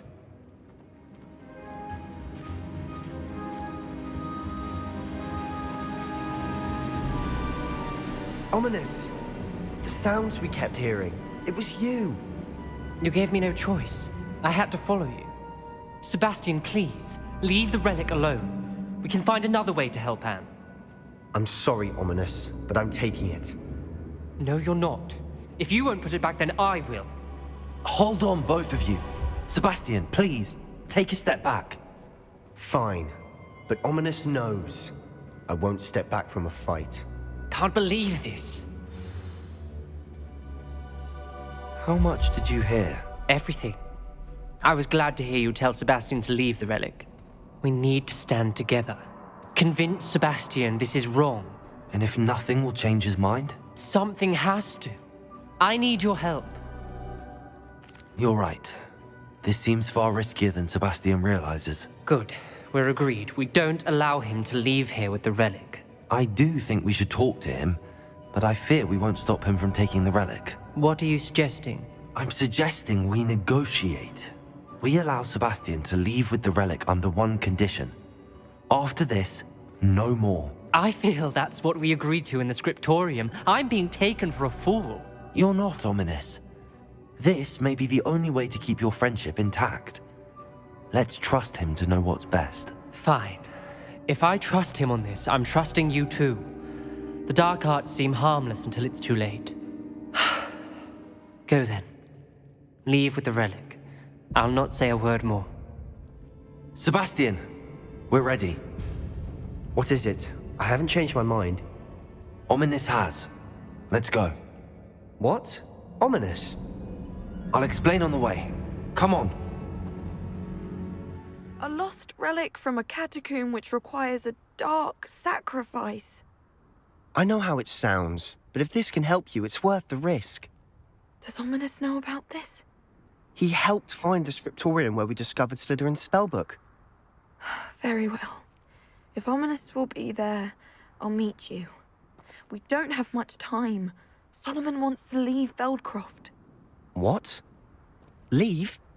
Never mind. You need to stall him. Buy us time, Anne. Please. I shall do my best. I'll be in touch. Solomon can't take Anne from Feldcroft. Where would they go? When would I see her? Sebastian. I can't believe my uncle wants to leave Feldcroft. Anne's going to stall him. She must. We need time. Time? For what? I've learned more about the relic. I cross-referenced Slytherin's spellbook with everything in the library on relics and dark sacrifices. That's when I realized something. I believe the relic will only work inside the catacomb.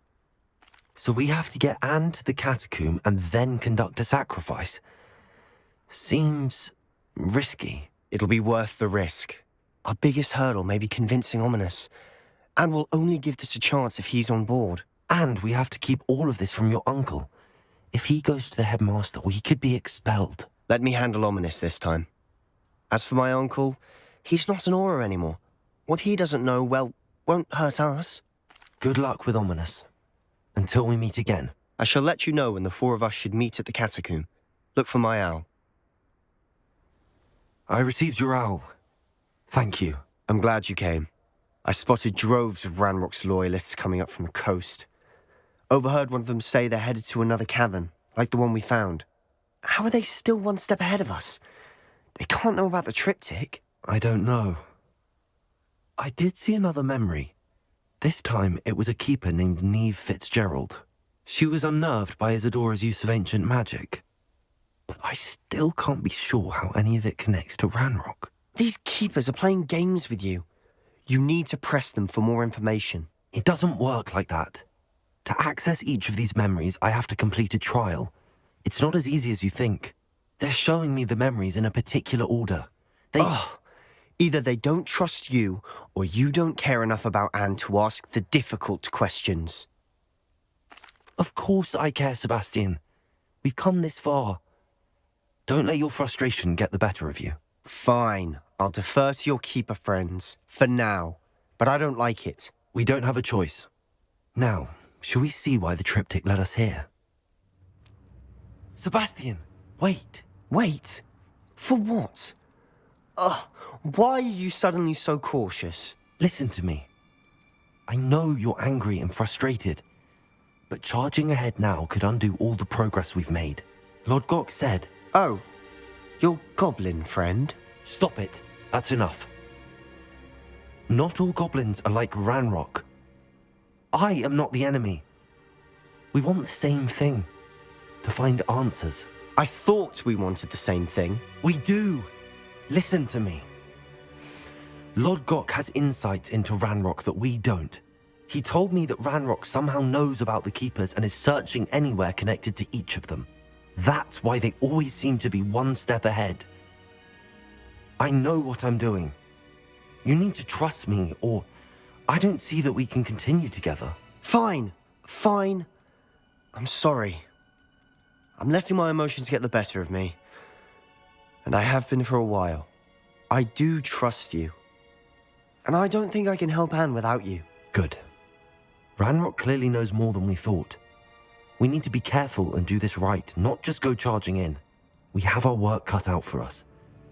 We need to work together if we're going to find the final piece to the triptych. The final canvas piece to the triptych! We've done it! Isadora should not have had to keep all this secret. I know from the memories I've seen that the Keepers and Isadora didn't see eye to eye on the use of ancient magic. But I don't understand why she seems to have gone to such great lengths to tell her story without their knowledge. I wish you could see one of her memories. So do I. Perhaps completing the triptych will shed more light on all of this.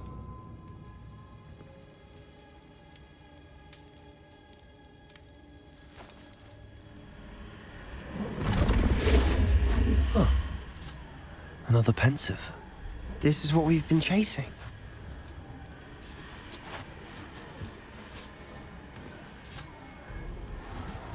I wonder. What is it? Let's find out.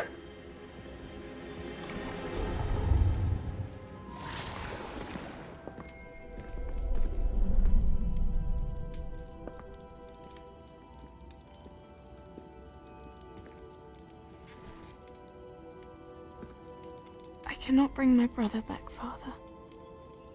But I can give you peace.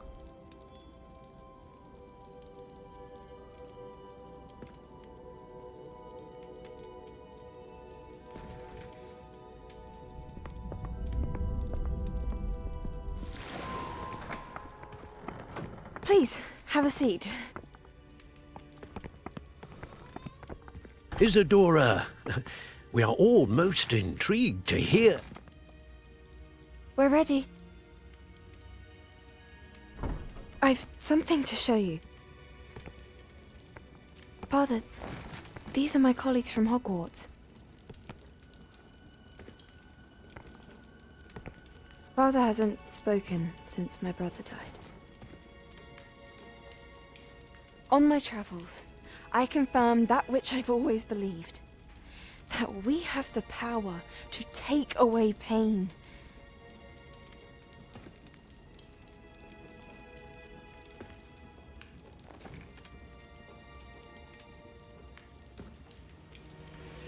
Isadora.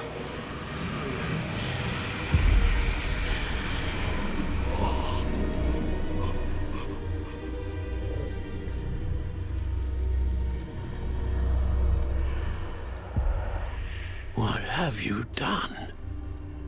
I took his pain.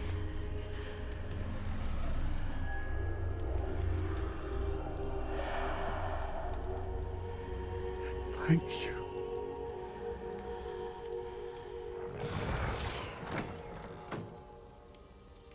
That worked. It did indeed. Of course it did. It's goblin silver. I need something much bigger. All right. It would help if you could tell me more about what it is you're storing.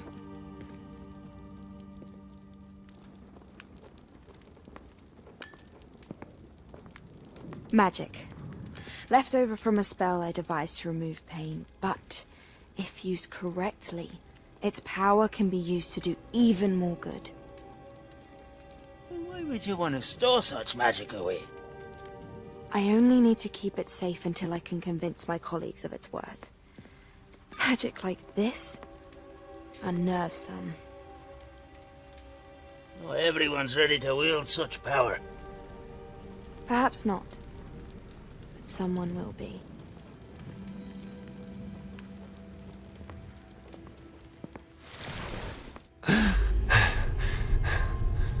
She took away the pain. I knew it. I knew there was a way to help Anne. Something isn't right, Sebastian. What do you mean? You saw what she did. No, not the memories, the portrait. I think the reason Isadora hasn't appeared is because she can't. I don't follow. We have seen that view before. The abandoned home in Felgroth, the destroyed painting. It was her. So someone destroyed a bit of enchanted canvas, but we found the memory. Yes, you're right. We saw what she wanted us to see. We saw what she could do, what you can do. But I don't know how to do what Isadora did. Well, then you shall learn. The Keepers can teach you. I'm not sure that they would. The Keepers believe that removing someone's ability to feel pain, it's a highly complicated, unpredictable form of magic. One that should be wielded with great care. If at all. If at all? You've overcome all of their challenges. You've more than proven yourself. You can wield it. You have the ability.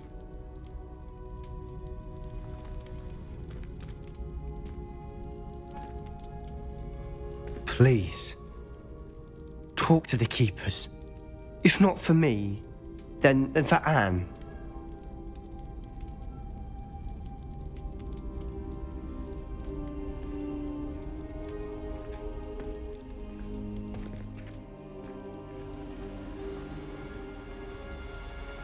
Another drill is complete. The wizarding world will crumble! Confringo!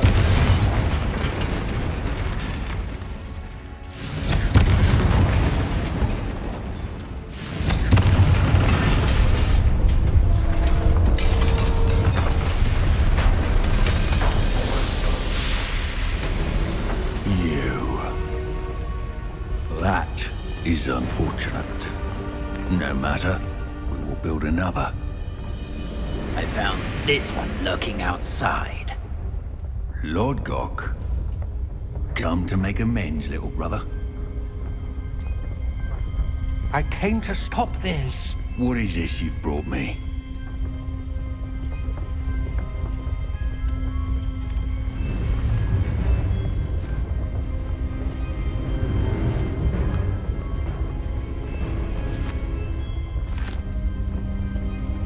It cannot be. All this time, you knew. You knew where it was!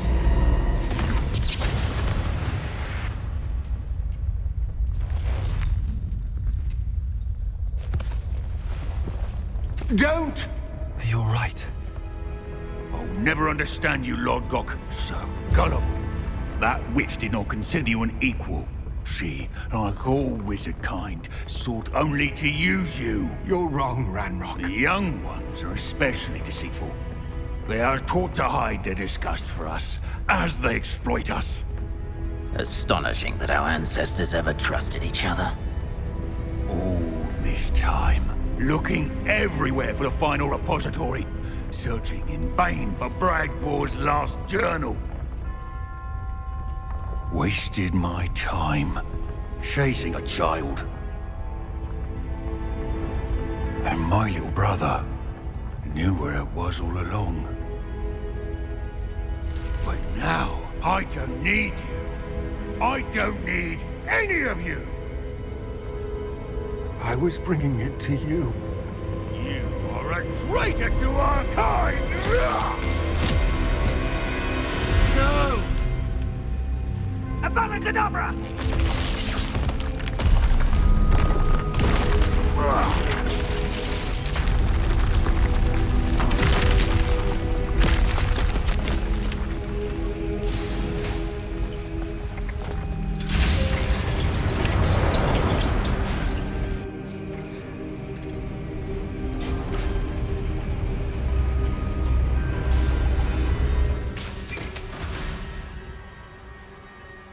Poor Lord Gok.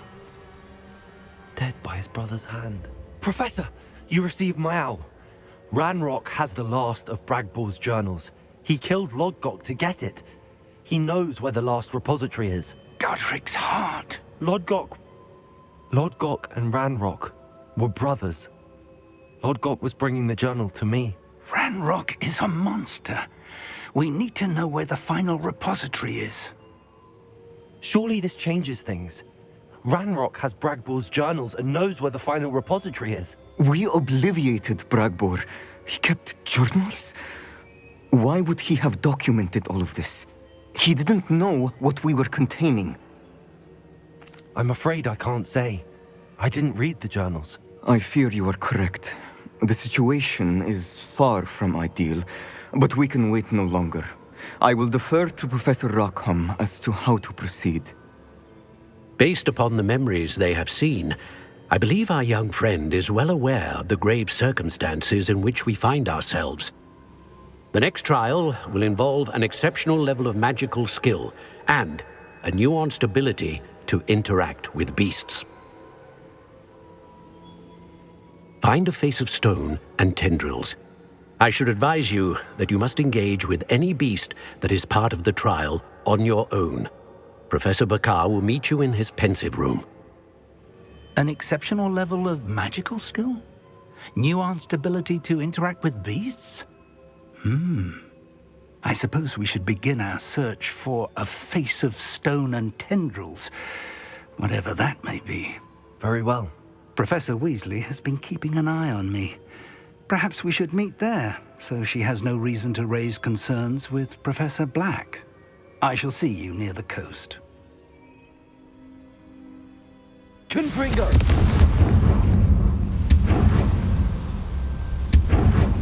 Is that a... It is. I believe I know what must be done. Do you recognize the head sculpted there?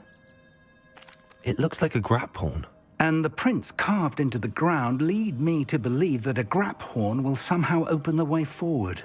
That's what Professor Rackham meant when he spoke of my needing an ability to interact with beasts. It would seem so. I do know that the last of a long dynasty of grap horns lives nearby. They call him the Lord of the Shore. I suspect you'll need to bring him here. What happens next, I can't say. If that's what must be done, I'll do it. Excellent. I know this area well enough. When you see the remains of a large sea creature, you're in the right place. Now, Professor Rackham made it clear that you must engage with any beast that is part of this trial on your own.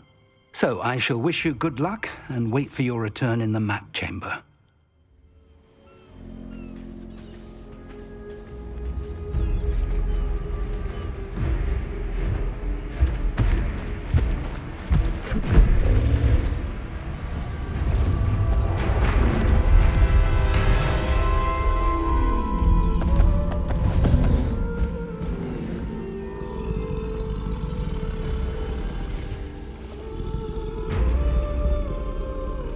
I need your help, friend.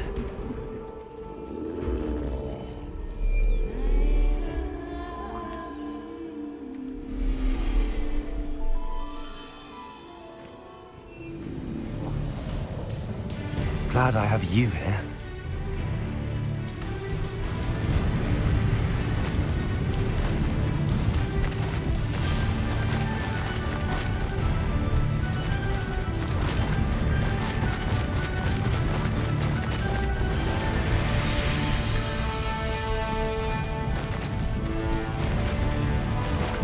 Slow down now. There we go.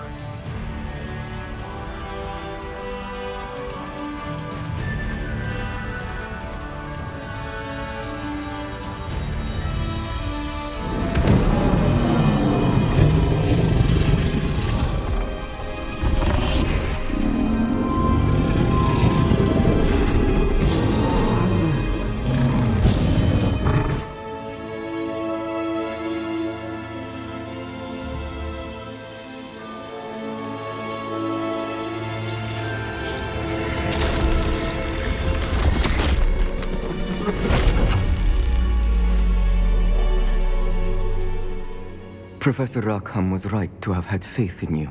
My memories should answer any questions you may have about the power you will need to protect. Thank you, Professor Bakar. I shall see you back in the map chamber.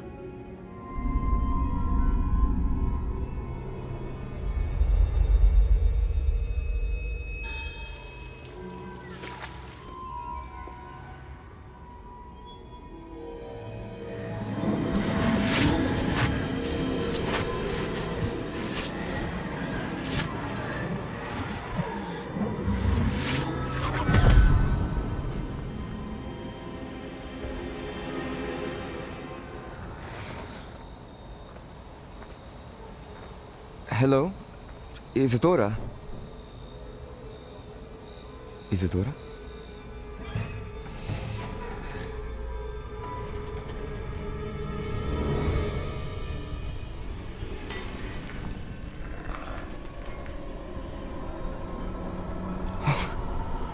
Mr. Morganach,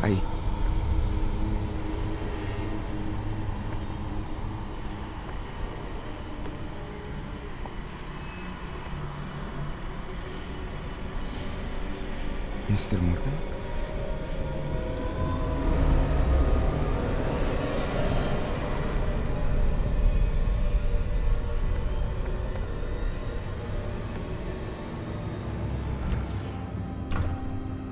Son, I'm glad you're here. Isadora was not at her home. I know.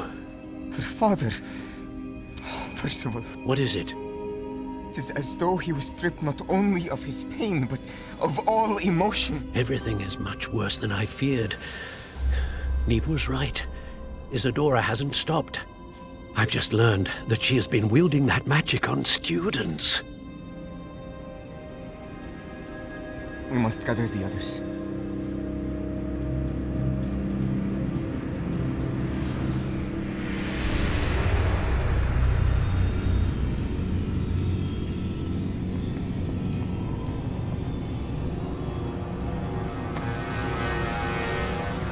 I need you to return to your common room, all right?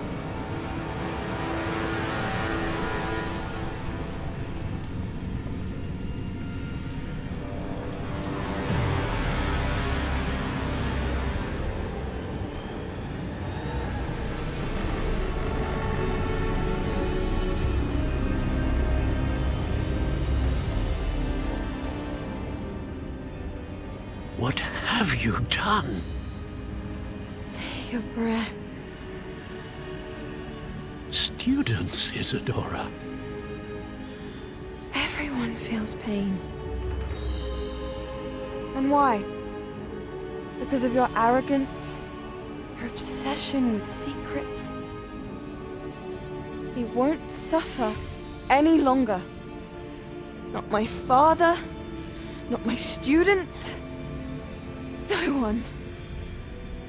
Isadora, set down your wand. Professor, you taught me to hone my power, not throw it away. I did not teach you this. Expelliarmus!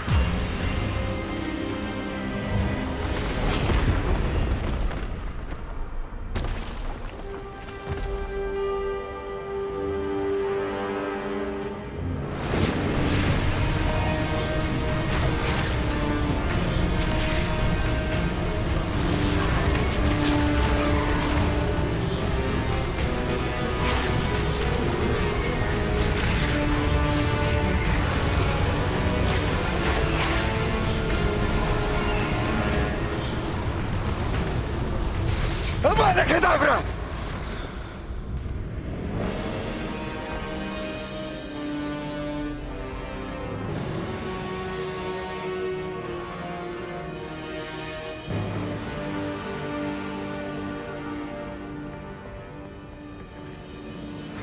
She's alive.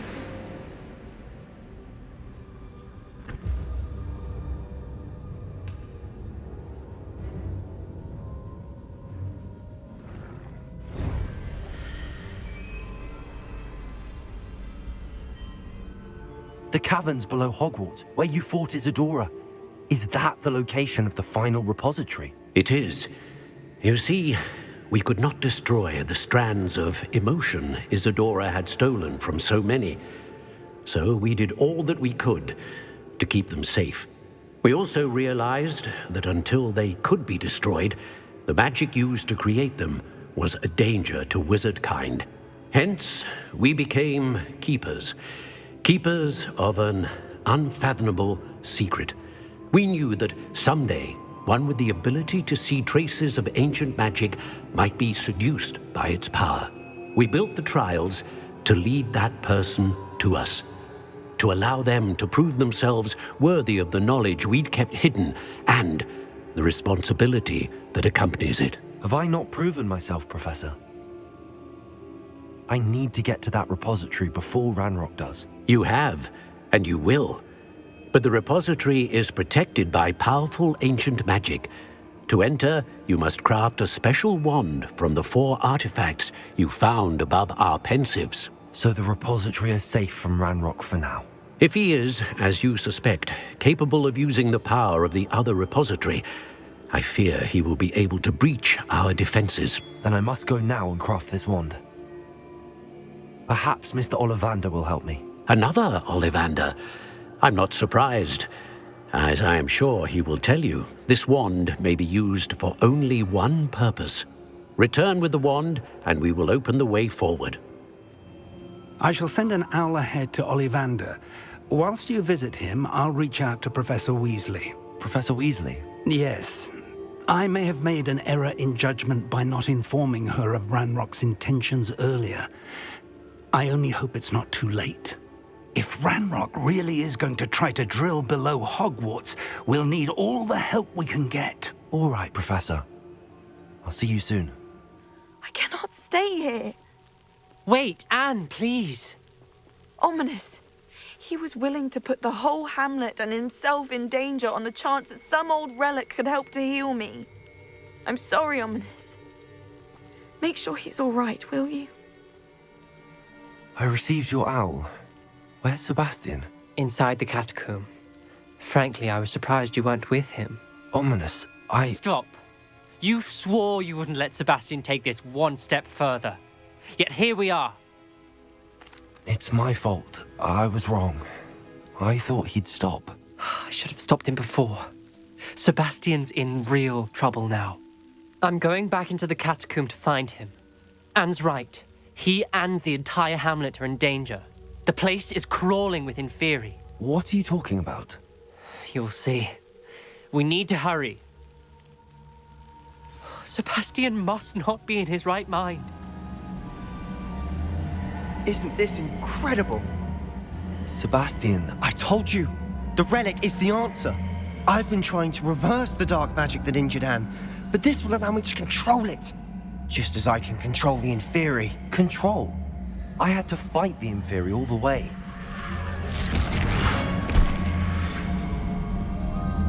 What have the two of you done? Accio relic! Solomon, the relic!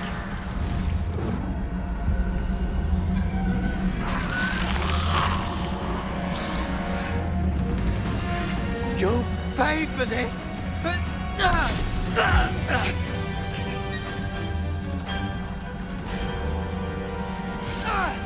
I won't let her suffer! Avada Kedavra!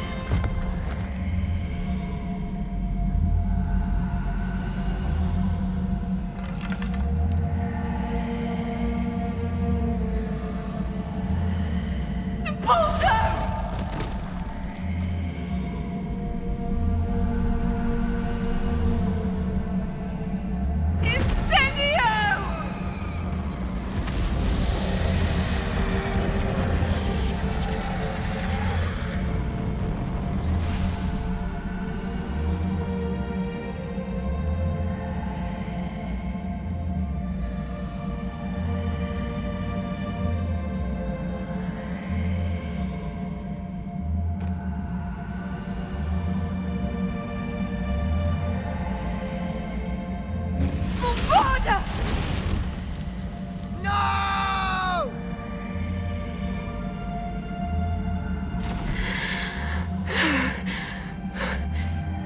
You've made your choice.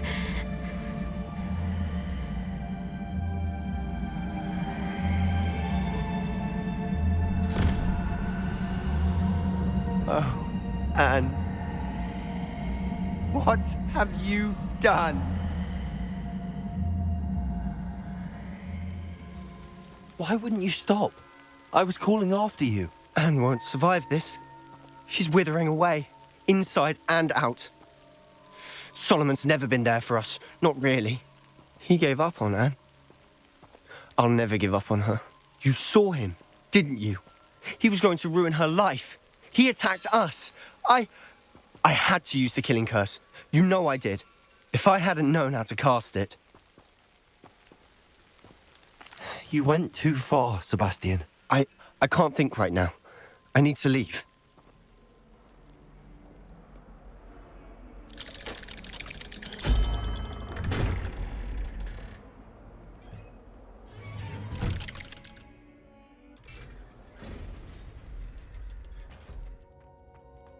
She's devastated.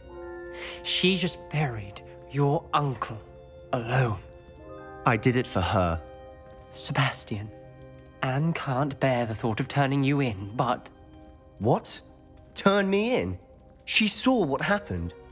I'll give you some time to think, Sebastian. Sebastian. Did you hear that? You saw what happened.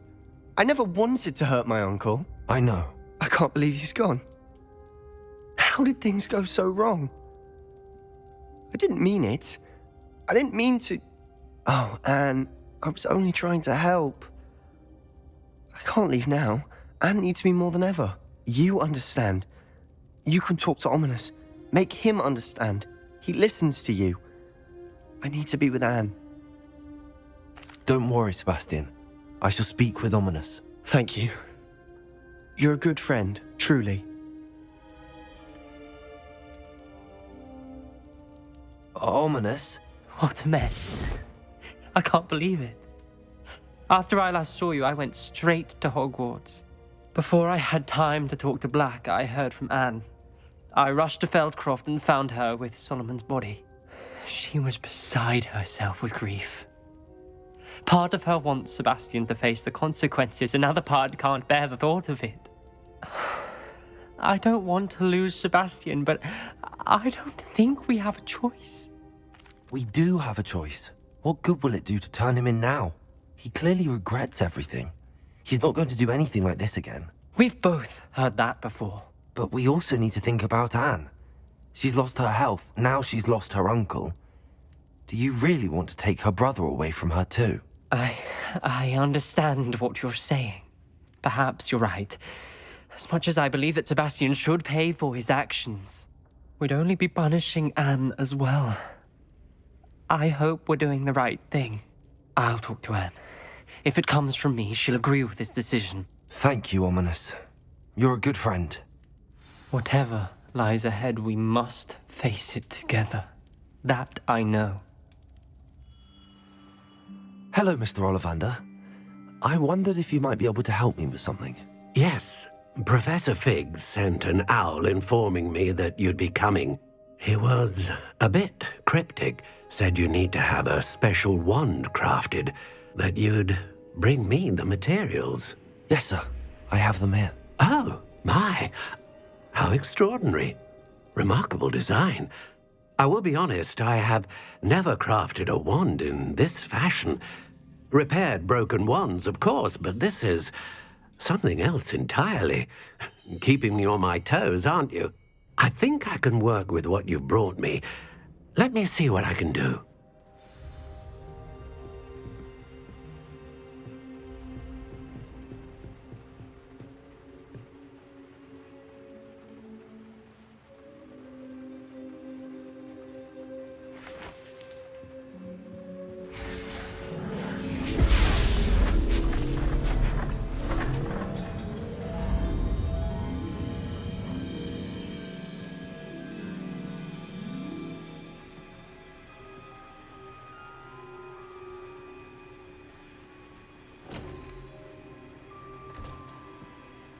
It is done.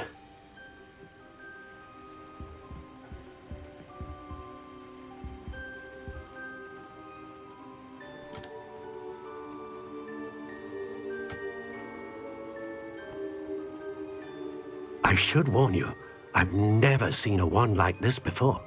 My suspicion, as Professor Fig implied in his letter, is that it serves a unique purpose. I doubt you shall find much use for it otherwise. I understand. Thank you, sir.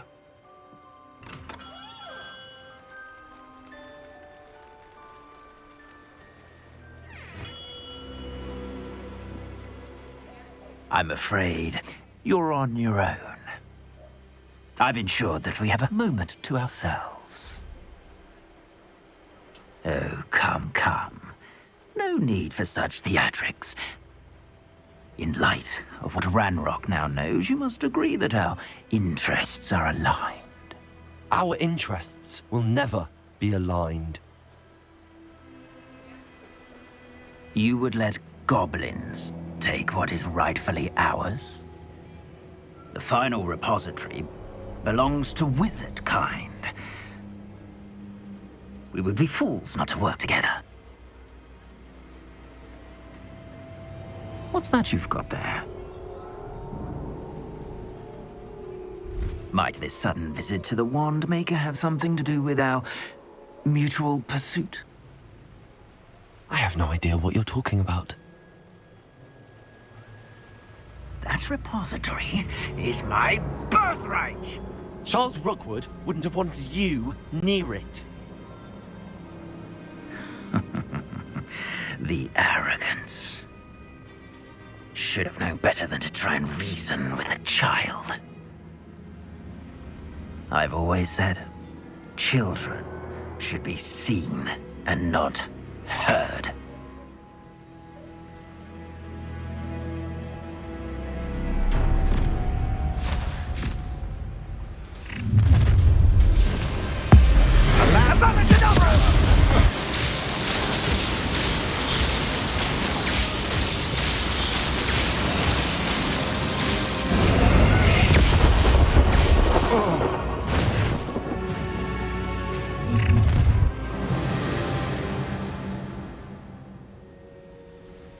Victor Rookwood is dead.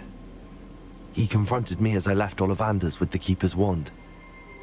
I had to defend myself. Godric's heart. Are you all right? I know you're well able to defend yourself. I've seen it often enough. But Rookwood himself... He destroyed so many lives and he wouldn't have stopped.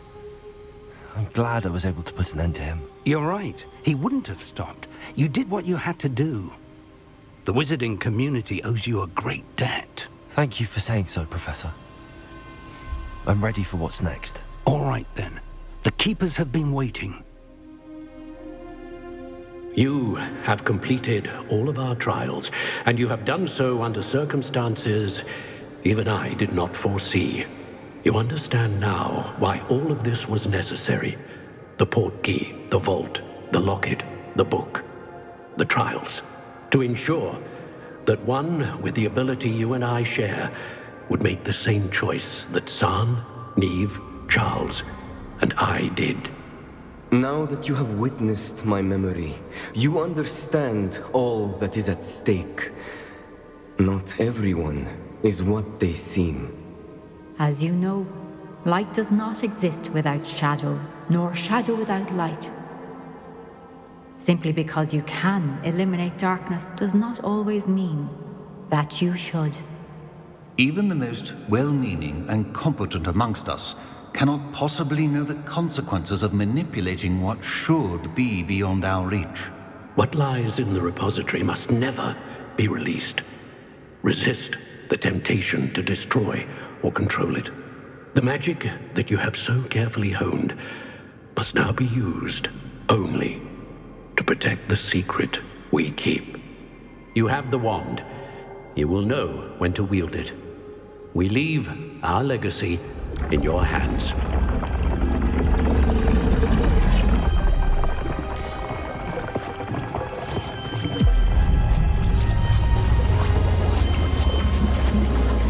Astonishing. That must be the way to the repository.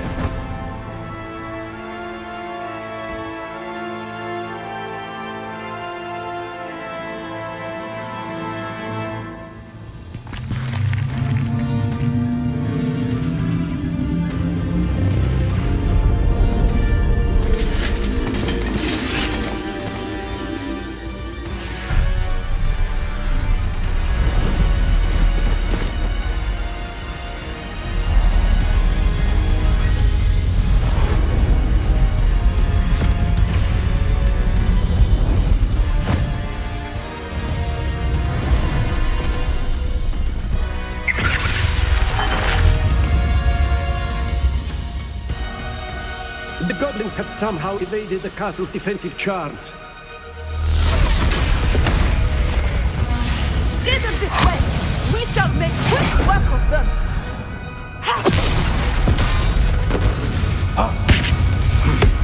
They got this.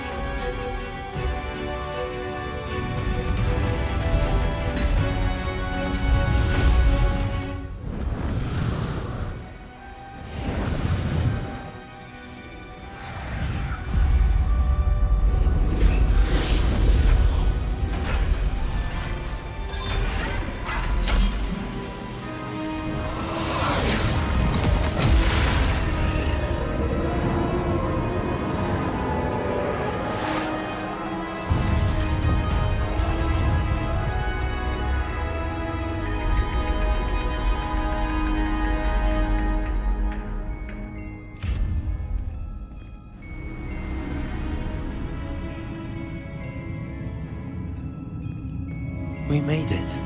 I'm relieved we got here before Ranrock. I can't believe this is it. The repository has been under the castle for hundreds of years.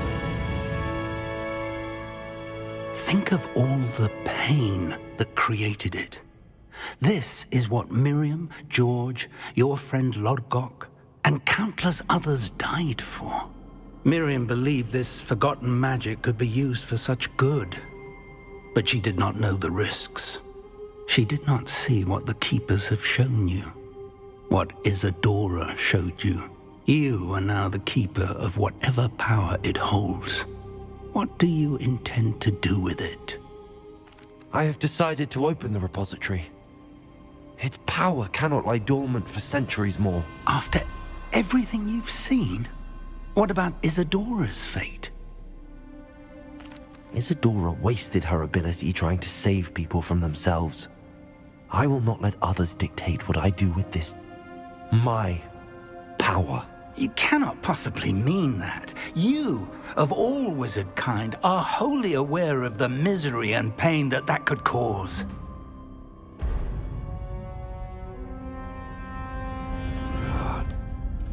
The arrogance of wizard kind. Goblins built this repository. It belongs to us. Enough, Ranrock. It was never yours. I've been wanting to play with this. Miriam's wand. If she'd simply handed over the container, all of this could have been avoided. Foolish, self-important witch. Seems you were two of a kind. She didn't know when to give up either.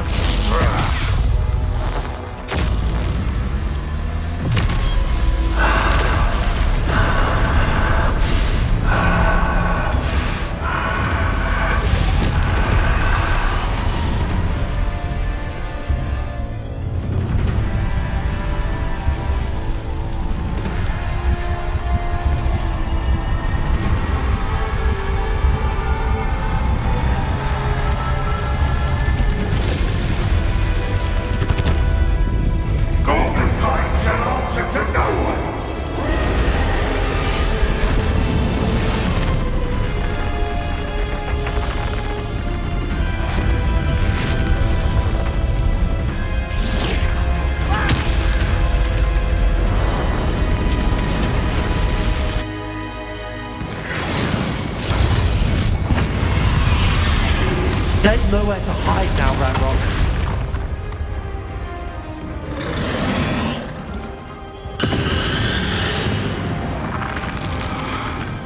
Levioso. Repulsor. Not so powerful now, are you, Ranrock?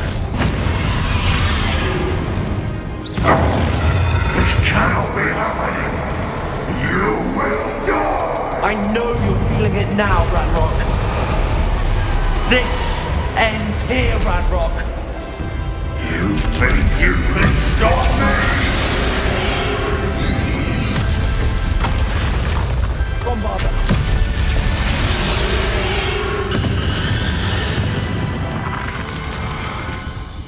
Levioso.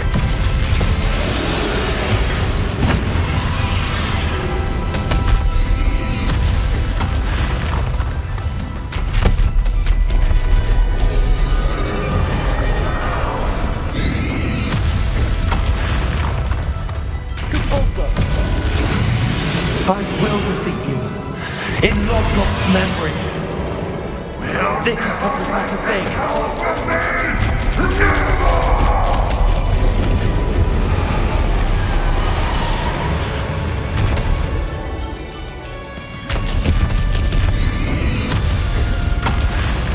Repulsor. Levioso.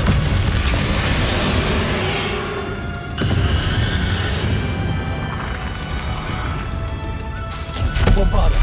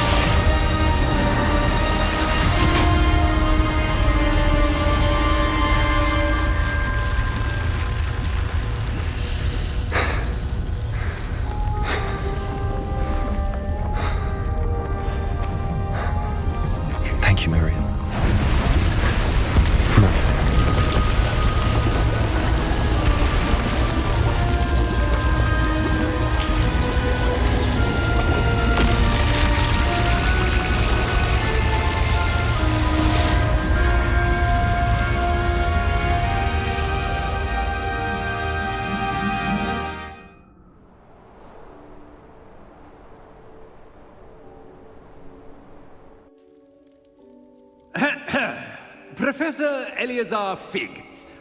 I dare say he was a beloved professor to many of you, certainly a long-standing colleague to his peers. A famed adventurer and seeker of knowledge, he built a reputation charging into the unknown, brazenly disregarding both discretion and safety, providing perhaps a rather unfortunate lesson for us all. His devotion to adventure was rivaled only by his dedication to Hogwarts. And of course, to his wife, Middy, whom we lost much too soon as well.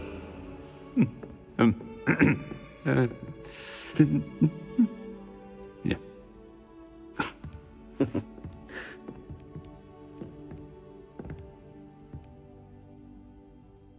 Professor Fig represented the best of all of us. He could be deviously clever, possessed a brilliantly inquisitive mind, and was the most loyal of friends. But perhaps it was his remarkable courage, for which we will all be forever indebted to him. If not for Professor Fig,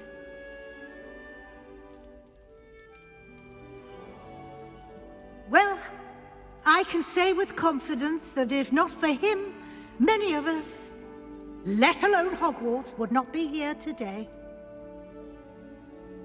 Those that knew him best will agree that we must now honor him as only Hogwarts can, by wisely, resourcefully, justly and bravely facing all that lies ahead. To Professor Fig!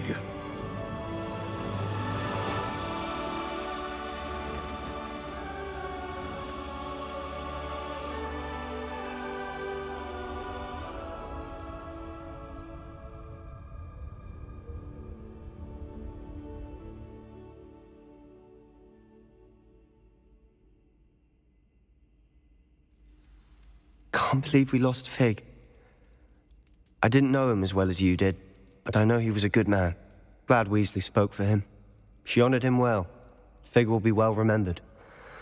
I wish the same could have been done for my uncle. I wonder if there's a chance Anne would meet me. Sebastian, I can't imagine what you and Anne are going through. Perhaps you'll hear from her soon. I hope so. I'll let you know. Sebastian, there's something you should know. It's to do with Victor Rookwood. I heard a rumor that he confronted you outside of Ollivander's. Sounds as if he faced quite a fight. The rumors are true, and I did, but it's not that. Just before Rookwood attacked, he uttered something familiar. The same words Anne heard before she was cursed. Children should be seen and not heard. Wait, what are you saying? It wasn't one of Ranrock's loyalists who cursed Anne. It was Rookwood. It was Rookwood all along. This can't be. It was the Loyalists. It's always been them. The night Anne was cursed, all she saw were goblins. Once Rookwood allied with Ranrock, Isadora's estate became of interest to them both. That's why Rookwood was there the night Anne was cursed. He was working with Ranrock. When he saw your sister, well, he didn't want anyone to know. So he cursed her. And she's never been the same. So cruel. Rookwood deserved what he got. Thank you for telling me. It wasn't a goblin. I suppose I owe you an apology. All this time I thought goblins were the enemy. But it was never that simple. Ominous said he's spoken with Anne. I wonder if she'll see me. I'll find out and send word when I know more.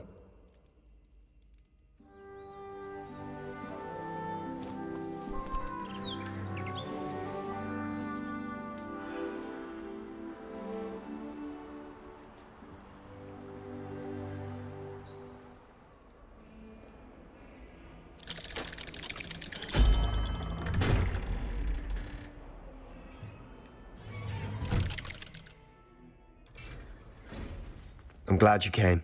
Sebastian, I received your owl. What's happened? Ominis spoke with Anne about what happened with my Uncle Solomon. She believes I should pay for what I did, but she won't turn me in. She said the guilt I'll have to live with is punishment enough. I'm so sorry. But I'm glad you know that you can at least try to move on now. The thing is, I think I've lost my sister, my twin, forever. She refuses to even see me. I can't blame her.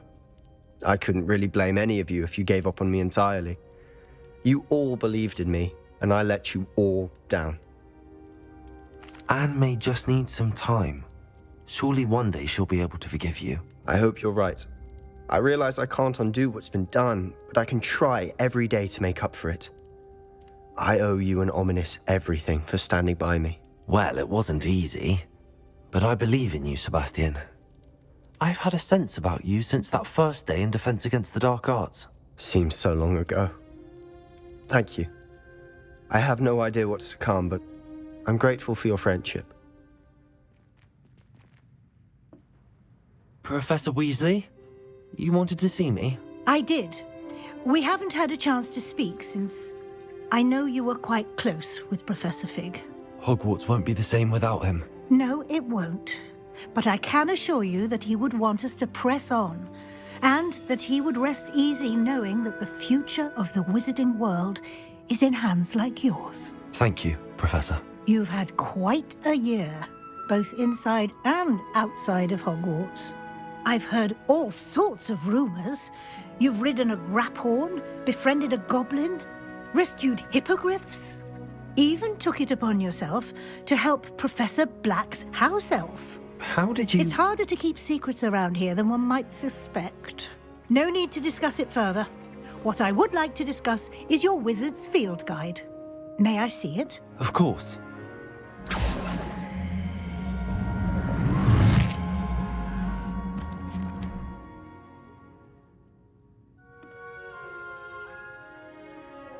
What do you think, Professor? I think you've been busy this year. It seems you've nothing left to do to complete your field guide. Most impressive.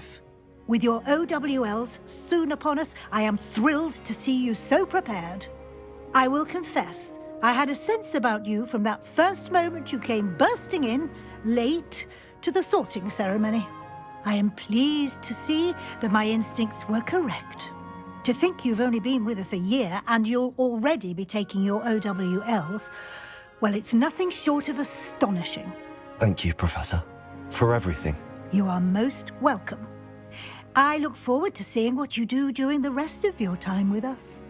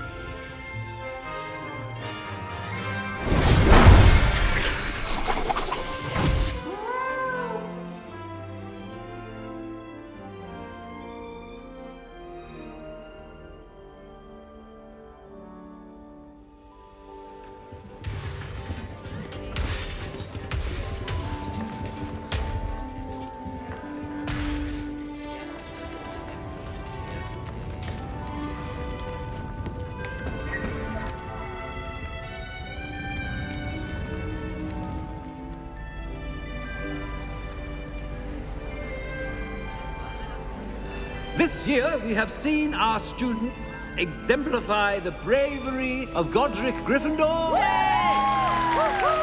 Allow me to finish. The loyalty of Helga Hufflepuff. The wisdom of Rowena Ravenclaw. And ambition of Salazar Slytherin. And so, the winner of this year's House Cup... Excuse me, Headmaster, if I may. One particular student's heroism during the attack on Hogwarts, not to mention the level to which they have excelled in their coursework, as a new student, no less. Well, it would seem that it certainly merits, I'd say, 100 points to their house. Wouldn't you agree? Ah, yes. Thank you, Professor Weasley. I suppose we have our winner.